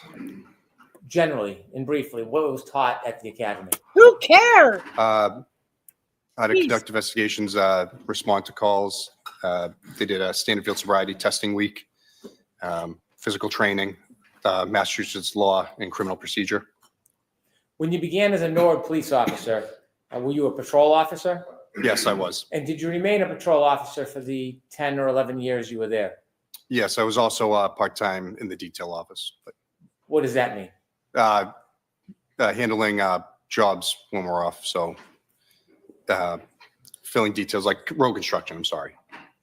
When you left Norwood and began working with the Massachusetts State Police, based on your prior training, did you have to go through further training or were you ready to just begin? No, I had to go to the State Police Academy for 6 months. After you got out of the State Police Academy, were you assigned to a barracks? Yes, I was assigned to the South Boston Barracks for my training. And then once my break-in training was done, I was assigned to the Holden Barracks near Worcester. At some point during your time, in your career with the Massachusetts State Police, did you start to receive any type of training in the specific field? I'm sorry. Did you receive any specialized training at the Massachusetts State Police after the academy? Once I got into the district attorney's office, yes. And can you tell us a little bit about what type of specialized training you received when you were assigned to the Norfolk County District Attorney's Office? Yes. So I was hired by the district attorney's office. I do cell phone and computer forensics, as well as I'm a sexual assault investigator. I had prior sexual assault investigator school done, and I went for digital forensics classes as part of my now daily duties. In order to work with cell phone forensics, did you have any particular background in it at that point? I had taken some classes when I was at NORD PD, but I didn't have any of the Cellbrite or Axiom classes that I do now. We'll talk about those in a minute so you can give a little more explanation. Did you ever receive a specific advanced degree in data forensics? No, I didn't. Did you ever receive any specialized further degree, a master's in data forensics? No. So your training came while you were a Massachusetts State Police officer through the Massachusetts State Police? Yes, that's correct. What type of courses did you take to learn about forensics? The first one I took was Cellbrite certified CCO CCPA is their intro course that teaches you how to use the program and how to extract cell phones using Cellbrite program. There's a couple words I want you to help us understand. Yes. The first is an extraction. What is, as simple as you can, a cell phone extraction? Yes. Quite literally is plugging the phone into specialized hardware or software, and it pulls the data from that device to make a digital copy of it, so that way we can load it up later to look at it. So when you extract the phone through a download, it basically mimics the content of the phone, but it's in a different shell. It's in a different form than inside the actual phone itself. Yes, exactly. That way we're not manipulating or changing any data while looking, because if we were to open the device, it would change data by going through the phone itself or computer.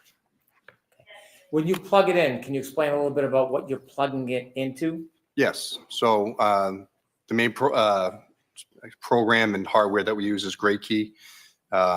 It is, again, specialized software and hardware that once the phone's plugged into it, the software is able to extract the information if we have the passcode. If we don't have the passcode and the phone is supported, it's able to guess that passcode depending on how long, like for an iPhone, if you have a 4-digit, it could take months. If you have a 6-digit, it could take up to 35 years. So does the phone have to be accessible to actually do that download through GrayKey? Do you have to be able to open the phone with the passcode? No. So if we don't have the passcode and it's supported, it can guess the passcode without making the phone useless after, say, for an iPhone, I believe it's 10 passcodes. Is it a quicker process if you do have the passcode? Much. It would take hours to download the device, depending on how much information's on it. How do you ensure that the information that you extract from the actual device is accurate and the same when you're making a copy? How do you ensure the integrity of it? So with GrayKey, it produces a progress report as it goes through its process. The only two fields that we can sort of amend in that PDF that it spits out is the ID number and then the investigator name. So after the data is pulled out, it creates a hash value, which is like a digital fingerprint for that specific information. So if you had gone in and to edit or change it, that digital fingerprint would change. It would change the big long string of numbers that it attaches to that file. The digital fingerprint, is that the same thing you're referring to as the hash value? Yes, exactly. And how do you ensure that the hash value of the product, the copy, is the same as what's on the phone? You can run the zip file that it creates with the information into a hash calculator, and it will give the same hash as what is produced from the GrayKey PDF report. So if something had changed or there was an error with it, the hash would not be the same as what was given from the PDF. And that's how we know that the data was not the same. So if you download a phone and it has a hash value, this digital fingerprint, and then someone was to manipulate the phone and remove anything, even a period, from that data, if it's run again, will the hash value change? Yes, it would not be the same because Even it will if it's show. just, I'm sorry, even if it's just a period? Yes, any alteration to that initial extraction with that number, it immediately would change. So if you have an item, a computer or a phone, and you put it through the gray key program, and you do an extraction, a copy, where do you store that copy of information if it's not on the phone that you originally have? What do you do with it? So once the program pulls that information, we have to place it onto our secure server at the office, and we'll take any of the files that were given via the extraction process, and it's saved there for us. And so you copy it on another link or another digital file? Yes, we'll save it to the server at the district attorney's office. Can it be put on a physical item, like a zip drive or a hard drive? Yes. If you put that download onto a zip drive or hard drive, how will you know if that information on the hard drive matches the same information you originally downloaded from the phone to the server through Gray Key? Again, like I said, you could run the hash value of that file again to correlate it with the PDF that we were given once Gray Key has given us the information. So that's how you would know all the information is the same, nothing has changed. So for example, if you download an iPhone and it has that digital fingerprint hash value attached to it, and you make a copy or multiple copies, is the way to test whether or not those copies are exactly accurate is to look at the hash value of each copy? Yes, and copying the zip file would not change the hash value. The only way it would change is if you physically went into it and deleted information somehow. So now that you have the item, say for example an iPhone, and you've downloaded it through Gray Key, which is hardware and software, and it's on a digital file, can you just open it up and start reading it like a report or a book, or do you have to do something else to it? No, once it's pulled into that zip file, it has to be opened into another program, which there are many forensic tools, but the ones at the office we use are Cellbrite or Axiom. They're just two brands, and then those programs make that information readable so we can actually look at it.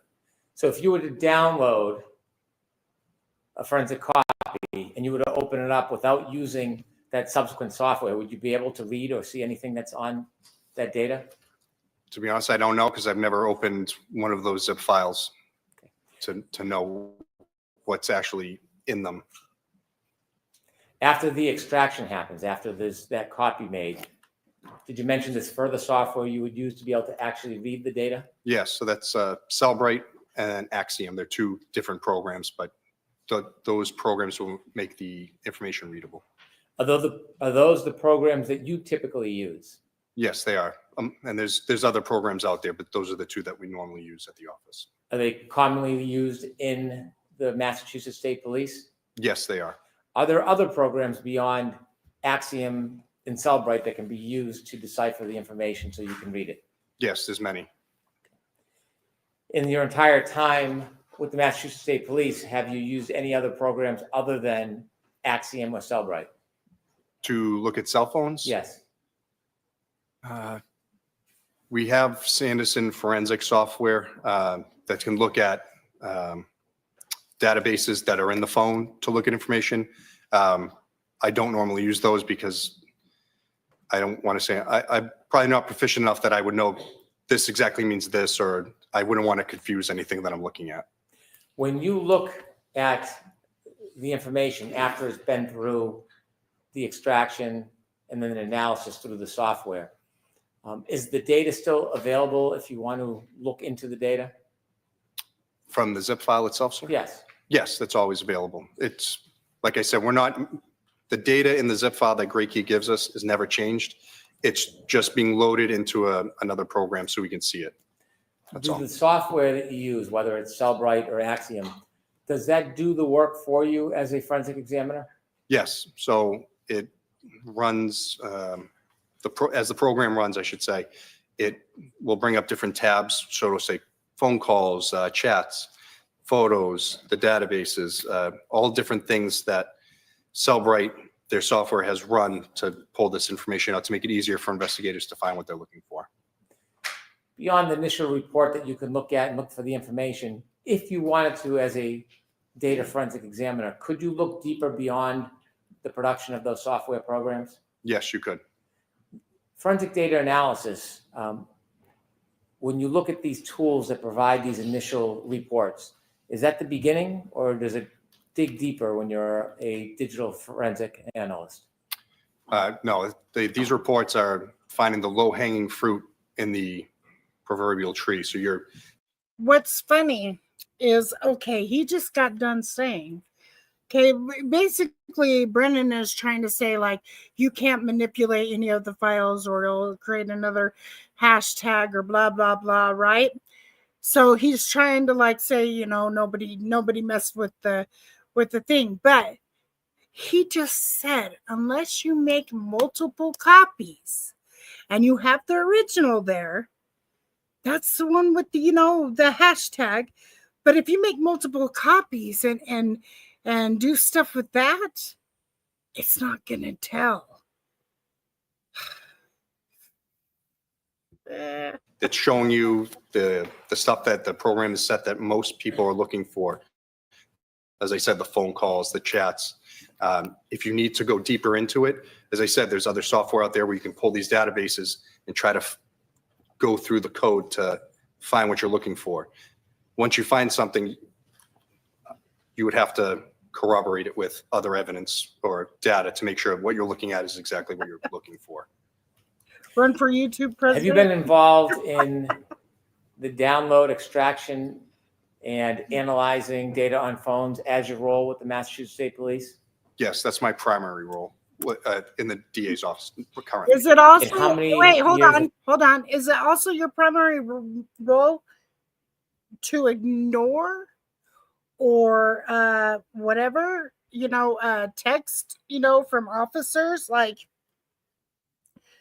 act like you didn't see, like, you know, 3,000 text messages from a victim of somebody in your Massachusetts or Canton police that SA'd somebody.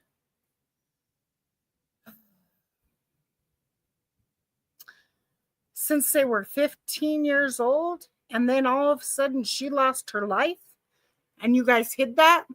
You remember that, Guarino? You were in charge of that. I bet you that's. Have you been in that role? Since November of 2019, so 5 years now. Have you worked on a number of different cases that involve forensic data? Yes, I have. Is there a routine or a practice in your present role when you make a copy about what process you use and how you produce it in a case? I wouldn't say there's a normal process. It's all case dependent. A lot of cases we get, people want PDFs of the information, portable cases that we can create. So it's basically the portable program that I'm using. That way someone could find the information they're looking for, or I give the raw information if requested. Raw? What's the difference between PDF form and raw information? So Cellbrite can create a PDF form of every bit of information in the phone. It could be like a 10,000 page PDF. It literally just lists everything that's in there. Like freaking. If I create a portable case, as I said, that is basically like me giving you the thumb drive and it's showing you exactly what I'm seeing, and you can click on the tabs yourself from your own computer.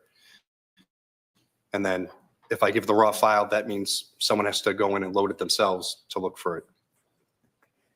Typically, when you are producing evidence of discovery in a case, do you produce PDF or the raw file?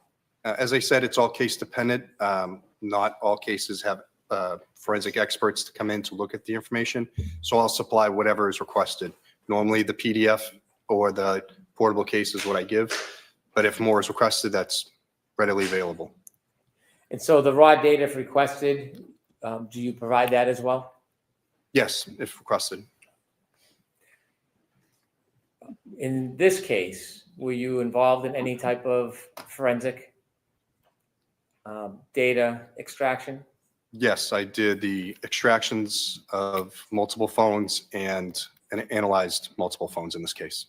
You mentioned that there's a software and hardware, the Gray Key Google searches and unit. stuff. We get it. Where's that located? That's located in the Digital Forensics Laboratory, which is keycard access and alarmed. Excuse me, at the Norfolk DA's office. Are there other cases or the multiple cases that are occurring at the same time?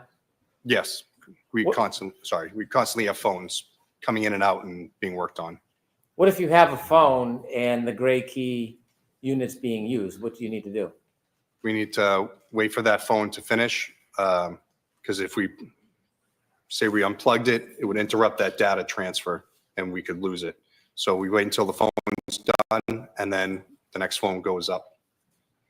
Did you become involved in some way in this case? Downloading devices, sir? Well, I'm asking generally first. Oh, yes. Sorry. Yes. Were you involved in investigating this case as far as speaking to witnesses or going to the scene? No. Can you describe the best you can what your No, he role was just relative involved to in this case? hiding evidence. That's Yes, all. so I was brought, as I said, phones from this case to have the data extracted and then have it ready in our Cellbrite program for the investigators to look at. It should go to a taint team first, then investigators, but whatever. At some point, were you provided a phone that you later identified as a phone belonging to Mr. John O'Keefe? Yes, I was. Do you remember when you were provided that phone? Yes, it would be January 29th, 2022, about 7:30 p.m. that night. Wow. Do you remember where you received that phone from? Yes, I was at the DA's office. I got it from Sergeant Buchanan and Michael Proctor. Do you remember about what time of night that was? As I said, about 7 to 7:30 p.m. Thank you. When you received that phone, did you have the passcode? No, we didn't. Without the passcode, what were your next steps? So the phone was placed in our digital forensics lab until we could get the passcode. I was told that a family member was going to be bringing it in so we could download the device. Did you ultimately get that passcode? Yes, we did. And do you remember when you received it? January 31st, 2022. After you received the passcode for Mr. O'Keefe's phone, can you walk us through the process of what you did? Yep. So once the passcode's obtained, we'll unlock the phone and then plug it into GrayKey, and then it's able to pull the full information from it without having to guess the passcode. How long does that take? Again, depending on the size of the phone, a few hours. After the information was downloaded, then what happened? We placed on our digital evidence server at the DA's office, and then if the phone is evidence, it would go into evidence. If it was a consent, we'd give it back to the person who gave it to us immediately. Did this phone go into evidence? Yes, it did. When you downloaded the information through GrayKey, which you said was the hardware and software, does it produce a report with that digital imprint? Yes, it does. It produces a report from the time you plug it in to the process it completes, and then the amount of data, and then, like I said, that digital fingerprint hash value at the end. And did you do that with this phone, Mr. O'Keefe's Yes, phone? May I I did. approach, Your Honor? Yes.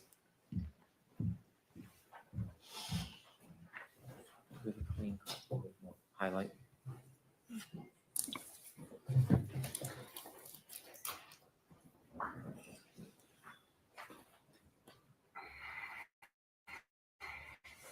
I'm going to show you a document, sir. Okay, sorry. Yes, thank you. I'm sorry.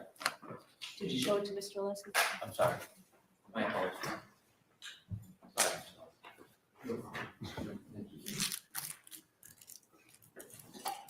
They just, Spoonie, this is a whole new trial.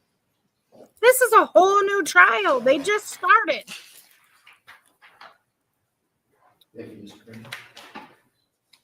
Yeah, Yes.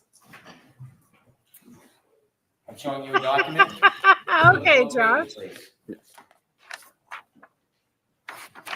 Do you recognize that document? Yes, this is the, Could you speed it up, Brendan? You're too slow for me. What is it? it's the GrayKey progress report that they give once the phone extractions are completed. I at least like Recognize Lally. that as Lally, the I mean, report that, is attributed to John O'Keefe's phone? Yes, And does that document have that Oh, wow. digital imprint, the digital fingerprint that you were talking hold about? up. You mean yes. So it's in, Guarino? yeah. So It's here on done? the back. I just want to see if it was in two places. Who the fudge It is would be that? Here for the, sorry. I don't know who the got cut other off, bow but- tie I'll is. Okay. ask you some questions. Okay. I'd like to introduce this as an exhibit, please. No objection. Shoot, you know, Sweeney, I say lock them all up too, but they don't give a damn. They don't want real justice. They just want to railroad her. It's freaking crazy. May I show that exhibit to the jury?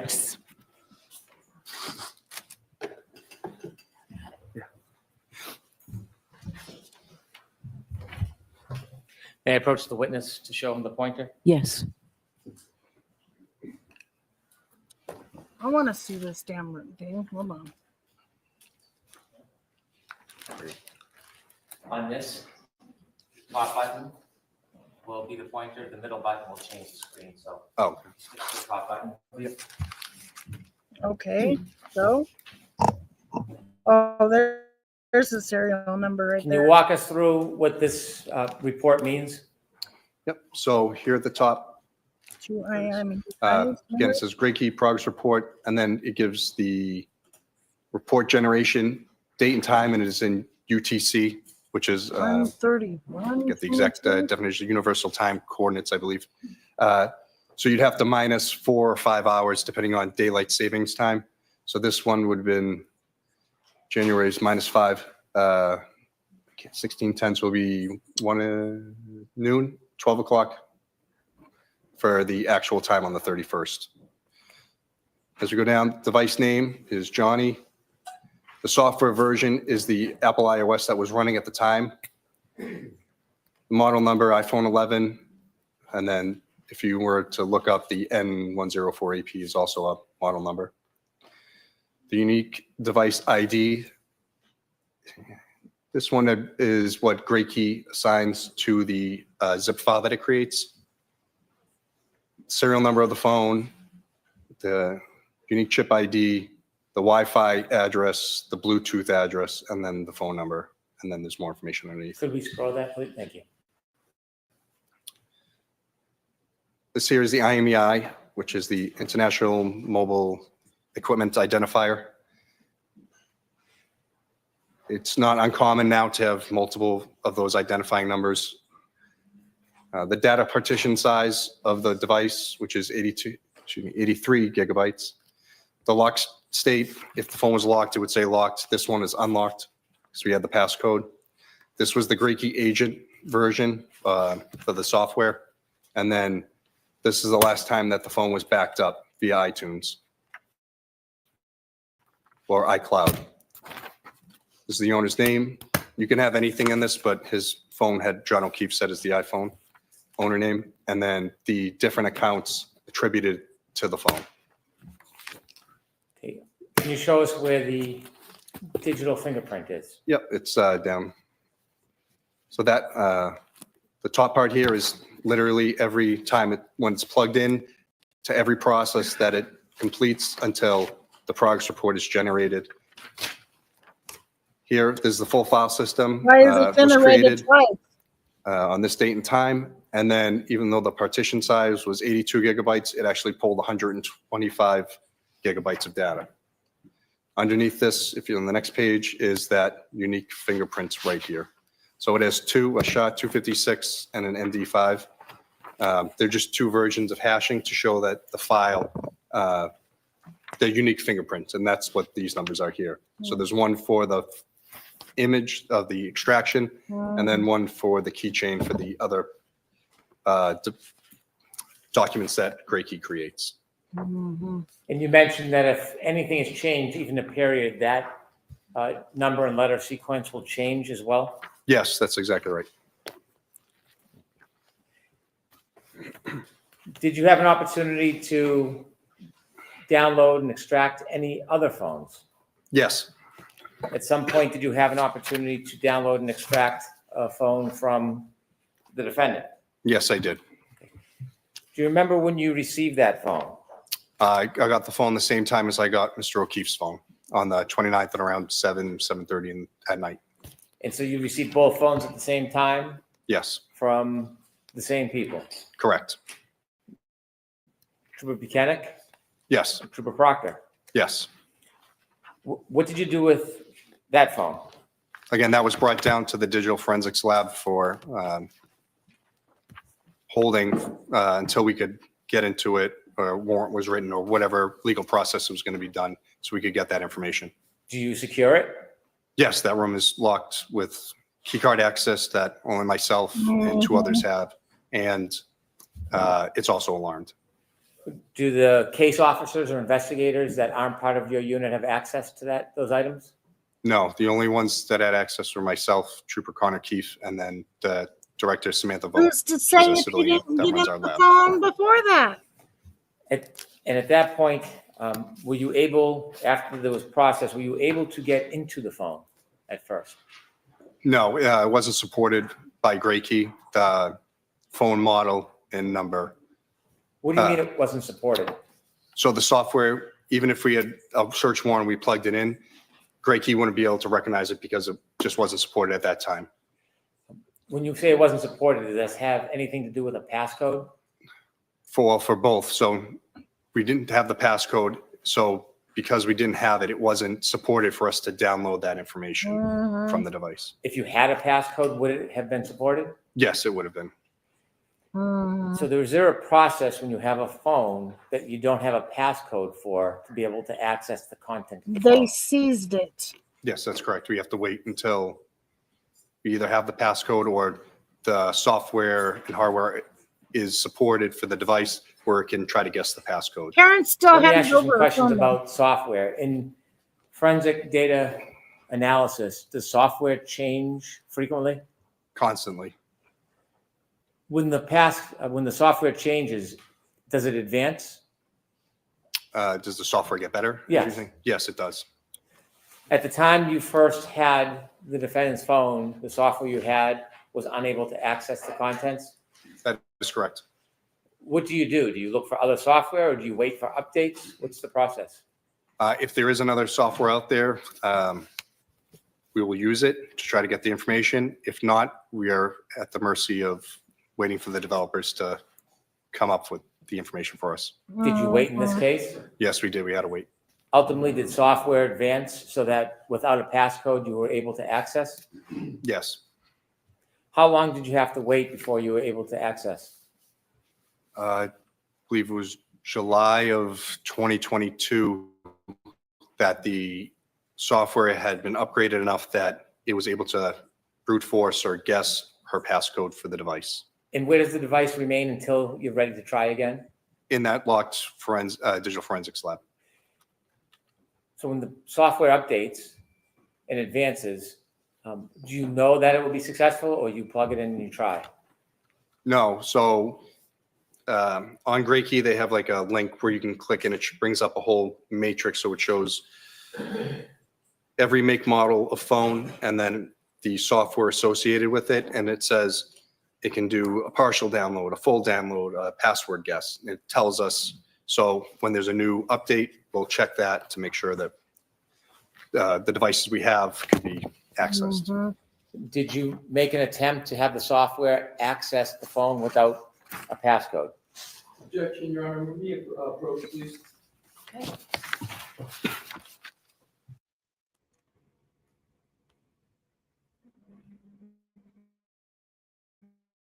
Oh, dang, they turned off the mics. I was waiting for him to say, just kill me. Okay, how long is this dang sidebar for?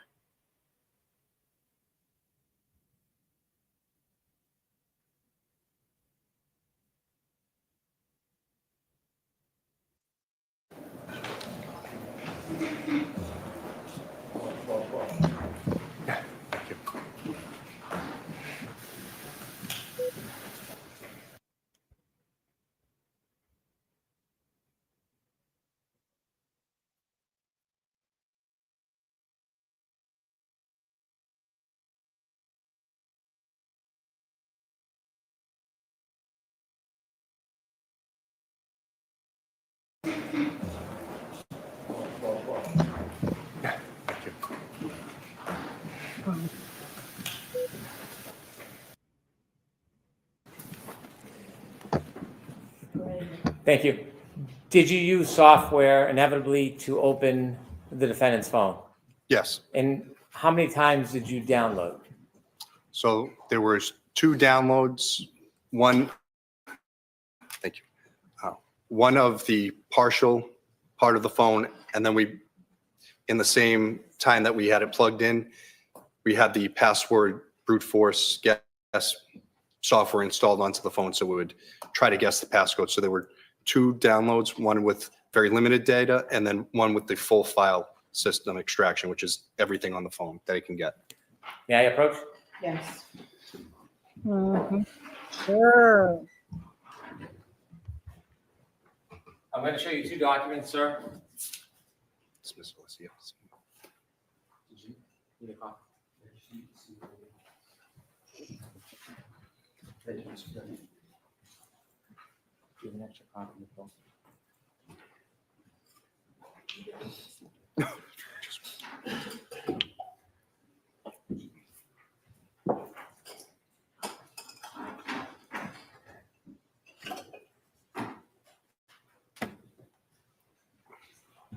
I'm going to show you 2 documents that actually, look at the first one. Do you recognize that document? Yes, I do. Is that a result summary from Graykey for a search of the defendant's phone? This is the initial extraction that we created before the password guess process went through. I'd like to introduce this as the next exhibit, please. No objection, Your Honor. That's the original. Yes, this is the first one. Yeah. Exhibit 19. I showed you a second document. Do you recognize that? Yes, this is essentially the same information, except it goes further of all the password guess attempts longer until we actually get all of the information from the phone. I'd like to introduce this as the next exhibit, please. No objection, Mr. Leslie. No objection, Your Honor. 20. Somewhere. I want to know what time it was created. First and second time.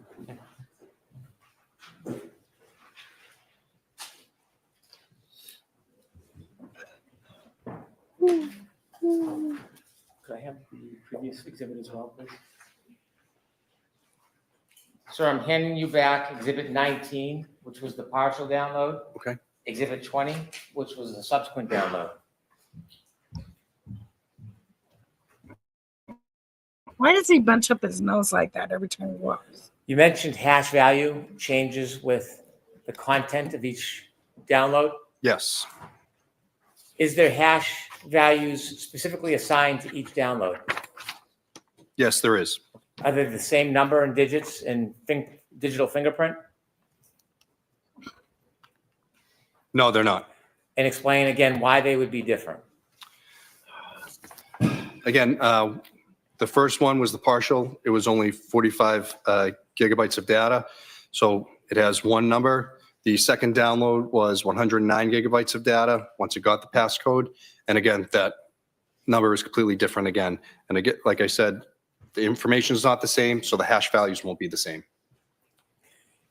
Were the 2 other phones that you inevitably analyzed? Yes, there were. Let's start with the first one. Did you have an opportunity to create a file on a phone that came from Kerry Roberts? Yes, I did. Now, you said it's a 2-step process. First is the extraction, the copying, and then it's creating the file. That's exactly right. With Kerry Roberts' phone, did you make the extraction? Did you plug it into the Graykey? No, I didn't. Who did? Trooper Keefe. How do you know Trooper Keefe? He went to meet with Kerry Roberts, received the device from her. He brought it back to the office and did the extraction. His name is also on the extraction Graykey progress reports as well. And he wrote 2 state police reports regarding it. Do you work with Keefe? Yes. He works with, I'm sorry? I would say we do the same, essentially the same job working together. So he's in your unit? Yes, he is. In the digital forensic unit? That's correct. That phone, did it come with any paperwork, any forms? Yes, he had 2 signed waivers of consent from both parties for each device, one for each device.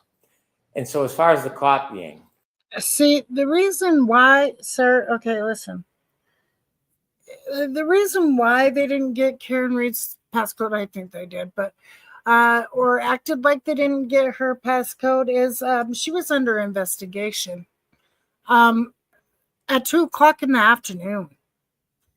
2:00 in the afternoon. They said, I'm seizing your phone and car. She didn't say, no, you got to get a search warrant for it.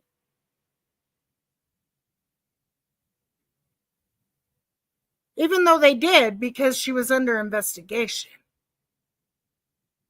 You guys act like just because they willingly handed over their phone, but besides Jen McCabe, you know, having everything deleted off hers, you act like that's innocence. You want to know how many people will willingly hand over their stuff thinking that cops won't find it? A lot. the extraction, you did not do the extraction on Kerriroberts' phone? No, I did not. After it was plugged in and a copy was made, did you then access it? Months down the road. Were you assigned at that point to analyze or look at any of the data on that phone? Initially, no. At some point, did you create a file so that you could provide it to the parties? Yes, I did. Was that upon request? Yes, it was. And separately, did you know, or did you, yes, Come on. was a phone from Jennifer McCabe extracted? Yes, it was. Did you do the extraction? No, I did not. Was the information after extracted again provided to a digital file? It would have been, yes. Did you, at some point later, did you make a copy to provide to the parties? Yes, I did. Can you tell us what a USEF reader is? So the UFED reader is a portable case that I can create through Cellbrite. Again, like I said, it's the exact same program that I would be viewing if I was sitting at my desktop. Instead, it can be made into a thumb drive to give to defense, prosecution, investigators, whoever. And there's no chance for the data to be manipulated because it's just a reader. Yeah, you had to When you put it in there, didn't you? Have the You had to put that in there. Hurry, digital take a file drink. that's been Hurry up, take a drink. extracted and then created into a PDF or a form that can be read. Can you print the entire file on paper if you'd like? Yes, you could. Would that include, could you print it so it includes the entire Oh, just content of the any phone? guys. You're all Yes, it'd be thousands of pages, but yes, you could. Is there any way to isolate particular things of interest that you might want? For example, if you wanted just the chats between two people, Why is he is there a getting? way that you could have a program isolate just those chats and then give you all of them in a form that you could read? Yes, so you can go in to cherry pick whatever information you're looking for to create into PDFs or other, it gives 5, I think, different Cherry mediums you pick. can I have like it output, that word. HTML, Cherry pick. portable cases, XML files. If you wanted to create That's his words. a document that Not had my a number words. of people in communications, could you do that as well? Yes, you could. So you can pretty much set the parameters how you want if you want to search for particular items. Yes, it's very generous that way of being able to search for keywords, phone numbers, whatever it is, and then you can I bet. export that out into a PDF so you can print it. May I have a moment, Your Honor? Yes.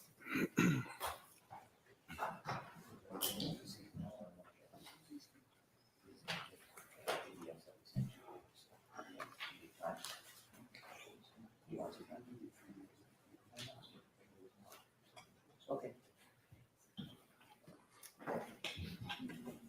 Maybe that's Connor Keith, the next person. Did you go through the program and create a number of documents that isolated specific information that you wanted? Yes. For example, did you go through and create a report for all of John O'Keefe's calls for a period of time? Yes, I did. Did you go through the program and create a report for all of the calls between John O'Keefe and the defendant for a period of time? Yes, I did. Did you go through the program and create a specific document that would show just the text messages between John O'Keefe and the defendant? Yes, I did. Did you go through the phone and create specific separate documents for communications, phone calls, and text messages between Mr. O'Keefe and other people, not the defendant? Yes. For example, Ms. Roberts, Yes, that's correct. Ms. McCabe. Yep. Did you go through any of the phones and create documents to show any text or conversation between parties not involving John O'Keefe? If directed, I could, but I don't believe I did.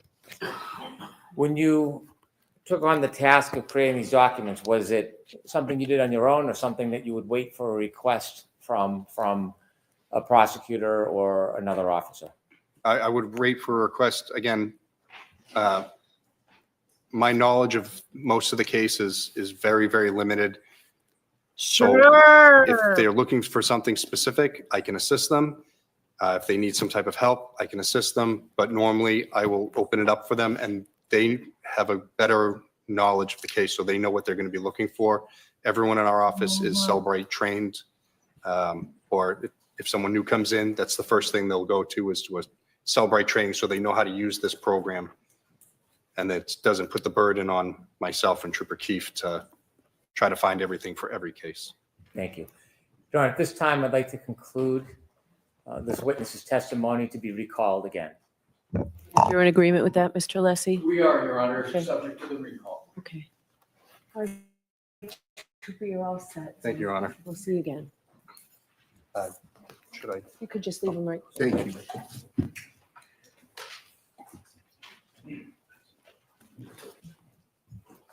Okay, who's next?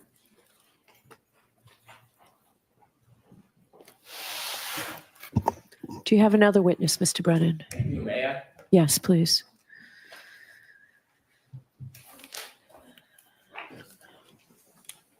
Commonwealth calls Mr. Whitley. Whoever Mr. Whitley is. Mr. Whitley. I don't know who Mr. Whitley is, but or what he's got to say.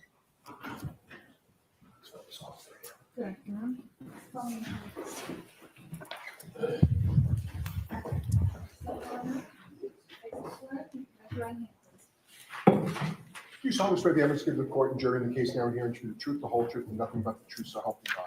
I do. Thank you.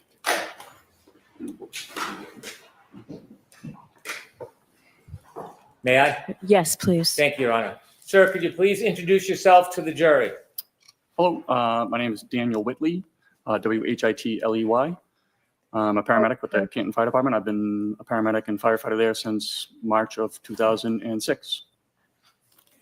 Before you became a paramedic firefighter with the Canton Fire Department, did you work anywhere else related to that field? Yes, I had 4 years full-time as a EMT intermediate, and also a paramedic at American Medical Response in Brockton. I'd like to take us right to January 29, 2022. Oh, wow, he's going right Do into you remember it? that day? Yes. Were you working? Yes. What was your role that day? I was a field training officer working on the ambulance with my partner, Jason Becker. Mr. Becker? Correct. That morning, did you know whether there was a call where a group of your colleagues went to and addressed 34 Fairview? Yes. Were you accompanying your colleagues on that initial call? No. Where were you at the time your colleagues left to go to that location? I was at the Station 2, Ponkapog Station, on the north side of town. Different station? Correct. At some point after that call came in and was responded to you, did you receive a call? Sometime after, I'm not quite sure exactly how soon or later it was, but we received another call to respond to that scene. And as a result of receiving that call, did you make your way towards that location? Yes. Who did you go there with? Just me, and my partner at that time was Jason Becker. What type of vehicle did you use to get there? It was an ambulance. What was the weather like? It was snowing pretty heavily at that point. Do you know about how long it took you to get to 34 Fairview? Not exactly, but definitely longer than usual. It should have been an 8-minute drive. I'm guessing 10 to 12 minutes. You could refer to my partner's report for exacts. When you got there, what did you see?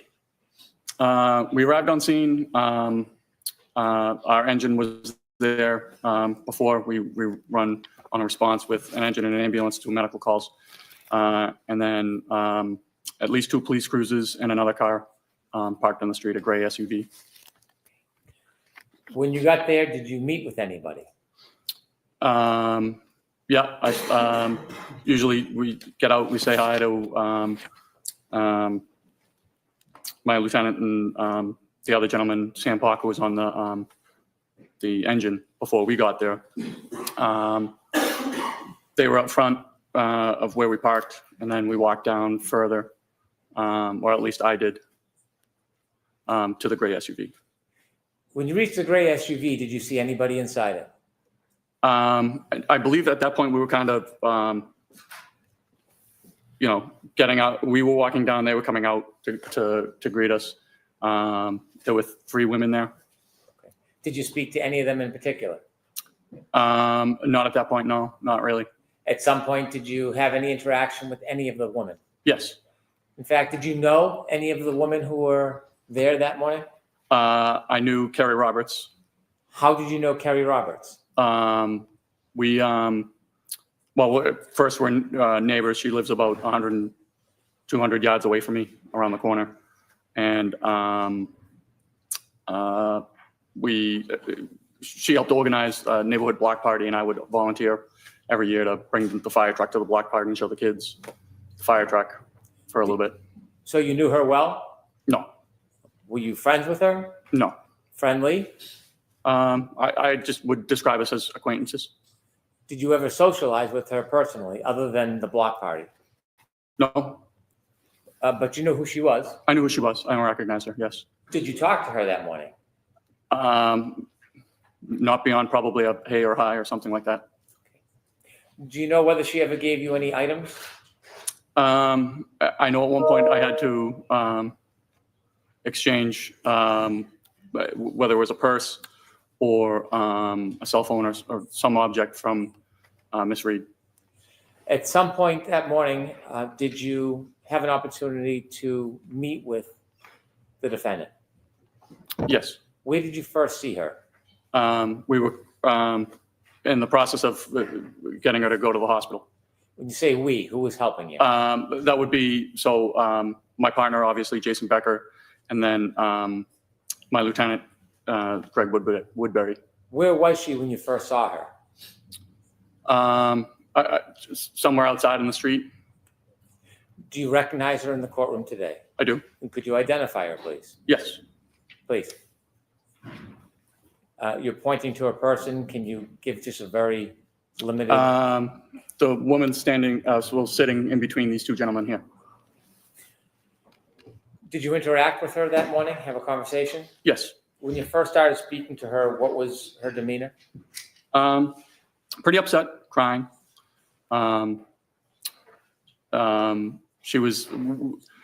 We had a Section 12 in hand, which is a medical order or a police order to be taken to the hospital for psychological evaluation. Did you discuss that with her?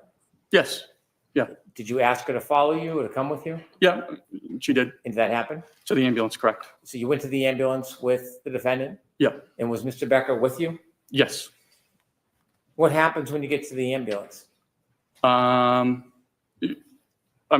it was snowing, and it was more to kind of just get everybody into a nice, warmer location where it wasn't snowing or windy or anything like that.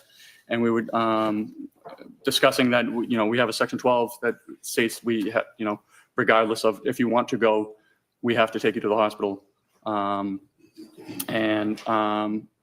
She was arguing that she really didn't need to go to the hospital. And we were trying to convince her to go to the hospital because once the Section 12 is written, it doesn't matter what the patient says. We have to get them there one way or the other, whether it's cooperatively restrained or chemically restrained with sedatives or anything. It's not a voluntary order? It is not a voluntary order. Inevitably, did the defendant agree to go with you to the hospital? Yes. When you were going to return to the hospital, was the defendant placed in the back of the ambulance where a patient would be? Correct. So how we operate for anybody that's a Section 12 or anybody that is under the influence of anything, we always operate with 2 people in the back of the ambulance. So myself and my partner, Jason Becker, were back there. And then we had to take somebody from the engine company and have them drive to the hospital, and that was Sam Park. Sam Bach? Park, P-O-C-H. Thank you. Before you left, before you started to drive away from Fairview, were you having any conversations with the defendant? Yes. Can you share with the jury what those conversations were about? So we were talking. She was upset. She kept asking if there was any chance her husband could be alive, and even sitting outside in the snow with no coat on for many hours. Did And she indicate what many hours meant? How many? no, How often did she raise the issue of whether or not, or how long he could be out for? I'd say at least 3 to 4, maybe more. Part of your job is to care for patients? Correct, yes. Was part of your job to try to get them to the location safely? Yes. And sometimes you treat patients with physical injuries, don't you? Oftentimes it is physical injuries, yes. Are you trained when you're trying to transport somebody on how to interact with them? Yes, well, sometimes if they're upset, in this instance, she kept asking if there was any chance that he could be alive, and that we really didn't know what was the patient that ambulance 1 took. We really didn't know what his condition was, and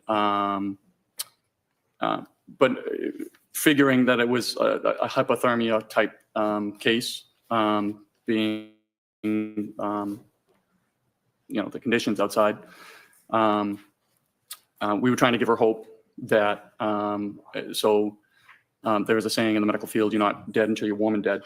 And I was basically, there's stories of children falling through ice and falling into rivers and being underwater for multiple hours and coming out, being resuscitated and having no neurological deficits. So I was telling her those stories just kind of to say, look, let's be sure we'll get to the hospital. We'll find out more there. Just trying to give her any sort of hope that her husband would be alive. Can you describe her demeanor when she was in the back of the ambulance with you during your interactions with her? She would go from pretty upset, crying.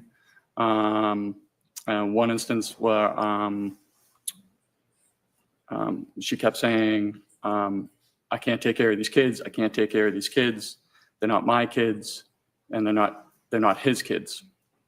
And at that point, I understood who ambulance 1 had taken, because John was pretty well known in the town for taking on the care of his niece and nephew. So I said, listen, it's okay. It looks like you have a very strong support system.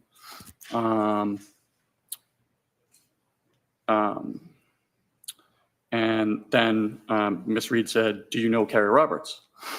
And she had been crying. And she picked her head up and said, do you know Kerriroberts? And I said, a matter of fact, I do. And she said, anybody who knows Kerriroberts wouldn't say that about her. And I said, well, she did come to out at early in the morning to look for your husband in a blizzard. And she just rolled her eyes and put her head back down. And I thought it was just bizarre. Objection, move to strike. I'll strike that last sentence. Would you describe her demeanor as even through that ride? No. How long did it take to get to the hospital? I mean, you can refer to my partner's ambulance trip report. I'm sure it has the. Do you have it right with you, sir? I do not know. Well, let me ask you. I would guess about 15 to 20 minutes, somewhere in there. You don't have an exact memory? No. When you get to the hospital with a They patient really under these pushing this circumstances, issue. do you leave them at the door? Okay. Carrie told her to shut the F up many times during that morning, saying she was hysterical, all this other stuff. She's frantically looking for John, racking her freaking brain, going crazy, basically. And what she's saying to you is if you know her, you wouldn't say that because of how rude she was being treated. No. What do you do? We have to hand off care. So we go in and we have to give a report to a nurse to let them know what their condition is, why they're coming to the hospital, and what we found taking them to the hospital. When you got to the hospital with Miss Reed, did you interact with the hospital personnel? Yeah. Also, your story has evolved too. I don't know. I remember her saying, "Is he dead? Is he dead?" And something about the kids, but never hearing you say anything about being in ice and all this other dumb shit. Or come on, enough with this. Yes. Do you typically, after you hand off a patient to staff, do you leave? Typically. And he was friends with Carrie. That's just Karen was the outsider. Yes. This time, Miss Reed was, I'm going to say, not really cooperative with the nurse there. The nurse was asking her to get into a Johnny, give a urine sample. She was not cooperative. The nurse tried to work with her, had an ER tech go and ask the doctor if she had to get into a Johnny. She came back. She said, yes, she's a patient. She has to. Wait, now all of a sudden, this is more adding to the story. Wow. Do all the Did normal you stuff. sit down with Carrie? We really didn't feel Carrie comfortable and Jen actually leaving. do a timeline? Did you sit down with Carrie and Jen to do a timeline? Because this is evolving. This is crazy. Evolve, we're evolving. The general area, I don't know if it was just shift change or what, but security wasn't there. And with her demeanor, we just didn't feel comfortable leaving the nurse by herself with Miss Reed. You said, what the fudge ever, dude? Stop it. that there was some difficult times. Was there some difficulty about the defendant accepting wearing a Johnny? Yes, she was refusing to get into the Johnny, and the nurse kept saying, well, you got to get into this Johnny. The nurse did try to work with her. And she wasn't flailing her hands and ready to punch people. You act like she was out of control. She was upset. She didn't know whether her boyfriend was alive or dead. She had just found him, did CPR on him. And then all of a sudden, the police section 12 her. She's going through it. But here we are, adding to the story. And, asked the doc if. Objection. I'll allow that. And so the ER doc, the ER tech had to come back and say, yes, she has to get into the Johnny. And at that point she did. She seemed to have calmed down and was getting into the Johnny. To push the freaking story. None of this came out in the first trial. But here we are today. Security personnel had shown up, and we felt comfortable being able to kind of leave the nurse and the tech on their own. Before security came, was there difficulty in her providing the urine sample? Yanetti's going to cross him. I love this. Can you ask the question again? I'm sorry. Why don't you ask it a little different? Sure. Do you remember whether she was giving the nurses a hard time about a urine sample? Yes. So break that down, Mr. Brennan. The objection is sustained. You said that she was giving nurses a hard time. She didn't want to give a urine sample. And then the nurses kept asking her to, this is the cup, you pee in the cup. Objection. Last one. No, I'm going to allow it. You were there and saw this, right? Of course I saw we it, can yes. allow it. Thank you. I have no further questions. Let's go, Unetti.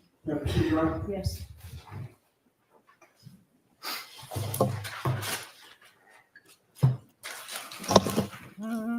Yeah, go ahead and let out a deep breath.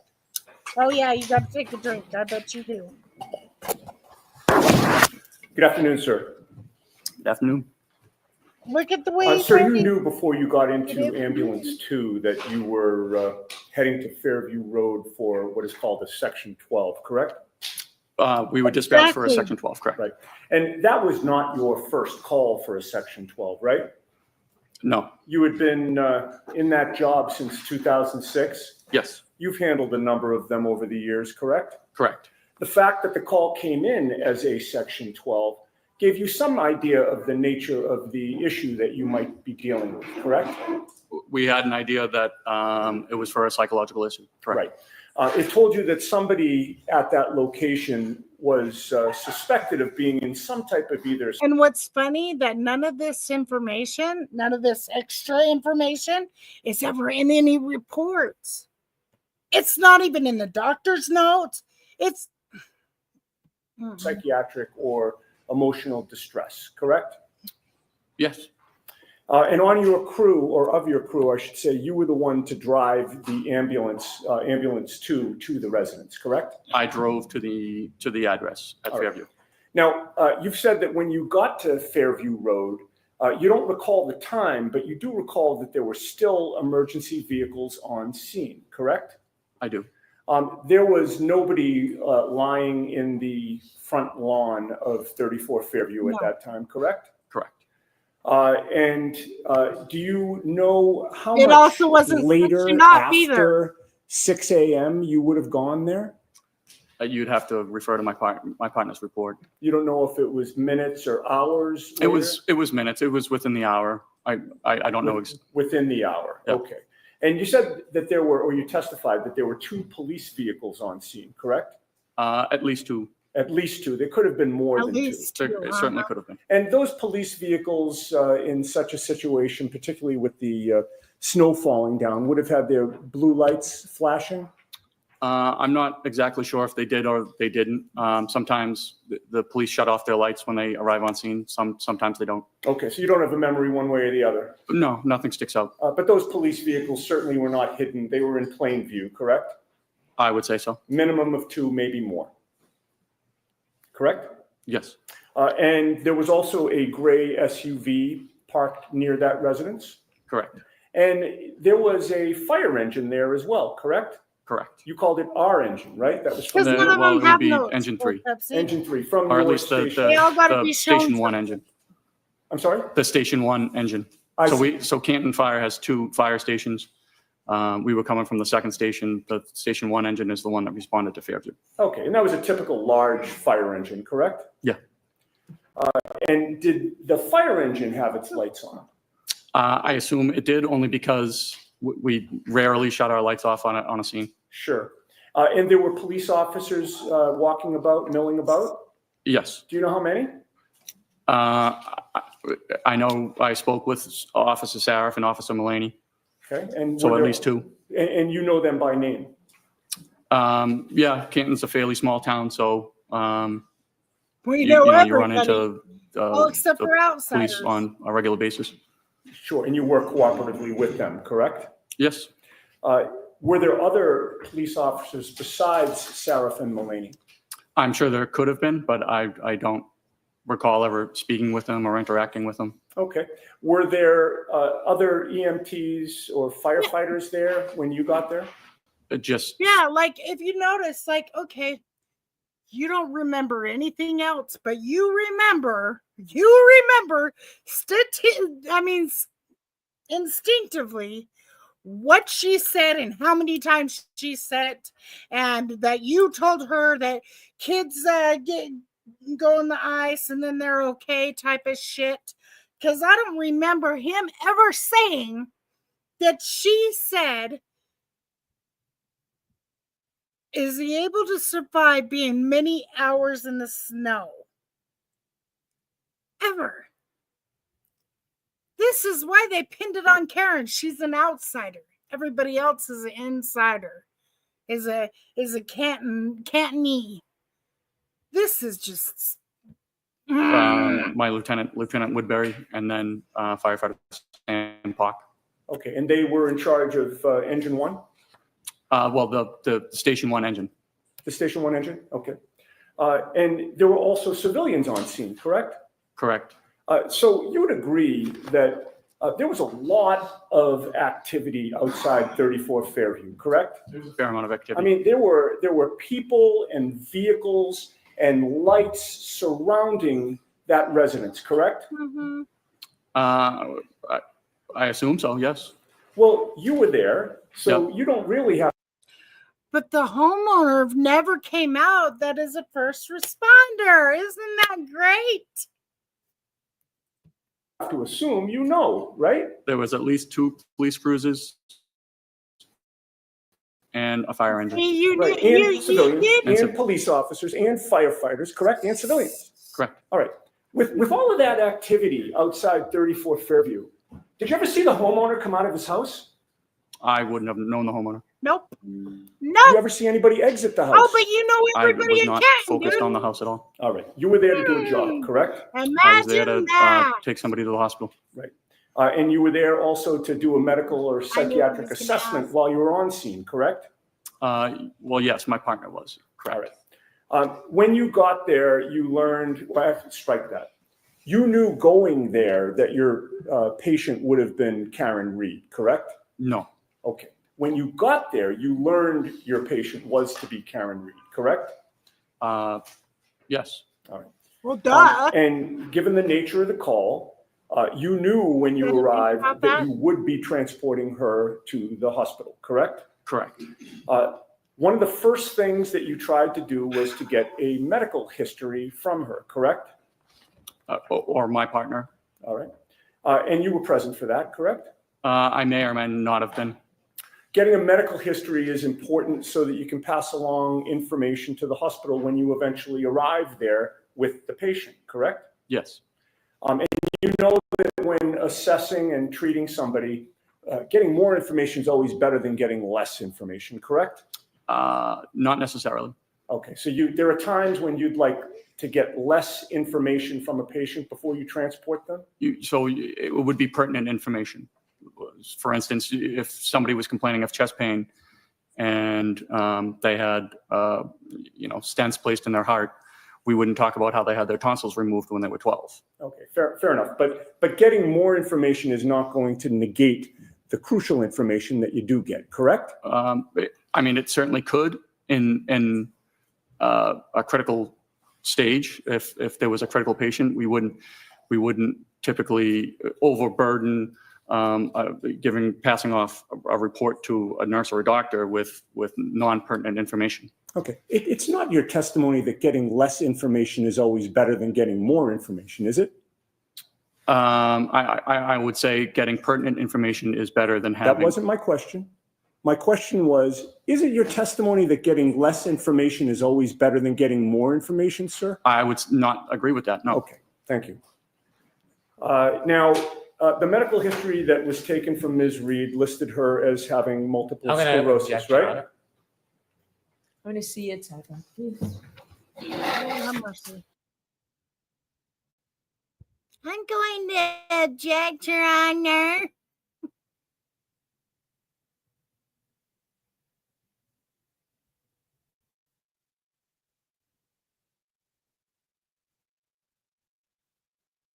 That's my understanding. And last question, it's also a progressive disease. Whoops.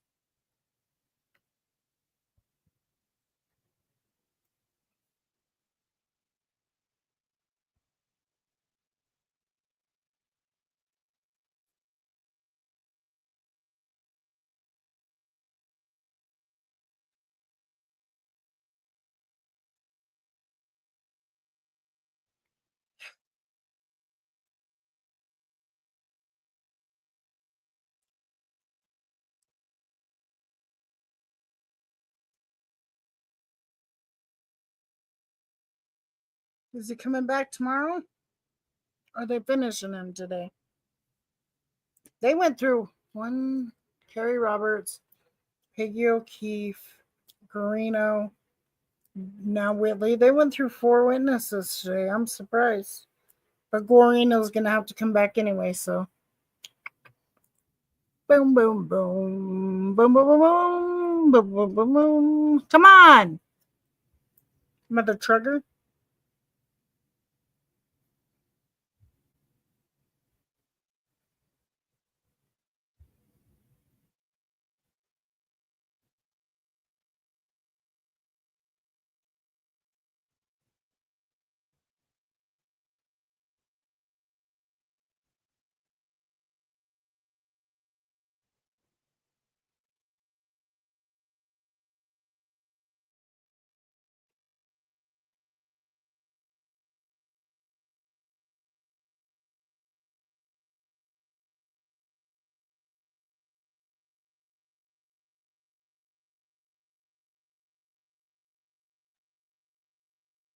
I want to get it right.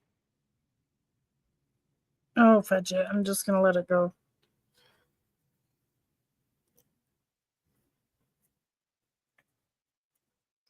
You finished at like 4 o'clock. Come on! There we go.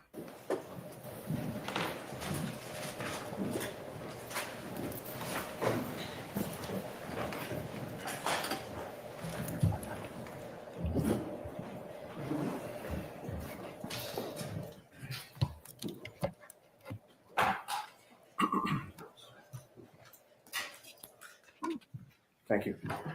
Sir, the medical testimony, history that your partner and you took from Ms. Reed listed that she suffered from multiple sclerosis, correct? Correct.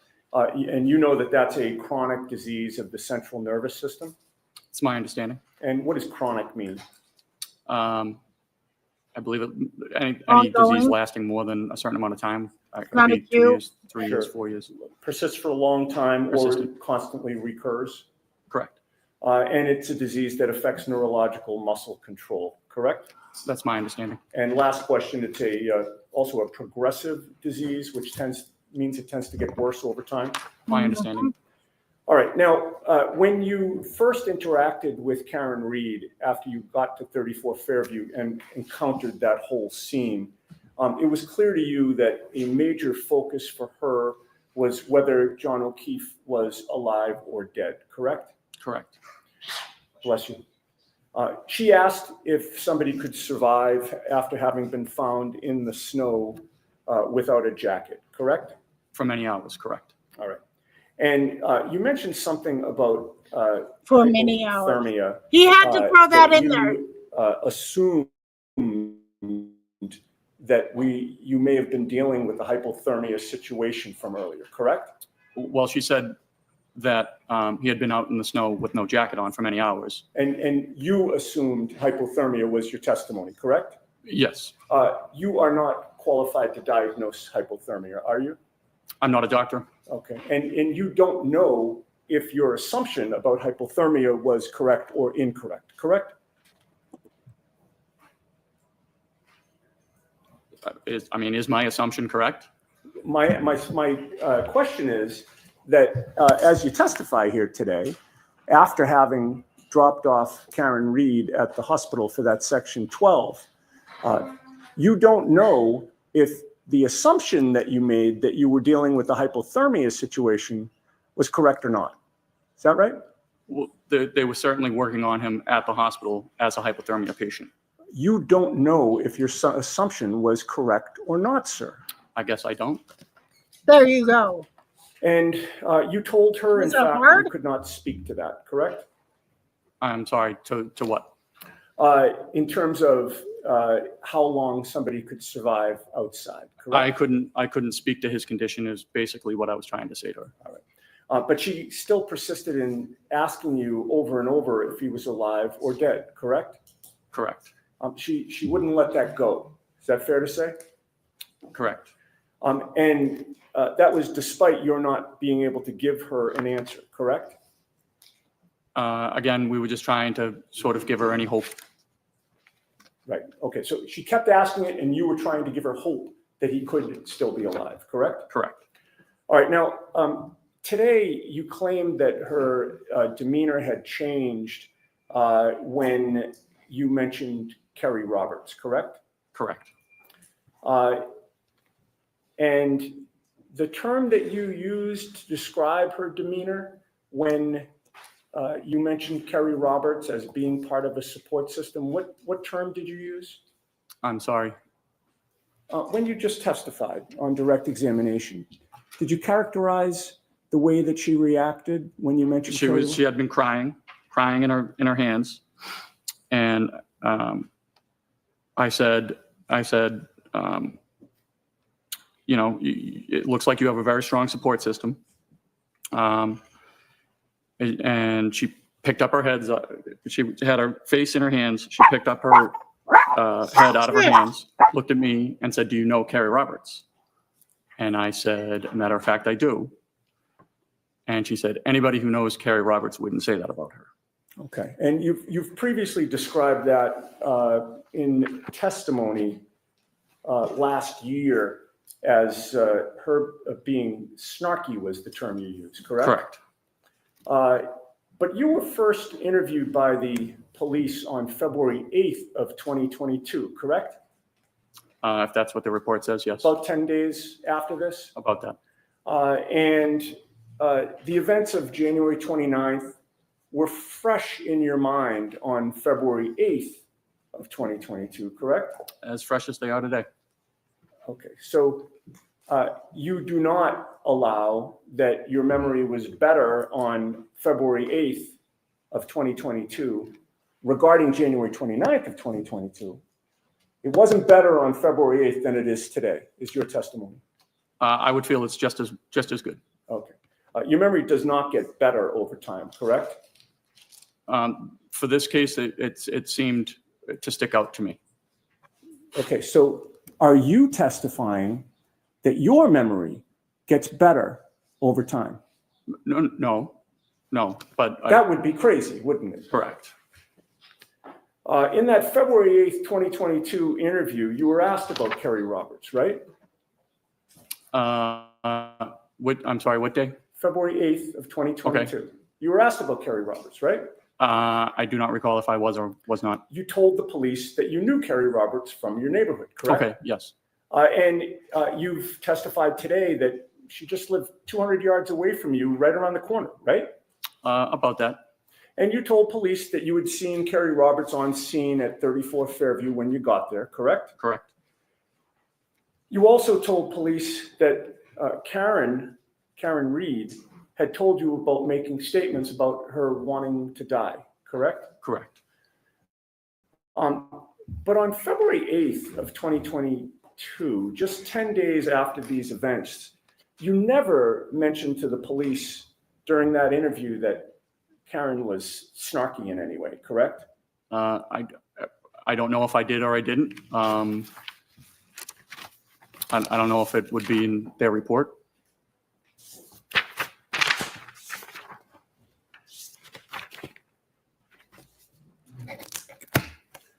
If you saw that report, would it refresh your memory as to whether or not you mentioned snarkiness?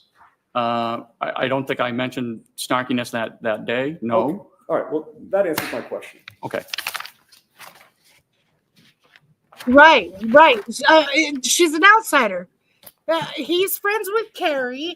Kerry was influenced after that by interview, Jen. And of course, even after January 29th of 2022, you went back to your neighborhood, the same neighborhood that you lived in with Kerry Roberts, correct? Correct. Do you still live in that neighborhood? I do. Does Kerry Roberts still live there? She does. So you and Kerry Roberts have continued to live in the same neighborhood for years after January 29th, correct? We have. And before you ever encountered Karenread that day, you had interacted with Kerry Roberts in the past, correct? Briefly, yes. Well, you were both on the same neighborhood Facebook page, were you not? Yes, that's why I volunteered to bring the fire truck to the block party. One time she had posted on that neighborhood Facebook page that she wanted to have a fire truck at the neighborhood block party, correct? Correct. And that's when you replied and volunteered that you would bring the fire truck to that block party as she requested. Correct? Correct. And you also worked with Kerry Roberts on the Ponkapog Civic Association, did you not? I did not know. She worked on the board prior to my arrival on the board. So you both worked on the same board, but just at different times? Different times, correct. All right. We had, I think you had touched on this earlier, in addition to knowing bias. Kerry Roberts, having been with Confirmation the bias. Canton Fire Department since 2006, there've been many times when you've worked in conjunction with the police, correct? Correct. And in addition to the two police officers that you mentioned having seen at 34 What other Fairview on ones? January 29th, that being Sarath and Mulaney, you know many other officers at the Canton Police Station. I do. And as you said, Canton's a small town, correct? Relatively. People know each other, correct? Correct. Do you know Kevin You also Albert? knew former state trooper Michael Proctor before you arrived at 34 Fairview, correct? I did. Michael Proctor actually was 2 years ahead of you in school, was he not? He was. And you learned at some point that your school classmate, Michael Proctor, was the lead investigator into the death of John O'Keefe, this case, correct? Yes. And in fact, when you spoke to the police in February of 2022, Michael Proctor was one of the troopers to interview you, correct? Correct. You did not go to school with Karen Confirmation Read, bias. right? No, not to my knowledge. You didn't help coordinate neighborhood Outsider. block parties with Karen Read, right? Nope. You were not in a civic association that Karen Read belonged to at any point, correct? Nope. She was a stranger to you on January 29th, 2022, correct? She was a patient of mine, yes. Well, as far as you knew, she was an outsider to Canton, correct? I did not know that. You didn't live in the same neighborhood with her? I'm not sure if we did or did not. You had no personal contact with her either before or after January 29th of 2022, correct? No. Nope. All right. Now, as a result of your having gone to the scene, there's a patient care record that is generated, correct? Correct. And on this issue of the snarkiness and the demonstration that you just did, there's a contemporaneous report of your team's observations from January 29th, right? Are you referring to my partner's wrong report? Yeah, the patient care report. Yes. All right. And that patient care report is dated January 29th of 2022 and is timed at 9:03 and 34 seconds a.m. Does that sound right? Sounds about right. All right. And that 9:03:34, from your knowledge of how patient care reports are generated, would that be the time that you arrived on scene or the time that the report is written? I mean, I would have to see what time, the exact time you're referring to, but it could be the time the call is closed, which, or it could be the time you finish the report. In the report, there, sir. There could be multiple Like reports. I'm not exactly demeanor? positive which Nothing? report you're talking about. Okay. In any case, it was from that morning, correct? Well, it did. I assume so. I mean, there was only one morning that you went to 34 Fairview. Well, no, but there could be two reports. So the engine has to write a report and the ambulance has to write a report. But they're both about that morning, correct? Correct. All right. Now, He's getting. there are boxes to fill out on the patient care record, correct? Correct. One of the boxes is primary impression. Yes. What does primary impression mean? That is just what we believe the patient's not complaint is, but what we believe the patient is suffering from. Okay. And that is listed on the patient care record for Karen Read as a behavioral / psychiatric episode, correct? Yeah. So that's a box we check for just about any Section 12. He's trying to get And out. of course, the that reason mentions why nothing he about didn't write. snarkiness, correct? No, that is my partner's report. Okay. There's also a box for secondary impression, correct? Correct. What is secondary impression? That might be like just a secondary complaint most of the time. A lot of the times, patients don't have a secondary complaint. Don't Okay, lie. but in this case, it's listed as anxiety / emotional upset, correct? Yes. All right. And again, that mentions nothing about snarkiness, correct? That's my partner's report, yes. There's also a box for signs He's and trying to get out symptoms, of right? it. There is. And nowhere in the signs and symptoms box is snarkiness mentioned, correct? No, I don't think that would be medically appropriate. And then in the patient care record, it's recorded that Karen was found sitting in the front passenger seat of a friend's car, crying and visibly upset, but cooperative, right? If that's my partner's words, yes. All right. And those words in the patient care record, is it listed that she was snarky in any way, correct? Again, that would not be something we would put into a patient care report. And you did not put it in, correct? It was my partner's report, and no, we did not put it in. Okay. And once Ms. Reed agreed to go with you in the ambulance, it's fair to say she was still upset and crying, correct? At times. Except for when you mentioned Kerry Roberts. We got it. Actually, if I can just get my glasses so that I can see. Thank you.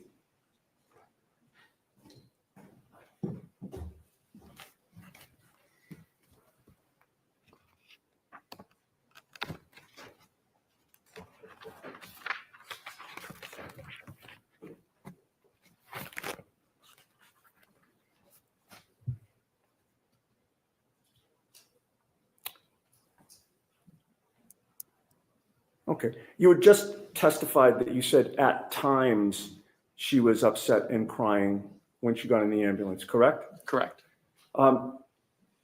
You testified on April 21st of 2022 before the grand jury, did you not? I did.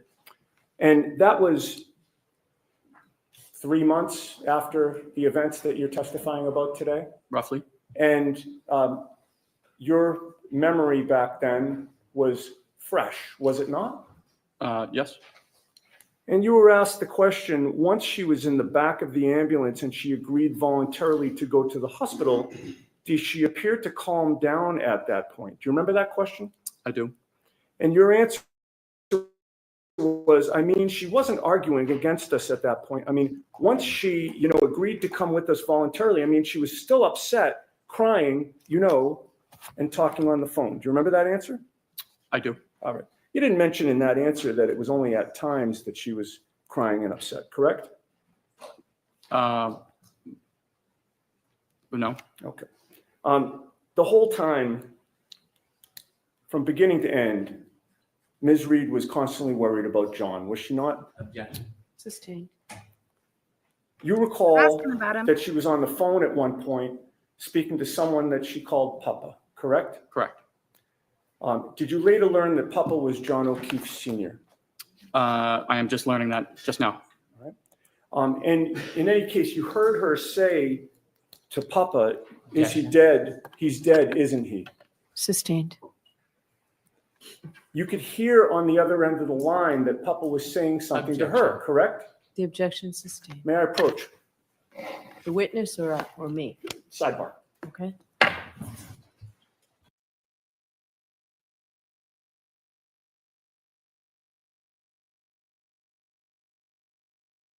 This is why you said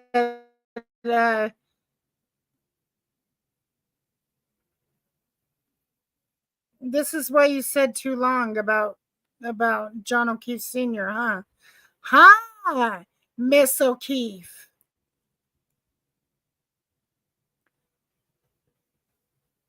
Yeah, the first time he testified, that's what he said, is she was on the phone. She was upset and visibly crying, asking, is he dead? Is he dead? Is he dead? Nothing about this was in the cold. I mean, he was in the cold. We found him in the snow with no jacket on, many hours. She didn't say that part either, but that just was added in there. He's friends with Kerry Roberts, went to school with her. Also went to school with Michael Proctor. Confirmation bias, anyone. Conflict of interest, anyone. All this is showing that she was an outsider. They were going to pin this on her no matter what. They didn't care. And what's sad is the family believes this shit. The family believes this shit.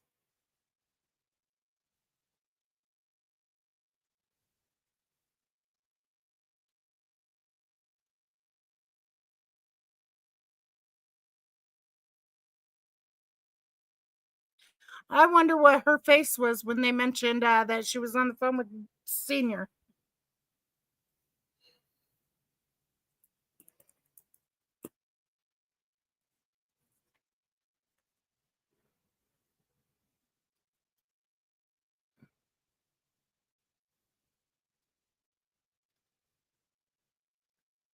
Paul keeps trying to act like he's all upset, and all this great stuff. He's not upset. He don't care. I mean, he cares, but he doesn't care. He doesn't care that his brother gets real justice. He just wants to blame the outsider. Outsider of them all. But guess what?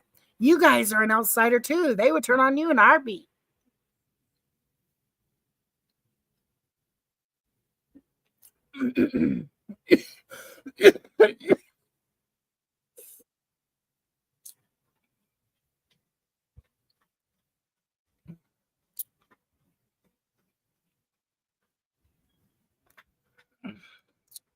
Where's his wife today is what I want to know.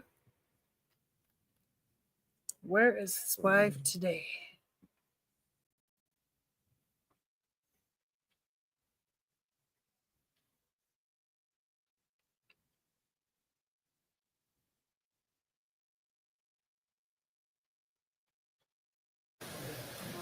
It'll be short. I don't want to keep you folks here until 4:30. It's been a long day.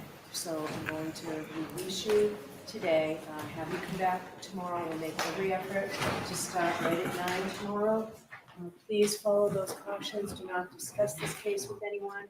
Don't do any independent research or investigation into this case. Stay off your If you social happen to media. see, hear, or read anything about this case, please disregard it and let us know. And be very careful on your social media. Okay? Thank you. Have a good night. All rise, please. Please follow me. You okay, baby? You're coughing up a storm. This is absolutely ridiculous. Redonkulous.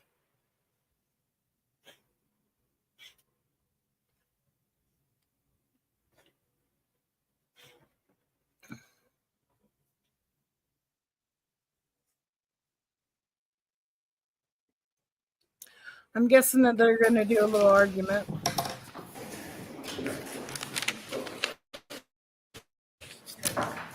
All right, so we're still in session. Court is still in session. Please be seated. It's my fault.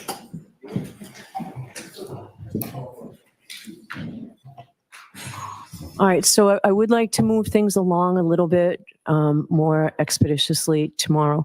What would be very helpful to me, Mr. Brennan, are these clips. I haven't seen I haven't watched anything on television about any of these. Do you have them all in one compilation that I can look at in advance? If you don't, you don't. I thought we had provided it to the court. If we haven't, we will. May I have a moment? Sure.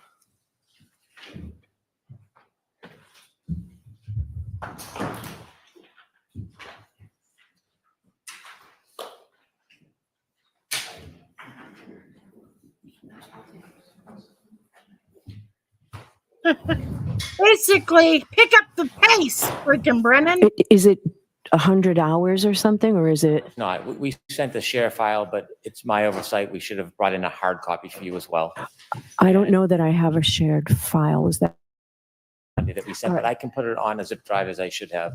And I can. All right, because I couldn't open that. It needed an email and it didn't accept mine. Didn't That's what realize that the was. court didn't have access. We will get a zip file and All right, you talk to Tori about it. Okay, Tori, you'll get it for me. All right. the intention was that you'd have an advanced opportunity to look at them. I'll fix that failure. All right. Have your associate talk with Tori. I will. All right. All right. Anything we need to know before tomorrow? No, Your Honor. All right. We'll see you tomorrow. Okay, well, I guess that was it. All right. Today we heard from Kerry Roberts. She was her story about the Google search from the grand jury was influenced by Jen McCabe. Then she told the feds that no, she didn't hear Karen ask about Jen but saw Jen on her phone. And then Jen told her that's what happened. Let's see. We also heard from Peggy O'Keefe. There was no cross, which is understandable. That's the decedent's mother, you know. It's kind of hard. Don't like it. So Trooper Guarino, he talked about John O'Keefe's phone and the hash keys and blah, blah, blah, yada, yada, yada. Talked about Karen's phone, that he had to wait till freaking a different software was upgraded and they did 2 downloads. Didn't give the specific date and time or anything, but and then Connor Keith did Kerry Roberts and Jen McCabe's phone, and found out that they could cherry pick through items on what they want to use and whatnot, rather than doing a whole, giving people the whole files. No wonder, 3,000 text messages were left out of shit because it involved a Canton police officer. Next, we had Mr. Whitley. He's a paramedic firefighter, also a friend of Kerry, and he knows everybody almost in Canton except for Karen. And his story has changed. He's added a lot, so that is pretty crazy. And we'll be back tomorrow at 9 my time, Mountain Time. It'll be 11 o'clock Eastern for anybody. I like to start late because I like to get through all the breaks and dumb stuff, so it's not quiet and all that great stuff. If you do, matter of fact, Cold Pepsi, do you know how to drop links?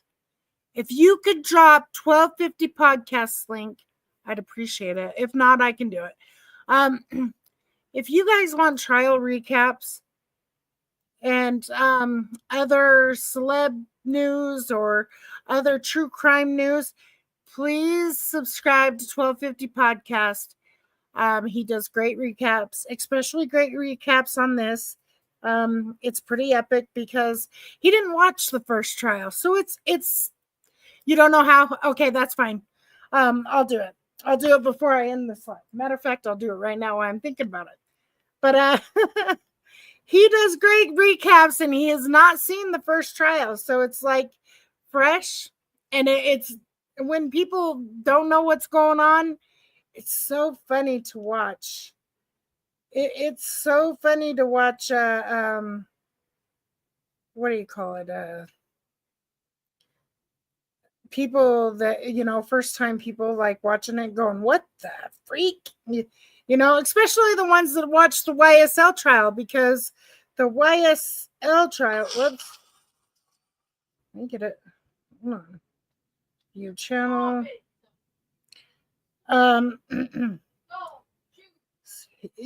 Yeah, I mean, he made me laugh but he's so right on the money too. Like we're not delusional, that's the way I feel like. Oh, let me put it in here.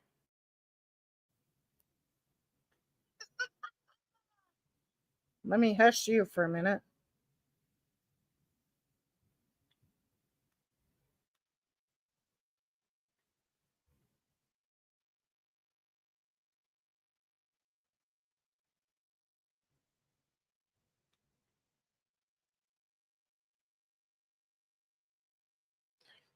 There we go.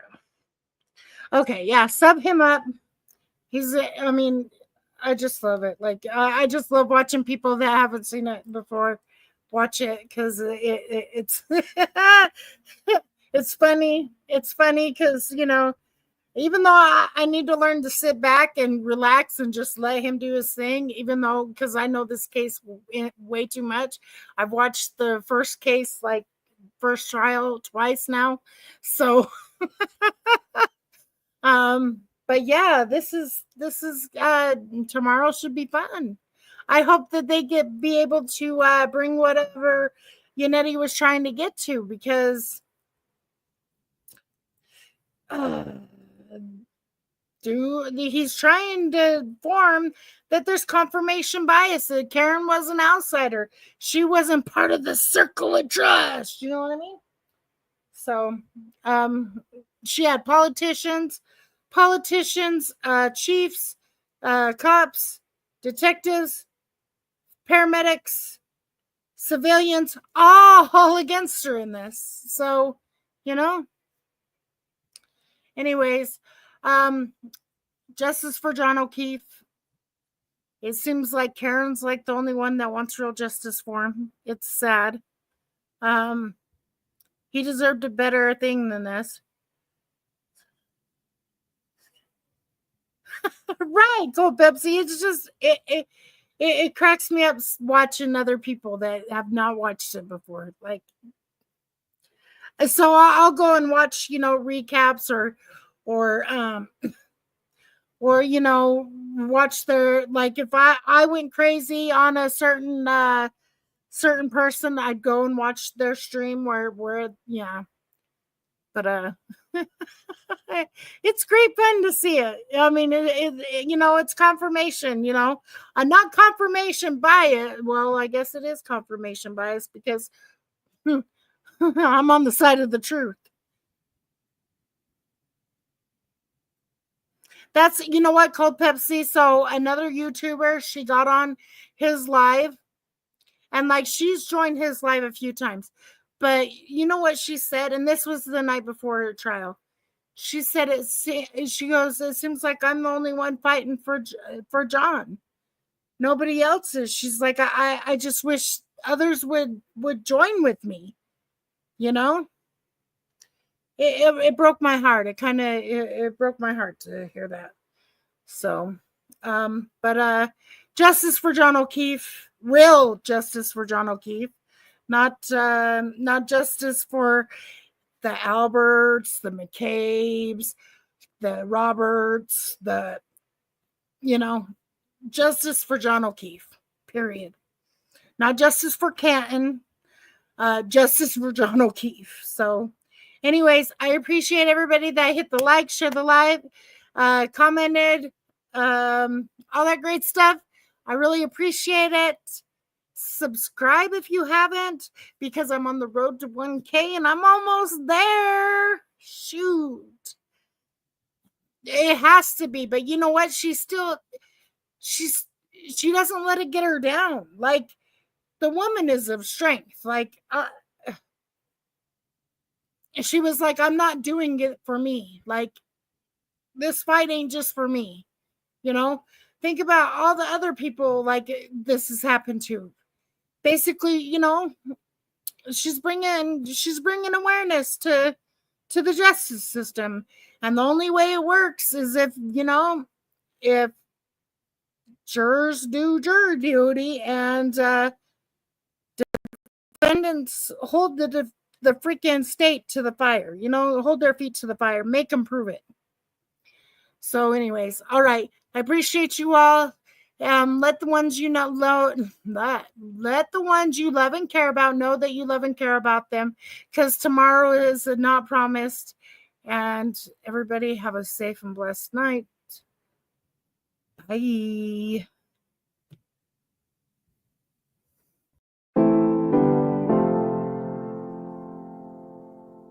Turn me up, AV.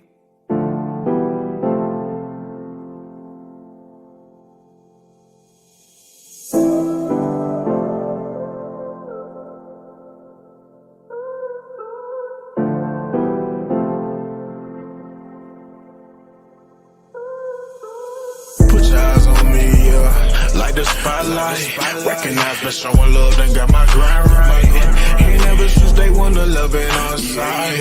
And since you got my back, I got your back for life. Yeah, pretty honesty. Know just what it is, I got it on me.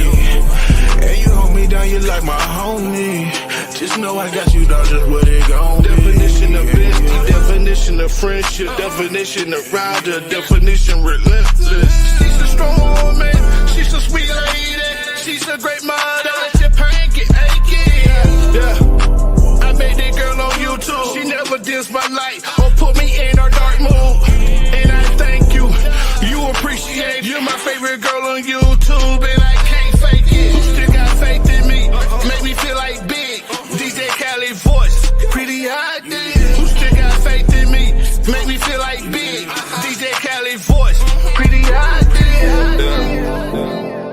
shouting.